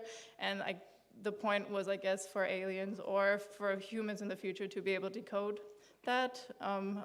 My boss wanted me to pull the images from the Voyager at one point, and I actually couldn't decode the images from a software from the 90s, so it's kind of, for me, a bit funny to have that happen. I'm sidelined, sorry. So what it is in practice is 4 chambers connected to the main nest where the Lasius niger colony lives, which you can see as a larger photo, and then connecting them are tubes, and the first tube is sweat fountain. So inside are these little faucets. There's the retired prototype on the side, and each faucet is connected through a vial of human sweat, so they can connect to human pheromones, so to speak. The next one is vibrations, which is a speaker that plays frequency sweeps on a sawtooth wave, and that is inspired by how ants can detect earthquakes before they even happen through the vibrations under Earth. And then there's the light LED switching, which just plays different LED lights in succession. So, and there's also a control box, but that's not in the image, and it's more of a tongue-in-cheek nod to scientific measurement. So there was a lot of limitations with this. Maybe I don't go into so much detail because I'm running over time a little bit. But what we did learn will influence the rest of the stuff you see. So quickly, before I hand it off to Alessandro to show the next cycle, I will talk about our methods. So yeah, we have a situated practice, meaning, like Elise said, all the ants were present in our meetings. We also had a designated care protocol where every member of the team was responsible for taking care of the actual ants. Then we went into studying animal ethics, multi-species ethics, as well as feminist and care ethics to make sure that we're complying with protocols in research already, because design, working with life in design is maybe not as common as one would think, I don't know. Yeah, also, as later in the project and production of our work, we moved the ants out of this space into our domestic spaces. So me and Lily have one of the colonies, and our domestic space became part of the situated practice as well. So we use iterative design process. This is common in most design methods, especially in 3D works. And then for us, scaling was a method. So scaling here to us means thinking about the project's magnitude, proportion, and population. So how things change when we shift perspectives between the ant world and the human world. And so for us, scaling is not just a physical metric like the size of the ant, the size of the chamber, the kinds of stimuli, or the size of the population. So if does one human equal one ant, or is it the colony that equals one ant, or vice versa? And this is coming from also Wheeler's superorganism theory. But scaling is also for us a narrative tool, just like it's used in cinema or in storytelling. So we changed the scale to invite different ways of seeing. And then lastly, metaphor is also a model for us, and metaphor is for us testing sameness and difference between species and between systems, and shaping how the way we design, see, and organize. And this is inspired by Haraway's work in Crystals, Fabrics, and Fields, where she argues that through different scientific paradigms, not only do the metaphors drive the storytelling, but also drive the experimentation, or the sort of the ideas. And yeah, for that I will now hand it to Alessandro. Yeah, so let's move to cycle 1, seed, potato, pixel. And what we did here was we built this huge sandbox for the ants, which is kind of their arena. So how these nests always work is that they have their main nest where they can hide under the clay, where they lay their eggs. Also in that, this Mesoegypticus ants, they have a spot to put the seeds, which is a very dry spot. And then the outside world is kind of their arena. And they also have a place where they deposit their garbage outside. And we kind of decided, okay, let's take this arena that was, let's say, 30 by 30, and make it a really big arena, kind of like, not like the outside, but let's make it as huge as possible so that we humans can also go inside. This was kind of our first try in this sense of before communicating, then going into now collaborating. And we see later in cycle 3 another try at really collaborating, because in here we found out quickly that in the sandbox, when we started, let's say, playing with the ants, we tried to build like some sand castles for them, put seeds in there, see how they react. We were really like, okay, this may not be collaborating yet, but let's try to use this sandbox as a technological interface to at least understand them more in the first step. So what we did is then, you see this kind of also in the images, this projection. So when you look inside of this sandbox that was kind of this size of this loop, you could track ants and you could follow them, but you really, really quickly lost track which ant you actually tracked and where they came from, where they're going.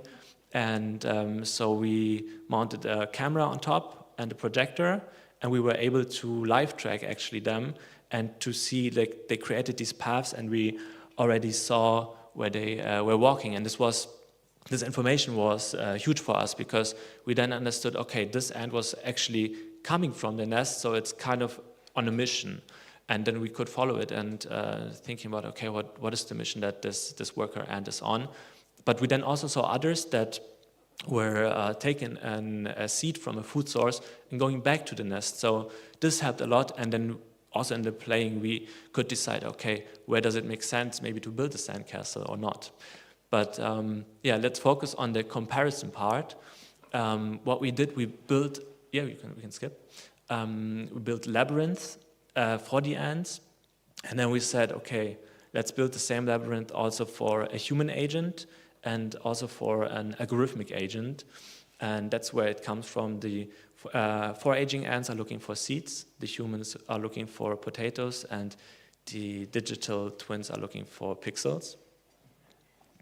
And Yeah, for the humans, how we did it is, this was also part of our workshops that we did before. We tried to understand how is it actually like to be an ant. So this became of, okay, how can we make this game a fair game? And we played it in the TU Innenhof here in this atrium that you already walked by. And the game was set like this, that we blindfolded all the players. We had 4 participants in our experiment that we will see. They were not allowed to communicate by speaking or making noises. So really bringing it into the distance, that the ants cannot communicate through distance. And also the nest that they go back to, so the ants kind of know, okay, they have an orientation and can smell. We did this with the auditory sound. So the humans knew were blindfolded, okay, in this direction kind of is my nest, I have to walk there. Yeah, we can actually go to the next slide, which is a video of the ants tracking, and you kind of see how they explore the space. So this is the first agent that we look at now, and in here now, and also in the loop, this is kind of how our sandbox was. So we're projecting also live at the moment. With the lights, it's not so good visible, but we just see this image in there. And this helped already this spatial exploration to understand it much better. If you're able to walk around it and actually see it in the space, this is how it looked like. And you can see in the video and also here in the traces where kind of these, the obstacles were. And also the nest is like where this dot at the bottom is.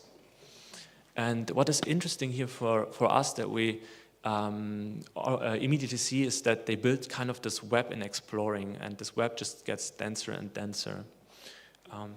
Yeah, let's move to the humans. So this is the same obstacle course, the same placing of the food sources. When the line turns red, it means that one human found a food source and walks it back to the nest. And this was super interesting. I mean, the quantitative data is what you see, but actually the qualitative data, interviewing the people, how they felt in the moment, being kind of part of this colony or of this social structure was very, very interesting, because we had one super ant. She was finding all the food sources, running around, and we had other 2 that struggled a lot. But yeah, they were like, you saw them always hitting the obstacles, and they're like, it's amazing what happens, like blindfolded, how easily you lose the orientation. And one wonderful technique actually that you can kind of also see in this data, when you look at the right edge of it, you see that this is a path that then at some point the ants took, and they found out that they can actually use the walls to orientate. And it's similar to how the ants do it also. And in that way they could help each other, because they somehow had now this path, and they just took the other person by hand and walked him there.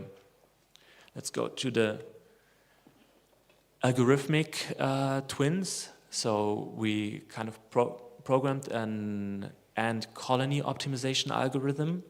And for us it was very interesting, and because we are bringing algorithmic models of animals into conversation with human model makers and the animals themselves. And so by just saying this, the human model maker, I programmed it, and I really, really could control by the parameters that I gave it what the outcome would be. So in this, if you say artificial intelligence, it's always the question, what is it actually, what model is it, how was it trained? And the same is going on here in this ant colony optimization. It's kind of a concept that they try to look at how the ants are valuing paths, different paths, and this is the algorithmic abstraction. And in the last phase, this was then the really big comparison. When you map everything over each other, you get kind of, in my eyes, a beautiful mess. And but you see some similarities, and one that stuck out to me is also that all of these agents, they got stuck in this L on the right side, kind of. This was kind of a tricky situation for for all of them to navigate through. But I'll leave it at that, and maybe we can later talk deeper into it.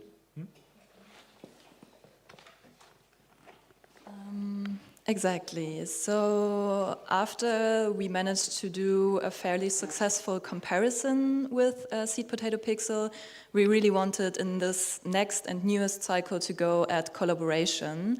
And for that, we had to first think very deeply about interspecies ethics, mainly because some of the questions were coming up again and again in each cycle that we did. Those are questions about long-term care for the ants, the surveillance methods we use to track the ants from atop, just like you have seen right now, and also the vulnerable state they have being in captivity here in a human-populated studio like this. And we presented our work earlier this year at the conference on philosophy of computing and AI. And this was really great because we found that no matter the species or non-human in question, researchers are posing similar questions about care, intrusion, and data collection as we do. And everyone has to solve similar design problems when it comes to working with AI and living beings. Yes, and this exchange with other people working on similar questions really reassured and solidified our value basis, and therefore also shaped the design choices we have in the current cycle, which we call the Grand Canyon. The story of the Grand Canyon starts with a looming deadline, the upcoming exhibition at Ars Electronica in Linz. We immediately knew, okay, now we have to try the collaboration. Exactly, but the question is, can we produce a kind of scenario that allows us to let people collaborate with the ants? And in order to do that, we had to figure out 3 things. First of all, the scaling. Mika was already talking about this a little bit, but how do we bring humans into the world of ants without physically disturbing the ants? This goes back to our work on the shared arenas of sensation and also the Seed Potato Pixel workshops that we did. Then the interface. What kind of interface can we design so humans are invited and excited to interact with the ants, because we have to consider Ars Electronica. This is a very big exhibition situation, and it's very busy, and also people usually don't really pay that much attention to ants, so we had to solve both of those problems. And then distance. How do we close the physical distance between Linz and Mika's bedroom? Because the ants are in Mika's bedroom right now, and for safety reasons and ethical concerns, we didn't want to take them all the way to Linz. So after consulting with the ants and a lot of work, we found a quite elegant solution, which is we designed a game. The game is called Help the Ants Forage the Grand Canyon. And on the slide, you can already see how we set the stage physically.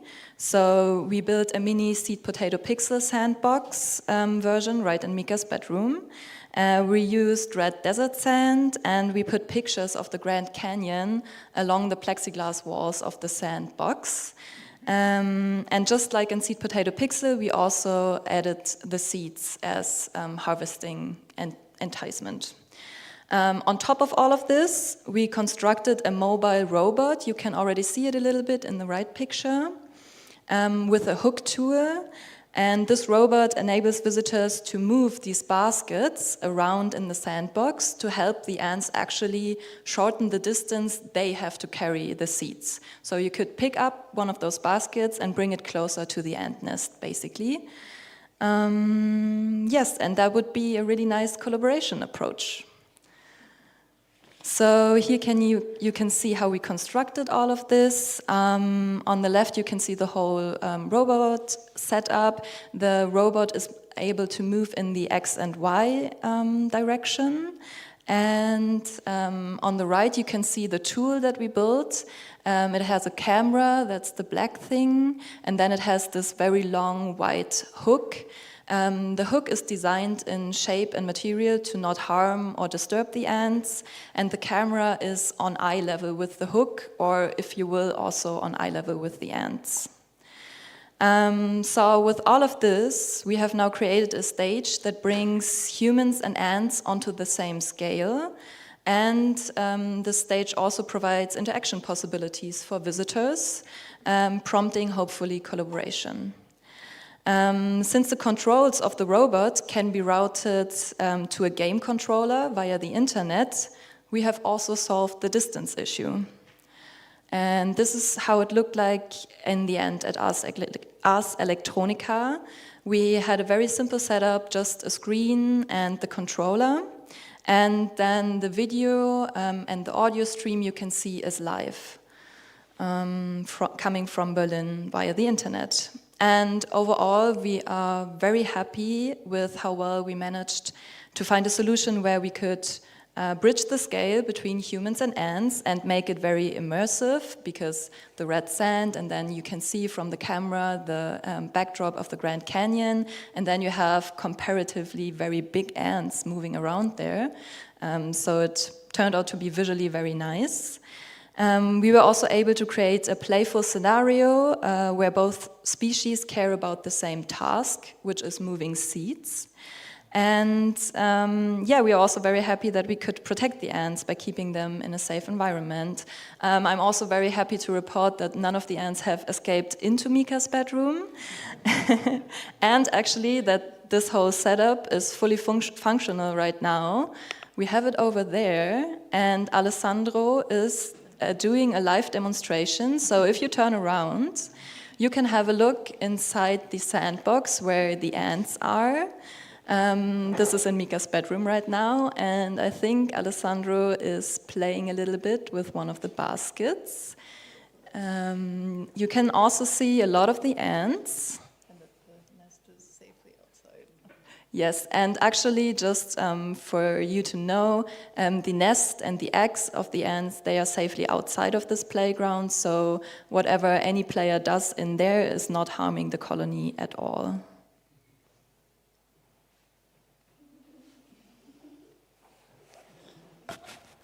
It also kind of looks like a Mars rover, I have heard before. Yes, and now that Alessandro is looking up, you can actually see we removed some of the Grand Canyon pictures there, and the glass box you can see, this was the old arena. So maybe a little side story, we actually bought these ants off of Amazon, eBay, from this 16-year-old guy who had them for 3 years and didn't want them anymore. And this is actually one of the ethical considerations we are dealing with, because ants, how do you say, buying and selling ants, keeping ants is not really regulated. But if you have an invasive ant species in an ecosystem, they can be actually have very devastating effects. There's even a website online where you can track globally which ecosystems are infiltrated by ants. And if you look into one of those pictures, you can see just a bunch of birds sitting on a branch. And if you zoom in, they are just covered in ants being eaten alive, because yeah, there are no natural predators for these ants in these ecosystems. And this is actually very harmful. So that we were able to just buy ants off of eBay is actually very concerning. And one of the colonies, how old can they get actually? This one's 20 years. Yeah, 20 years. So it is a very long-term commitment, just to also emphasize that Mika will now have them for 20 years in her bedroom. Or 17, because they are already 3. Yeah, I think we will end the presentation with that. If you want to play with the ants yourself, just come over there later or tomorrow, and then you can have yeah, a go at it. Thank you so much.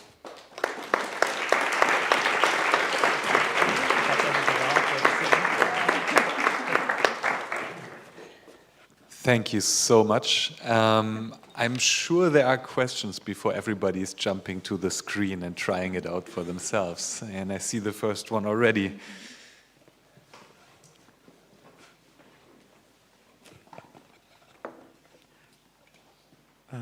So Yeah, thanks for your presentation, first of all. My question is, with this ant game, was moving the basket closer actually helpful, or did it just disrupt their foraging? Because you feel free to correct me, but as far as I know, ants leave like chemical trails, and it kind of helps them map. So then by moving the basket away, they don't know where the food is anymore. So like, is the human intervention actually useful, or is it just like most human intervention? Really great question. Pheromones, the signaling through pheromones works differently in different ant species. And usually you have this concept of an ant goes somewhere, finds food, and then goes straight back to the nest. And on the way straight back to the nest, it leaves the pheromone trail, so other ants don't have to wander around the long way, but can go there directly. With harvester ants, like the Mesoegypticus species we have, they don't lay traces. They communicate with the pheromones through touching antenna. So only when they encounter each other and actually send those blank messages, they can kind of communicate about the food, which is why we will not disturb their carefully laid out land map or whatever. And we are helping them in that they don't have to physically carry the seeds one by one over. We can just bring like one basket full of hundreds of seeds and bring it right to where the nest is. And this would actually then help the ants. But Mika also told me today that we might need to stop with the experiments for a while, because we have given them so many seeds that in the storage the seeds are starting to rot. And we have to clean them because they have so much food. So this might be part of the new cycle. Yeah, but thank you. More.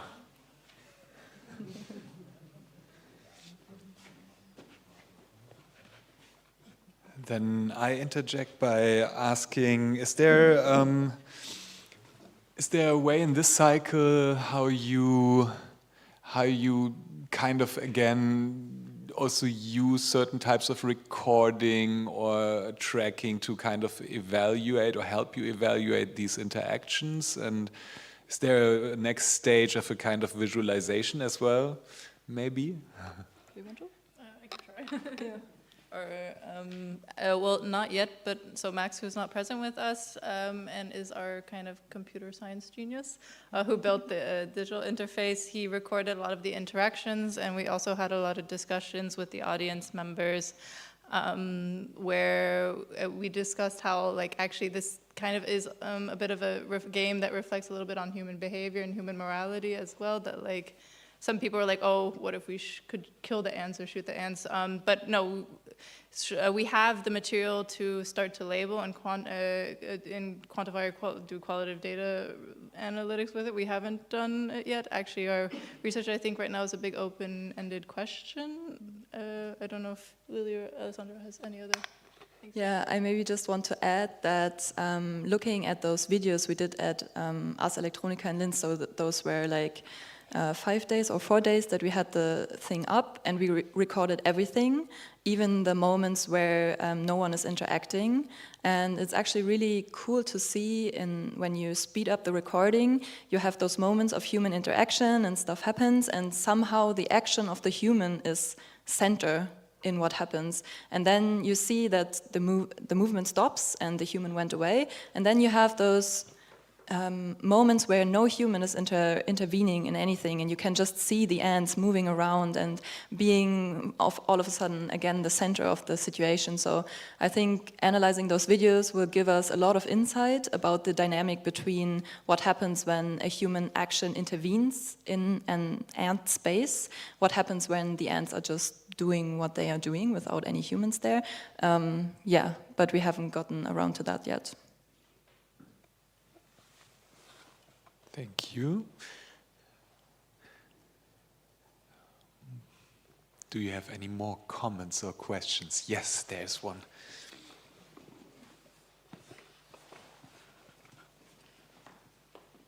I have a very simple, formal academic question.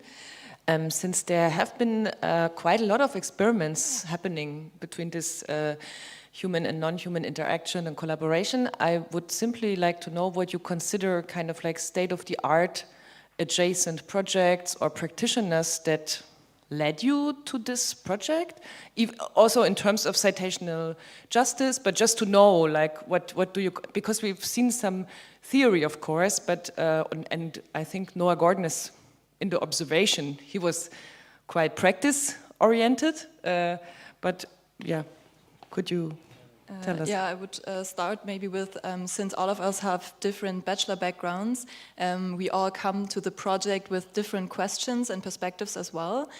So also depending on that, I think all of us are inspired by different scientific works that have been done in the past. For me, what brought me, or what made me really interested in interspecies relations is Agnes Meyer-Brandis. She did this Moon Goose project where she raised geese on a moon, in a moon situation, and tried to do weird things with them, and I really liked that. So that was for me the point of entry. At least, so yeah, from my fine art background, it was definitely, Annika Yu has done a body of work looking at systems and ants, as well as Eduardo Katz, at least in forms of bioart. But I really like his work, but I think we're trying to approach it differently than he is in terms of the collaboration. But yeah. And then maybe a video that some people might be familiar with. There's this study done by MIT, or published by MIT. They did this comparison between puzzle-solving logics, and it was like this T puzzle piece that ants should collaboratively move from between like a smaller gate from left to right. And they did the comparison also on how humans perform in this. And there were also certain rules, like the humans are not allowed to speak, so coordinate by speaking and giving clear commandos. And this was also like an inspiration on how do we want to assert this experiment downstairs to put it like on a fair level. This is one comparison that was for me very, very interesting, and also it came out like 1.5 years ago, so right then when we did our experiments. It validated, I think. Yeah, yeah. Also the So it kind of started this whole journey like 2 years ago when I just bought myself the first colony, and there's like an ant store here in Berlin, and I bought just an ant cube with these black garden ants, and then I had this idea, because before studying them, I assumed that they are very binary insects. So if you put a gate in front of them, they would, if it smells like tuna, they go there. If it smells like plastic, they don't go in there. And then this idea was, okay, can we build a computer out of this logic gates? And and then we went into this whole run. I mean, it was actually done in the 80s, I think. So someone made it, also I think in Boston, they made it possible to have ants computing math tasks. But if you have these intelligent creatures in front of you and you use a big colony just to calculate a simple math task, we were like, no, the ants can do much more than this. And they have proven to do so. There are a lot of experiments where they used these ants to find shorter paths, and yeah, we were inspired by this.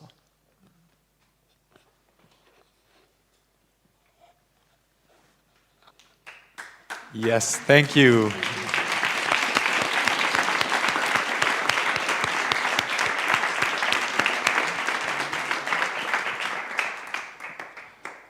Okay, this finishes our third session for today, and but we still have a book presentation and a keynote coming up. We have a short break before, I think until, what did we say, until 5:45. So you can already start. I don't know if anybody still wants coffee. There's a fridge with cool beer at the back, also wine, and of course our regular water and snacks. And yeah, see you here at 5:45 sharp. Thank you.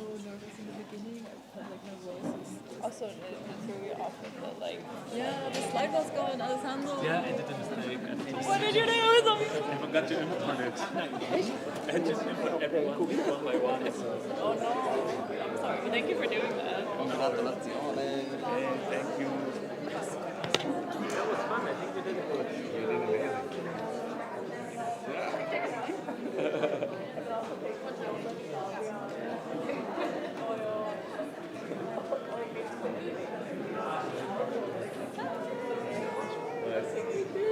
I had a coffee man, and before I was like, At least a little more intense. Yes. You also suffered For through. sure, nobody wants that. Yeah. Oh. Hello. Congratulazione. That was so much easier than you anticipated. Yeah, I also think like the vibes, I think everyone was like happy. Yeah, but also half the people left before right now, so. Well, like a lot, I think like left before. It's already. Also, I think actually the format is a bit more. Yeah, I think so too. It was great. It was good. I was just like.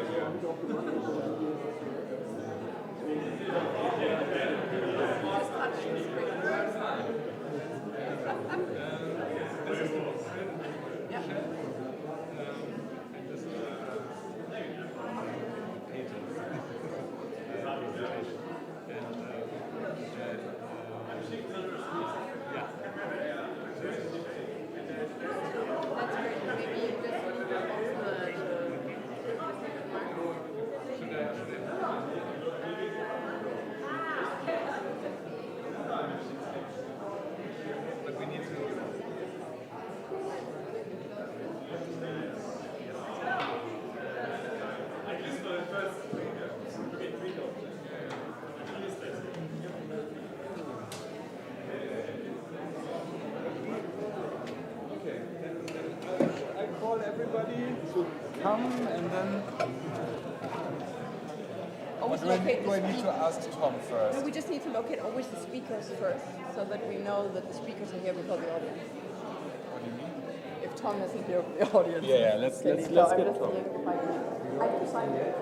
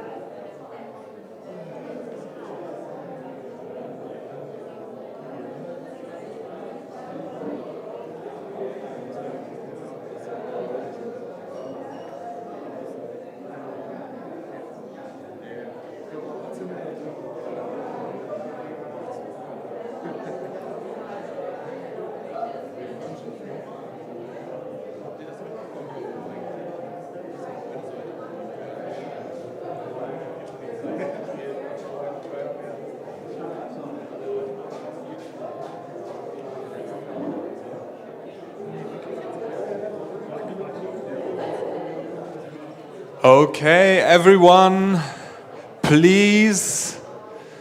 We are already past time, and we will have time after the keynote to hang around a bit more. So please come back to the loop, and it would be very nice, again, I say it once more, to distribute a little bit around the full circle so that the room is not just like this kind of one-sided distribution to the back here where the drinks are. I understand the impulse, but let's join for a final, I would say, roughly 45 minutes of a book presentation, and I mean 15 minutes of a book presentation, but 40 and then 30 minutes of a keynote lecture, all very not long, but rather entertaining and inspiring and short and easy on us. And yes, so I hand the mic over to Michelle and Tom. Thank you so much, Mark. And to start our 45-minute talk on the book presentation, we keep it really short. We actually just wanted to take the opportunity, now that we have our nerd conference, and we have 2 books which came out in our Bird series, which are very important to us in 2 also maybe slightly different ways, to share them with you. And we will also put a Beleg exemplar, we'll put an example there. If anyone would like to look at the books during the conference, we invite you to do so. Sorry. So, I have the blue one. The first book is Nerd 3, New Experimental Research and Design Positions and Perspectives.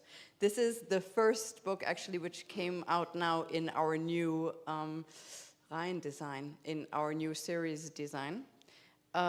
Which we actually like a lot. It looks a little bit theoretical to me compared to the last one, but we were told by the Swiss, and the Swiss know design, that young people will like this. So, let's see if it's true. Thank you. So we have 3 of these, and we're very proud of all 3 of them. I would say particularly proud of this 3rd one, because I think it ended up being filled with very, very different kinds of text which complete each other in a very nice way.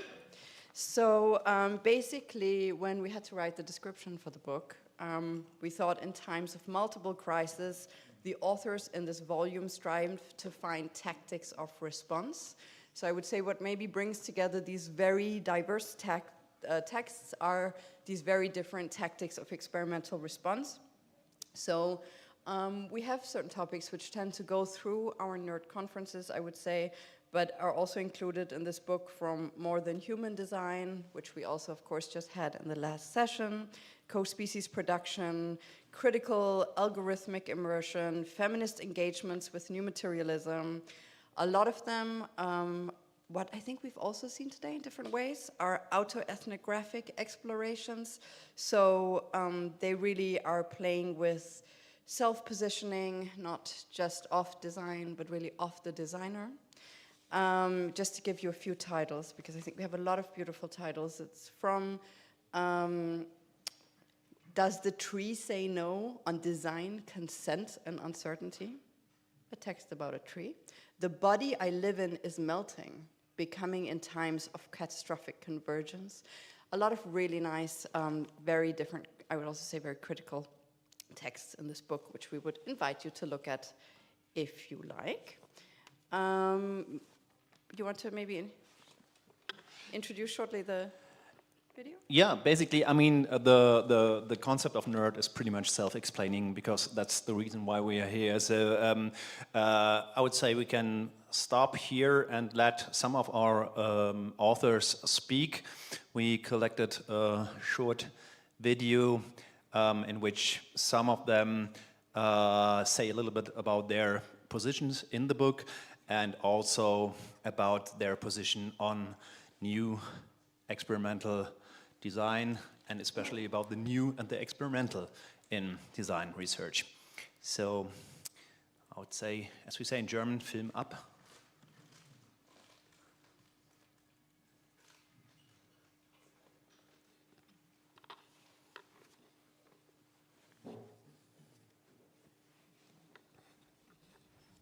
The complexity of the 21st century seems to be perceived as threatening chaos.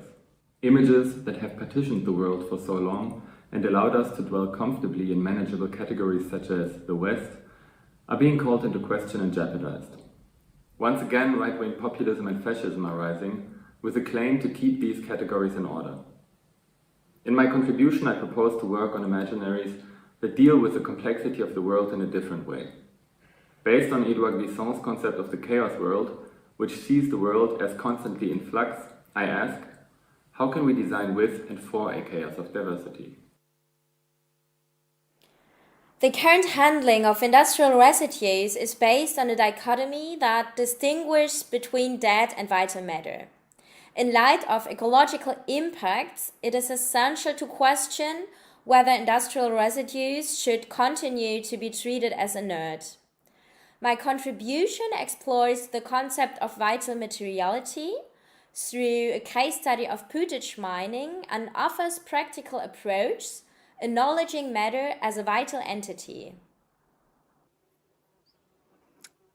The aim of our research is to explore multi-species cohabitation and alternative materialities for cohabited architecture. My contribution discusses Permission to Muck About. This is a documentary film that I and colleagues produced over 3 years, and it explores how design research produces knowledge. In the chapter, we discuss what the film is saying, why it's saying it, and what it hopes to achieve. The human finds itself in a moment of transition that is catalyzed by the forces of globalization, digitalization, and technoscientific advancement. In my contribution, I explore the interconnectedness of destructive practices and individual agency amidst convergent crises. It is an investigation on the material to visualize obscure economic flows and interests fueling environmental degradation. Yeah, this object has been inhabited by a family of wasps. They created their nest inside this object here, and then it was picked out by a bird. As a society, we live very much intertwined with algorithms and machine learning systems. And now that the dazzling lights of AI have gone out, we are left coping with technologies that are very much social experiments. they actively produce socio-technical issues, which I call troubles. And in my contribution, I explore a case of trouble caused by a particular social media algorithm around fairness, and how users on the one hand and the industry on the other responded to it through to different participatory configurations. I then suggest what else participatory design could do beside fixing the technology. Biodesign is an emerging design approach characterized by a strong experimental practice that merges design and science. According to the literature, evaluating the quality of the research to design output is not trivial, so my contribution focuses on specific parameters I selected to assess the validity and peculiarities of the experimental activities carried out during my PhD in biodesign. These parameters focus on quality and disciplinary entanglement and can be a valuable tool for discussing practice-based research activities in biodesign. Suppose one is to look at the relationship between design, change, and agency in different contexts of the South, whether it's in post-colonial Sri Lanka or the shrinking cities of East Germany. It's possible to see that design is not always a solution, but at times presents itself as a problem when creating change. So how do we create space within design education to explore the contradictory nature of design? In my contribution, I argue for play, which I claim is not indulgent, but necessary to explore the context of these contradictions. The objects are all hanging in front of my door. And it's actually really important to have them so close, because then I can observe them day and night, and also 2 different seasons. I think that new experimental research in design is important because the field of design has been in crisis for some time now. The world has had enough of service, corporate and capital-oriented design thinking. Designers must therefore ask themselves how they can contribute to a change in social structures that does not only serve the rich and privileged. In my opinion, new experimental research in design is fundamental for emerging design discipline. My contribution is an example of how the first-person perspective in experimental research can be a valuable form of inquiry for design research in general and biodesign in particular. I feel that NERD has been a very welcoming place for pieces of research that are both empirical, hands-on or case-based, as my contribution is, but also exploring new ideas about what design research could be. This is rare and very precious, and I am pleased to have been a part of the adventure. Experimental research in design is important because it provides the methodological freedom essential for developing new ontological perspectives on the relationship between human and non-human actors. An autoethnographic research approach that is very experimental is quite important because, how else could we find out how multi-species cohabitation works, what the challenges are, what doesn't work. And we can learn a lot from all the living organisms that are living around us and together with us.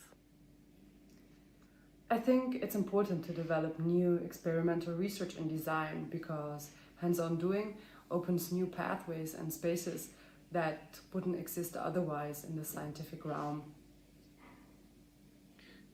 New experimental research in design is really valuable because it offers a safe and reflective space to have really constructive discussions about the many different ways that research and design intersect with each other.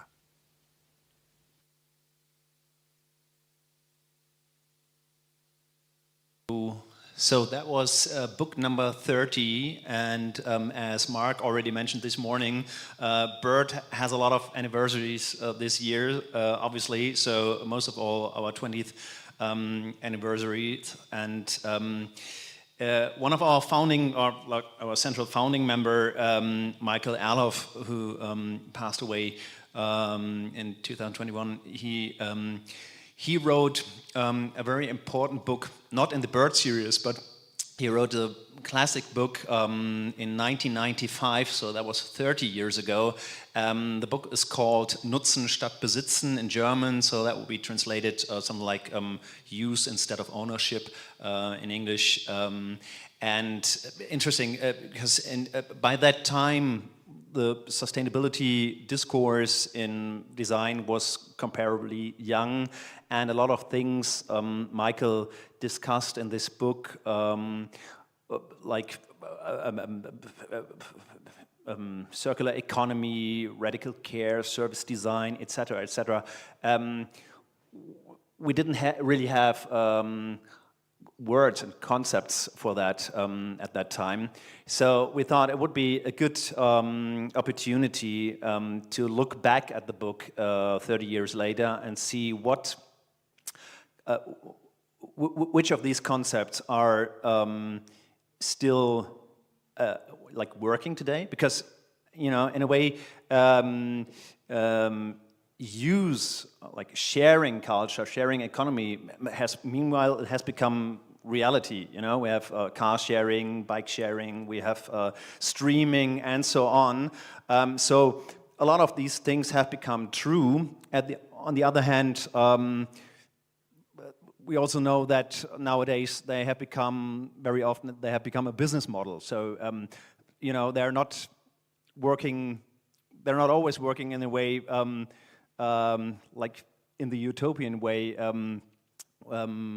they were imagined in the beginning, because the industry is very good to, you know, to adopt them very quickly.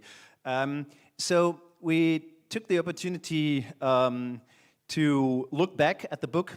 So we made a reissue out of it, eine Wiederveröffentlichung of the original book, and added another 20 positions to it by design researchers, theorists, practitioners, cultural scientists, and more people.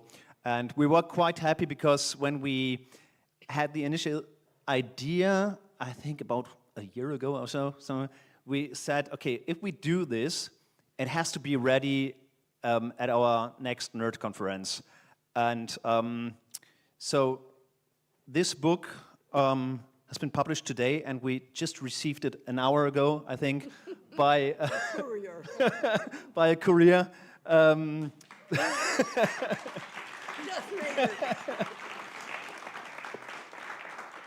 So I guess that's what they call just-in-time production.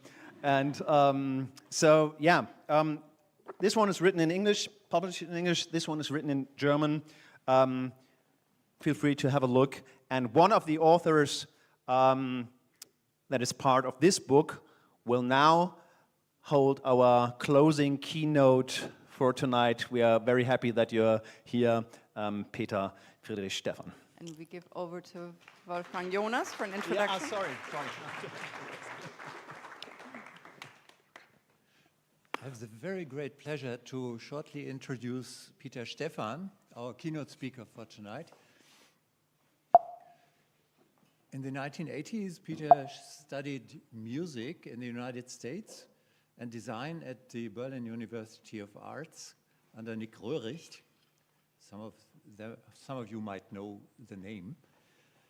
In the 1990s, Peter did consulting work on the transformation from analog to digital publishing. 1994, he co-founded the computational design program at Wuppertal University and did research on cognitive design with Mihai Nadin, also a quite prominent figure. And since 1997, he is professor at the Academy of Media Arts in Cologne, initially as a professor of electronic publishing, multimedia, and networks. And in 2015, his his denomination was renamed into transformation design. I highly recommend his very recent publication. It's Designing Concerns, Bruno Latour und das Transformationsdesign, das Transformation Design. It is his long matured and, in my opinion, excellent doctoral thesis. Currently only available in German, but an English version is in planning or even in production, I don't know. And unfortunately, it will not be published with Bird. But the German version is from Transcript, and the English version, I don't know, maybe Peter can tell you. I hand over the micro to Peter. Thank you very much.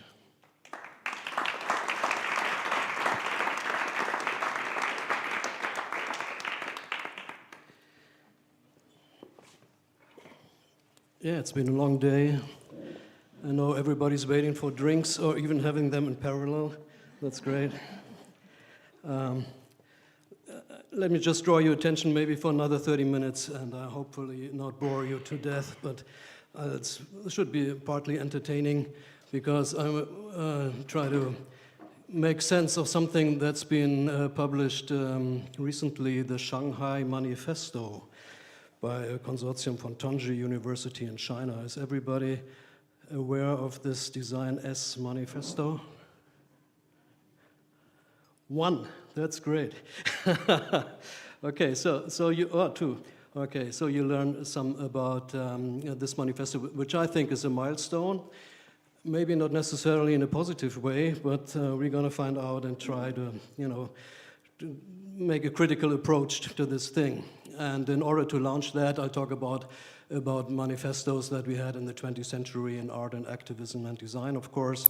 And now it seems to be the time to come up with bold statements again, which manifestos are supposed to be, in order to clear positions and to have a rigorous design discourse that we hopefully all want.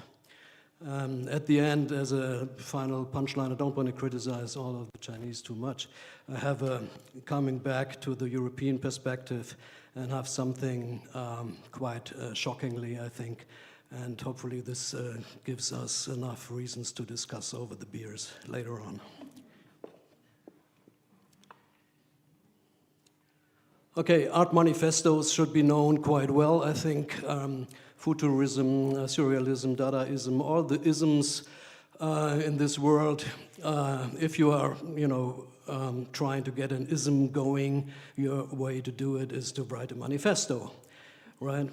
So you can define something and say, here I stand, and this is important, and we are for this, and we fight against that. So you take a stance. One of these isms is what you see on the right-hand side. It's called the Stuckist. Stuckism manifesto. I like that in particular because that when you are stuck with your art or your research or whatever, you head to the Stuckism movement, and then you can join everybody else who's stuck, in some way or another. So that might help.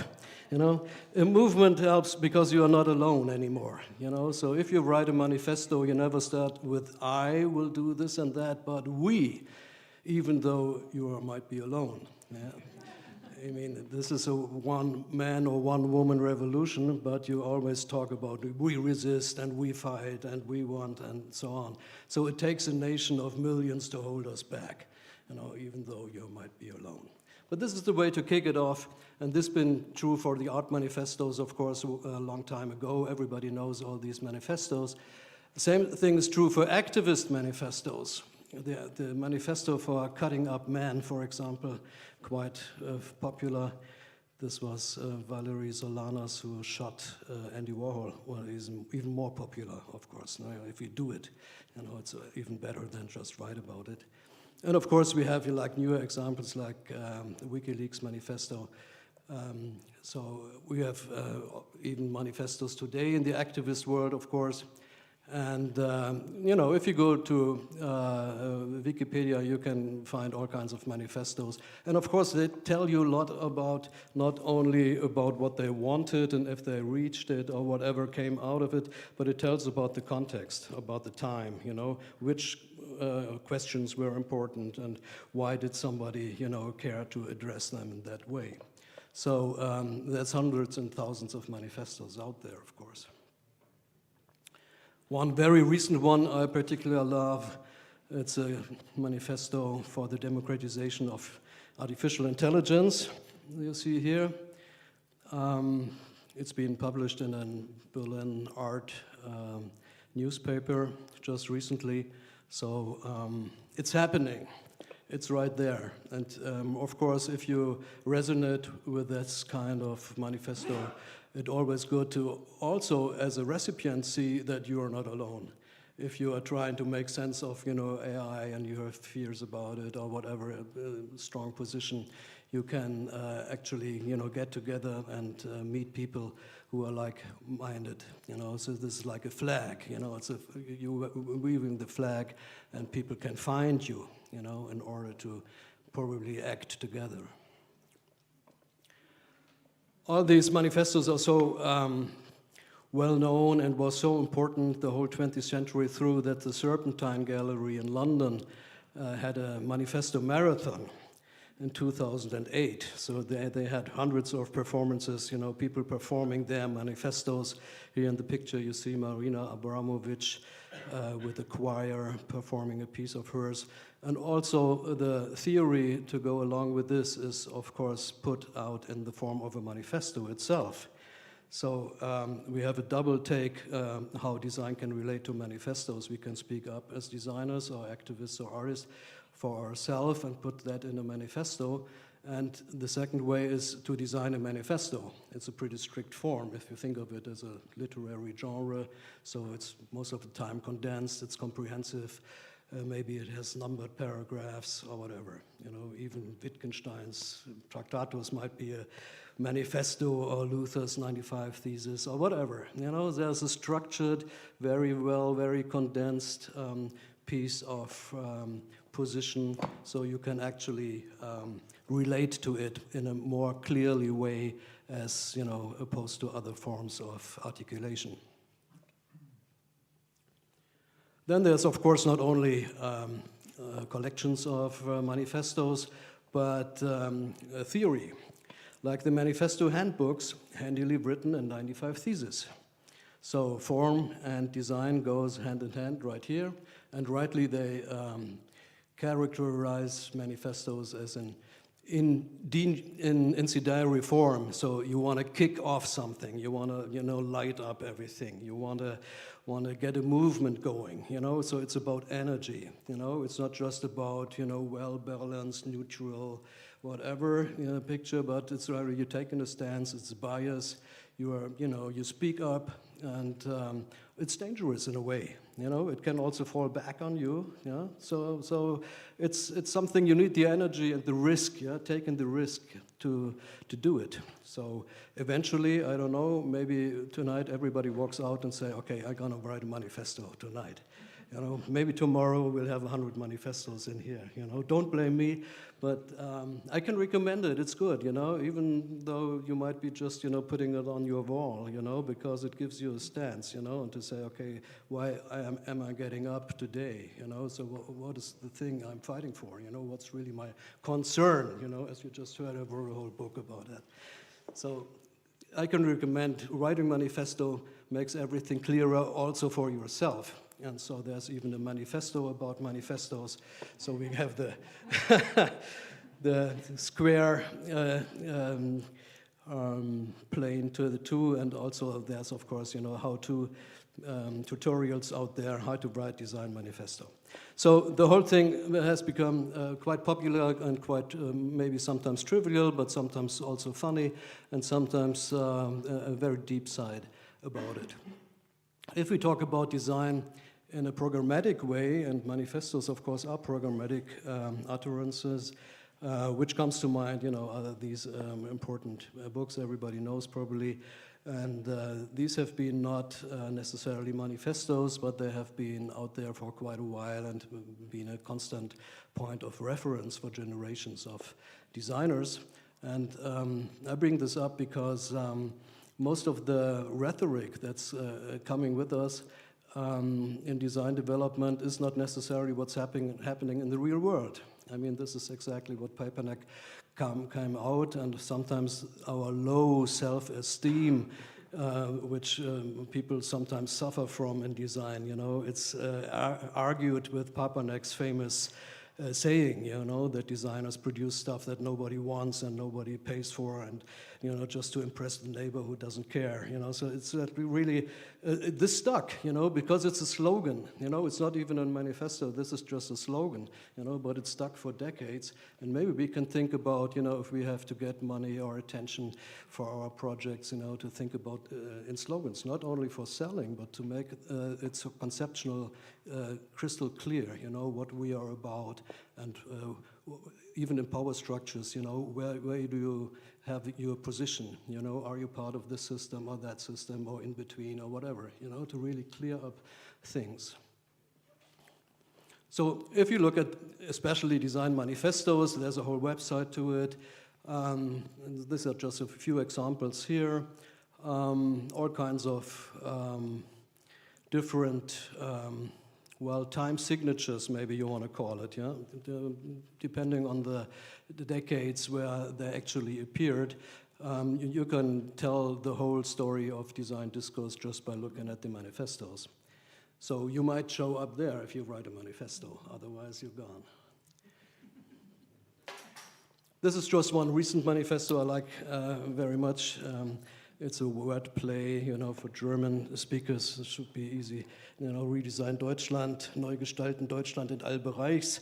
So it's not only fun and, you know, tongue-in-cheek, irony thing, but it's like in between, you know. It's like it has something to it, you know. It's funny, but it's shockingly precise too. It's even futuristic, maybe, you know, it may resonate, the futurist manifesto, you know, the clear-cut fascist manifesto by Marinetti.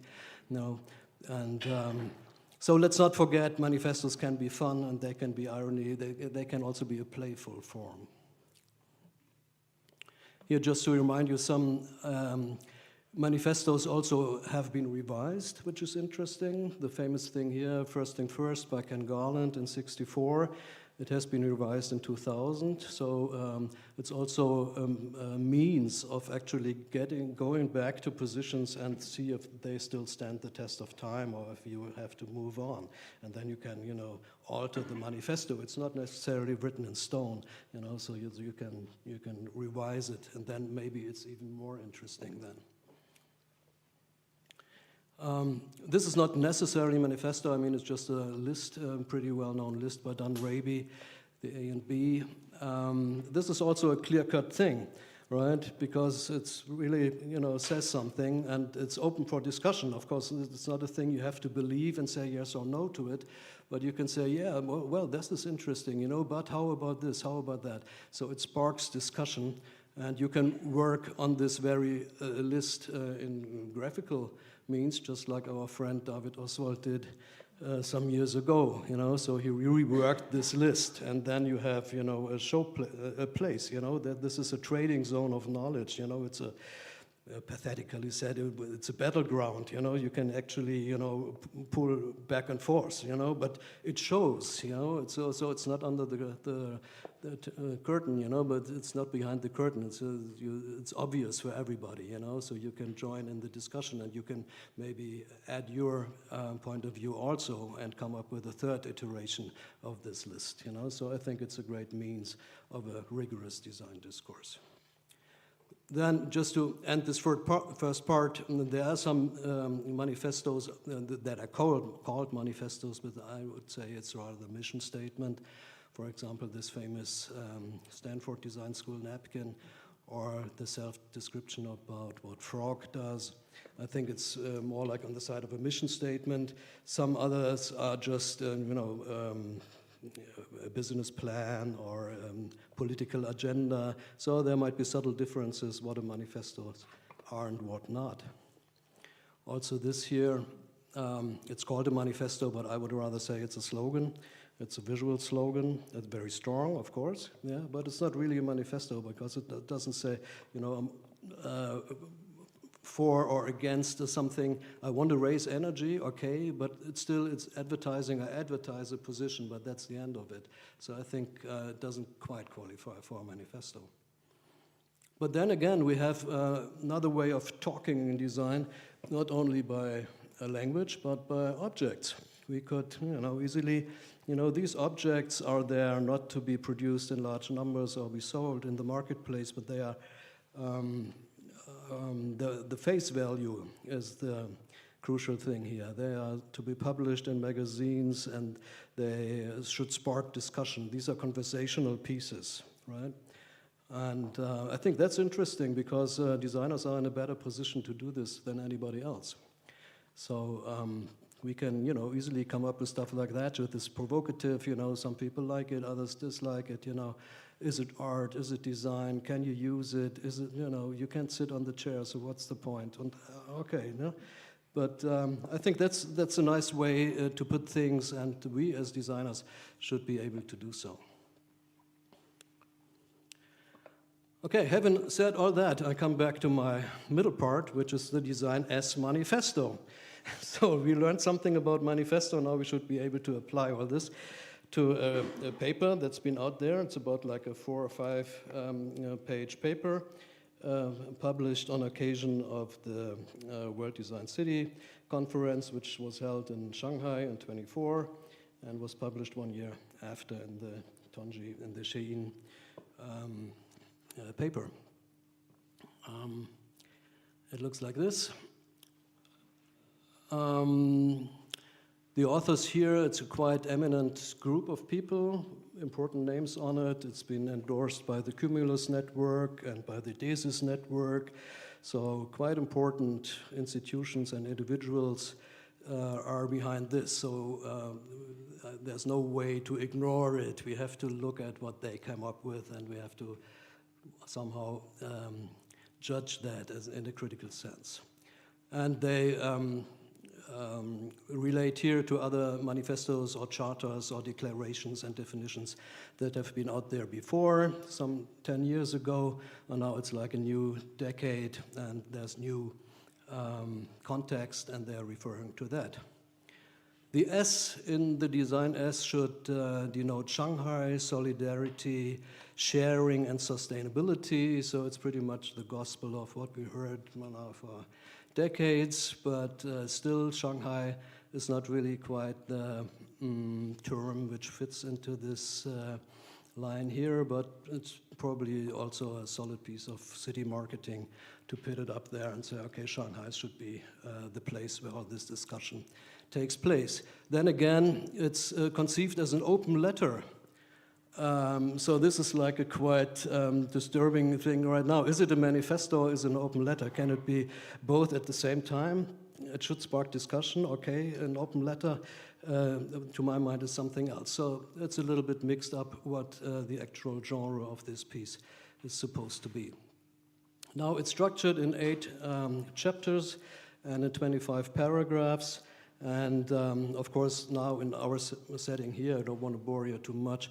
We can't go into every detail. This would have to take place in a form on paper. But I just want to give you some of the keywords and key statements and see if we can make sense of them. So the first one is design as the engine of new productive force and innovation. So here, design is clearly conceived as a means, an engine, even a mechanical term, is used for all this supposedly avant-garde and contemporary challenges. So some of the statements here are, quote, design can drive innovation, innovate labor tools, and restructure production relations, maximize technology innovation, design as a new productive force.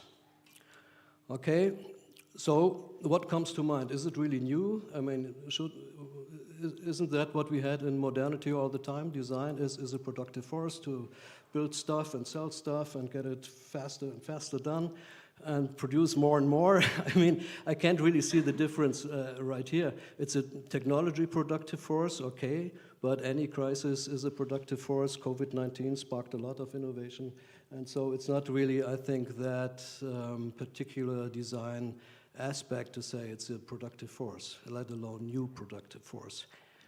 The authors go on to say design enhances human well-being, innovating new civilizations, such as living in harmony with nature and uniting humans and the universe. I mean, that's great. Who doesn't want to unite with everybody in the universe? I mean, that's, of course, very nice. It gets poetic. Why not? It sounds great. But where does the designer come in? I mean, isn't it true that doctors did a lot more for human well-being? Or teachers, or nurses, or, I mean, there's somebody else in the world doing a lot of well-being. I can't see that designers, put that on their chest and say, okay, this is what we do best. Maybe it's a little harsh sometimes, to react like this, but if it comes like with a big rhetoric like this piece does, it's not like a tiny thing, it's like really being thought for a whole year, in an accompanying letter. They write about the process, it's going back and forth, and all the eminent minds in design have been thinking about it.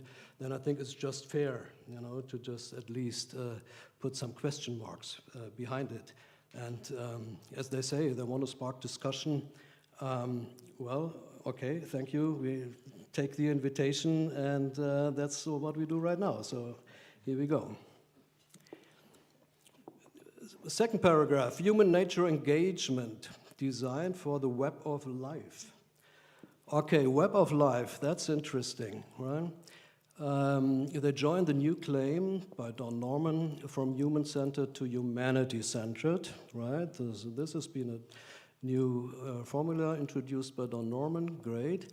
What I personally associate is entanglement, Donna Haraway, Latour, Arturo Escobar, pluriverse, everything that's been on the discourse market for the last, 20 years or so. Okay, so finally they join in and say, the web of life. Welcome to the party. Good. Design builds a path to understanding and practice. Yeah, it does, certainly does. But what understanding, what practice, how? I think it's disappointingly fuzzy. If I have to look for a path, I would like to know where it is. Where does it lead to? Where does it come about? Yeah? Can I take any other path or anything else? So just building a path, I think, is not enough. 3, the emergence of new designers and creative communities. Okay, now we move from what to how. That's always interesting. Designers need to take on new roles, such as entrepreneurs, investors, content creators, and innovators. Okay, once again, a new role, innovator, okay. Entrepreneur, well, investor, who knows? To my mind, this sounds again like designers as superheroes. Well, we had that solutionism. Yeah, there's a problem, call a designer, he can fix it, right? We can do anything, and interestingly, the role of the researcher, where is it? It's not there. So if you consider yourself to be a researcher, you're not part of this, okay? Yeah, there's new roles out there, but you're not part of it. I don't know, I mean, didn't they follow the discussion for the last, how long? Yeah, we were thinking about that so much, and it was such an intense discussion, and now we have all these beautiful programs just like here, but it's not happening in Tonji.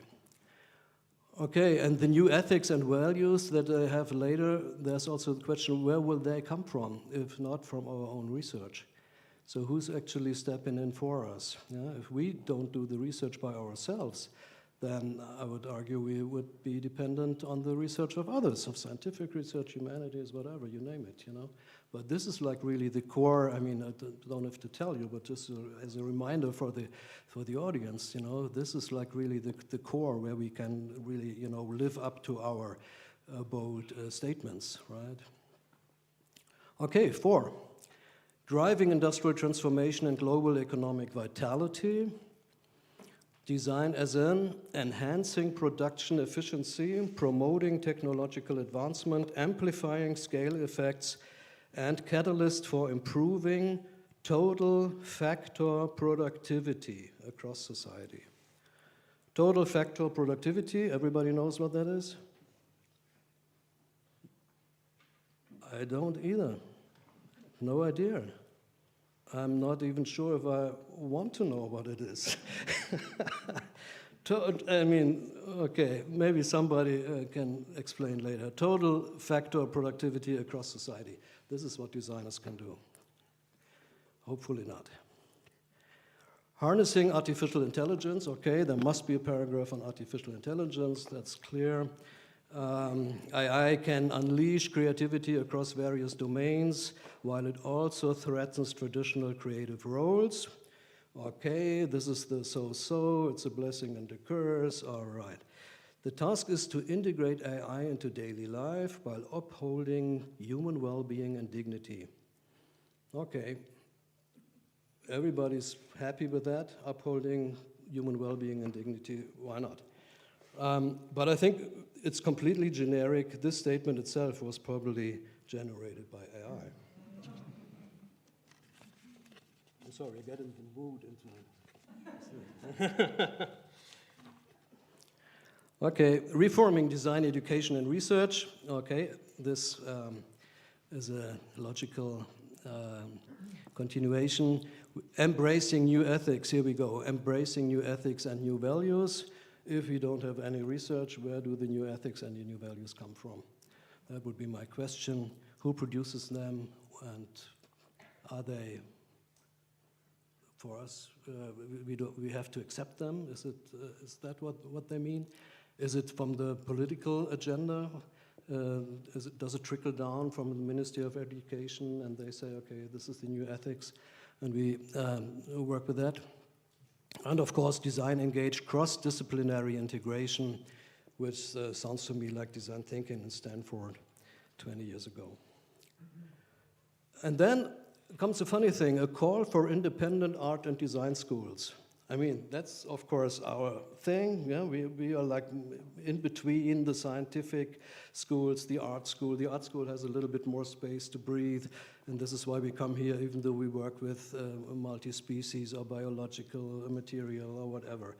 So I think this is interesting, and they should be independent. Okay, independent means not paid for by the state, or is it, what does it mean, independent? I'm not really sure. I mean, there's an irony to it, because Tanji is in the 985 program, as you might know. This is the program for excellent universities in China, and they report directly to the Ministry of Education. So they're not independent at all, but maybe this is why they come up with this challenge. We want independent schools. Then it's a very strong statement, of course. Okay, and now comes design cities.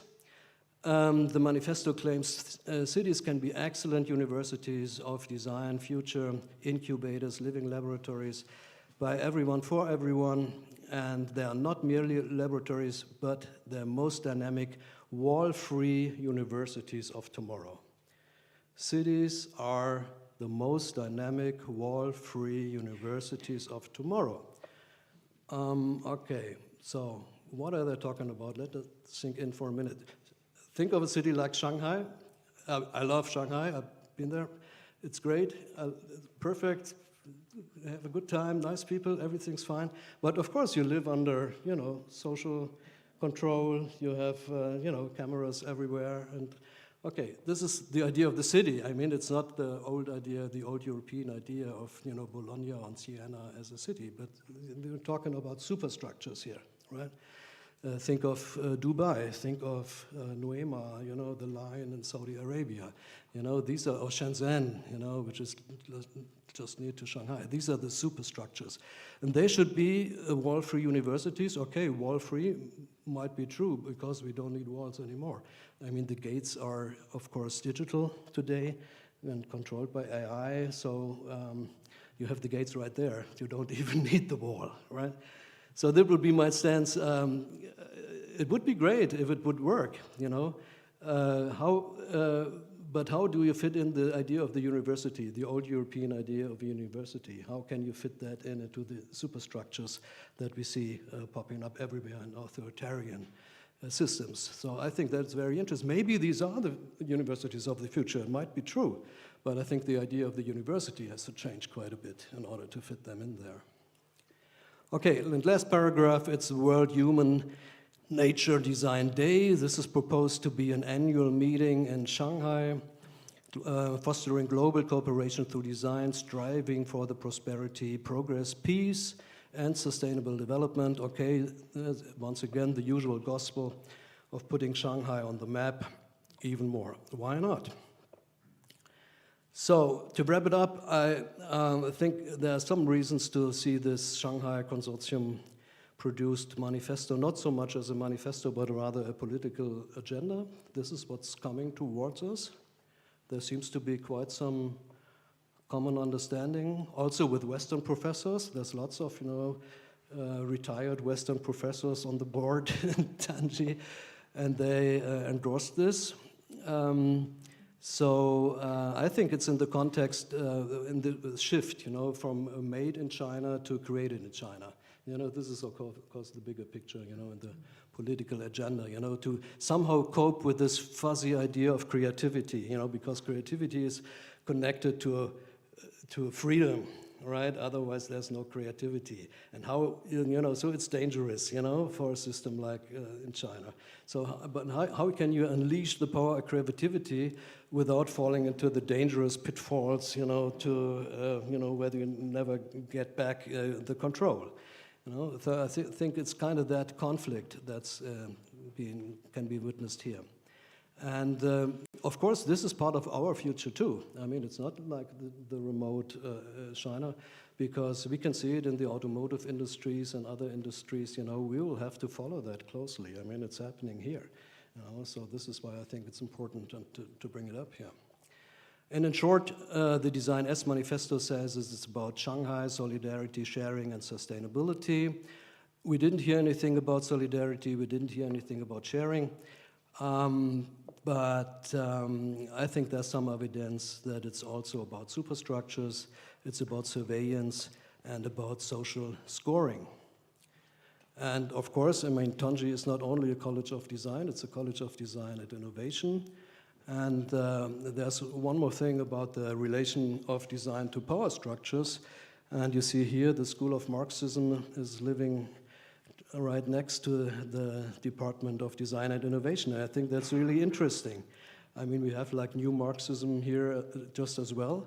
And I think for me, I would be really curious to find out how they can, connect these two, How can you be in the Marxist world, in the updated, today's Marxist world, and somehow relate yourself, to all the aspects written here in this manifesto?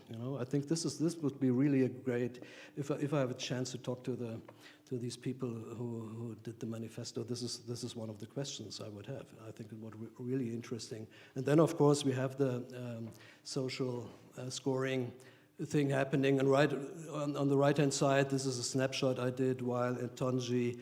Everybody knows what that is, right? It's a camera, camouflaged camera on campus. I mean, this is the wall-free university right there. So this is the reality, and maybe they, want to move on from that. Okay, everybody's getting tired and everybody wants to get to the beer. So give me just another 5 minutes to land back in Europe, because I don't want to, leave the impression that I'm just, criticizing some remote Chinese university. So let's get back to what we have here. This is an official source by our federal government in Germany, and it's called Smart City Charter.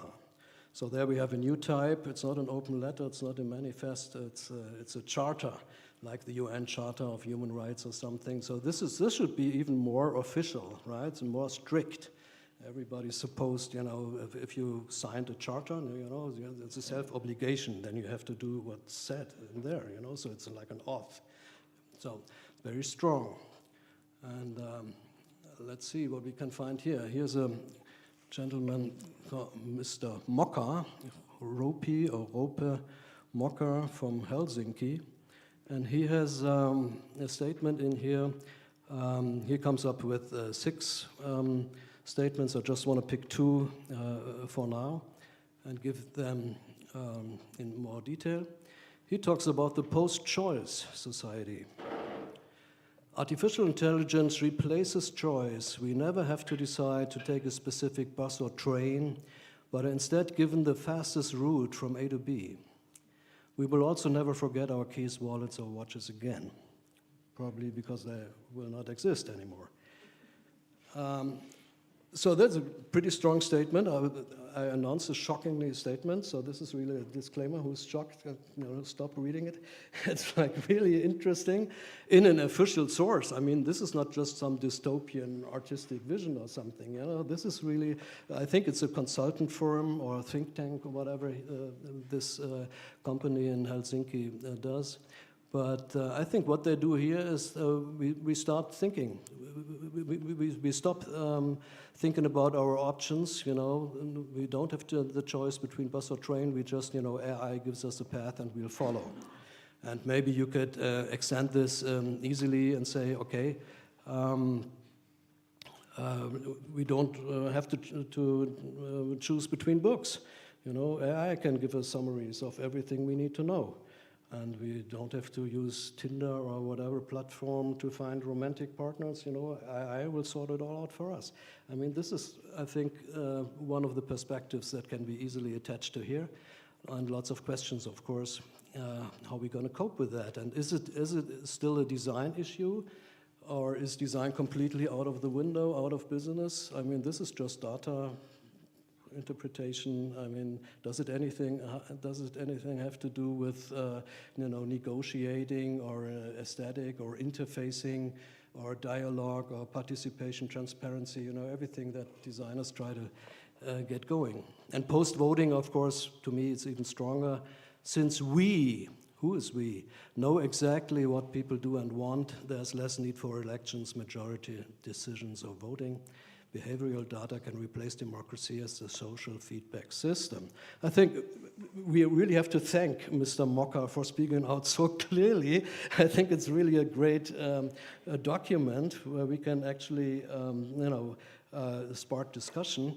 And we had something like that even in the design world. Maybe you remember Buckminster Fuller, he had something like that, once computers are well spread, all of everything will be taken care of, and the whole notion of politics will vanish, we don't need that anymore.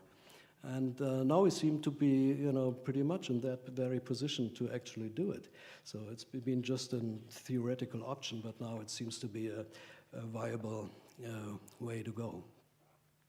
So this is what I wanted to give you, and maybe leave you with the questions about what is our stake, as future designers, as young designers, young researchers.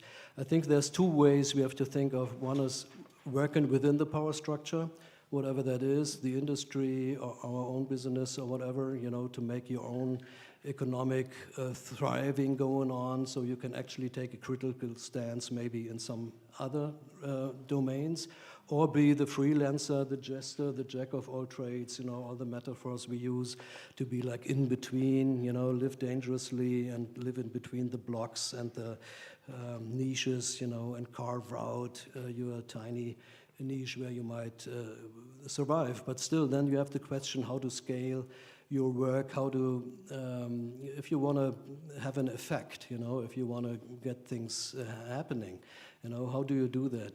Can you do that from a niche, or do you actually have to make some compromise with the power structures? And maybe the future designers will be wise enough to work out their individual compromise between these two big ways of being part of the power structure, and you can also go to consultancy companies. Everybody hired designers in the last 10 years, all the McKinseys in the world, PwC, they have the experience centers worldwide. So there's lots of career options that didn't exist before, so that's a great time.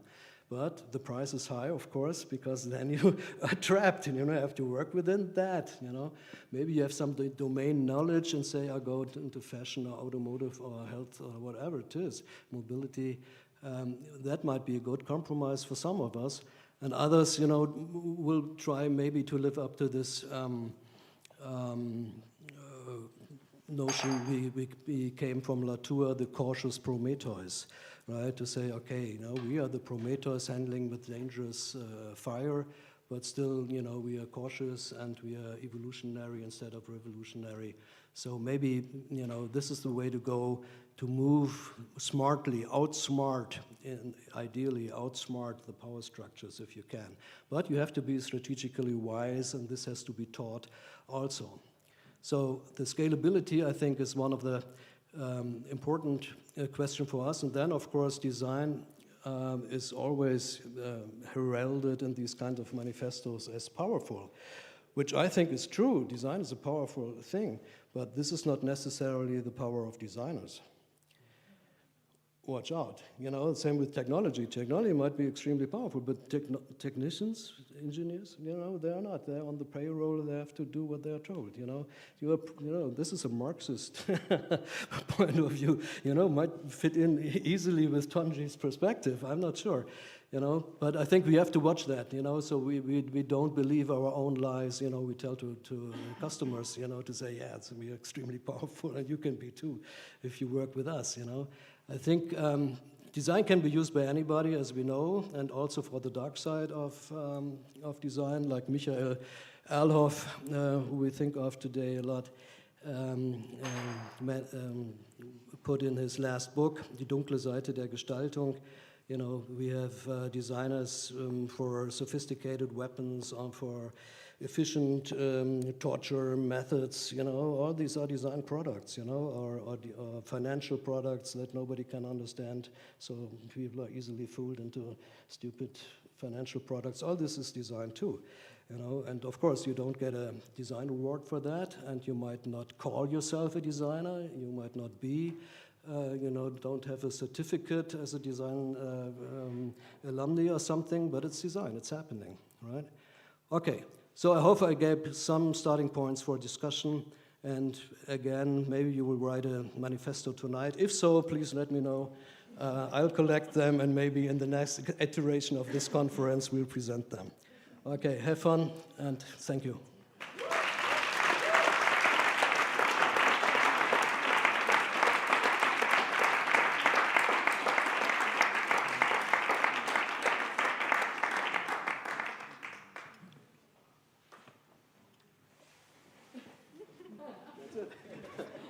Do you want to take reactions? Does anybody have reactions? I see a hand.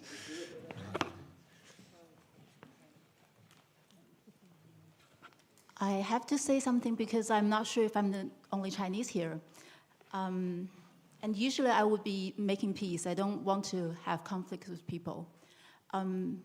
But just some reactions on what you have said. I think just reading from words, I think it's very political article, using a lot of repetition of what has been seen a lot and repeated a lot in the Chinese propaganda. It's difficult for me to make a decision, kind of a position here, because I think one thing I learned from being a Chinese by birth, and I have been also staying in Shanghai for more than 10 years, is that you don't read any political propaganda by words. You have to split out what you know is the propaganda and try to spell what they are trying to say. I didn't master that skill, so I'm not able to tell what actually the authors want to say.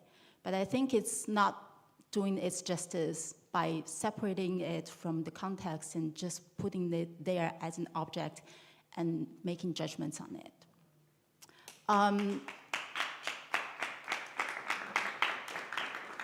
Also earlier, I actually went to the other conference that is also happening in TU Berlin, and there was one, I don't know, sociologist or historian talking about what the British has been doing to, some African country, I don't remember the name.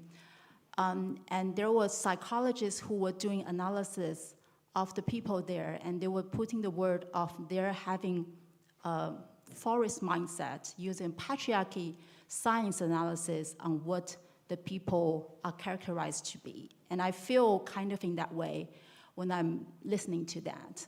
So I think that's probably one of the things that strike me as more colonial in the past year of the things I have ever heard in Europe. So again, I don't have a position here because if just reading by word, I disagree with all the things they say. Like I disagree with the positivism on technology.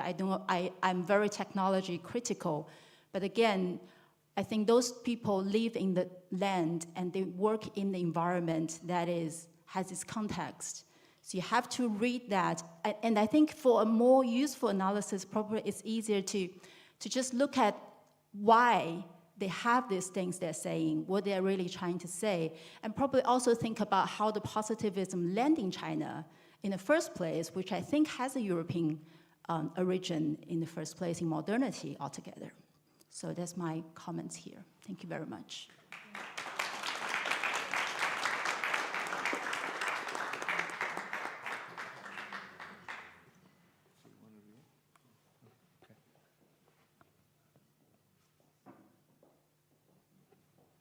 Anybody else then? Okay, so I would say we leave it at that and go on to the open round of, you are happily invited to stay here for, let's say, around another hour and have some beers and mingle with each other, talk with each other.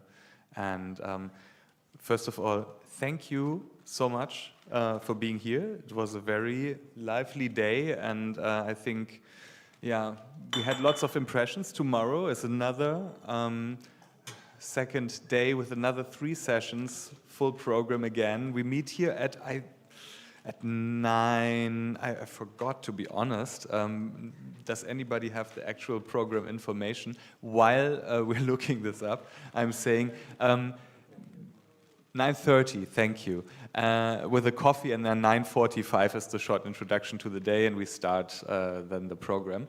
And also, if you enjoyed the day, if you enjoyed the drinks you had and the snacks, it is a bit unseeming, but our little donation box stands right next to the stairs.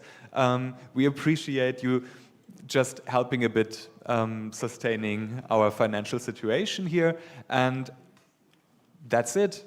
Have a great night and stick around for a bit and let's talk more. Thank you.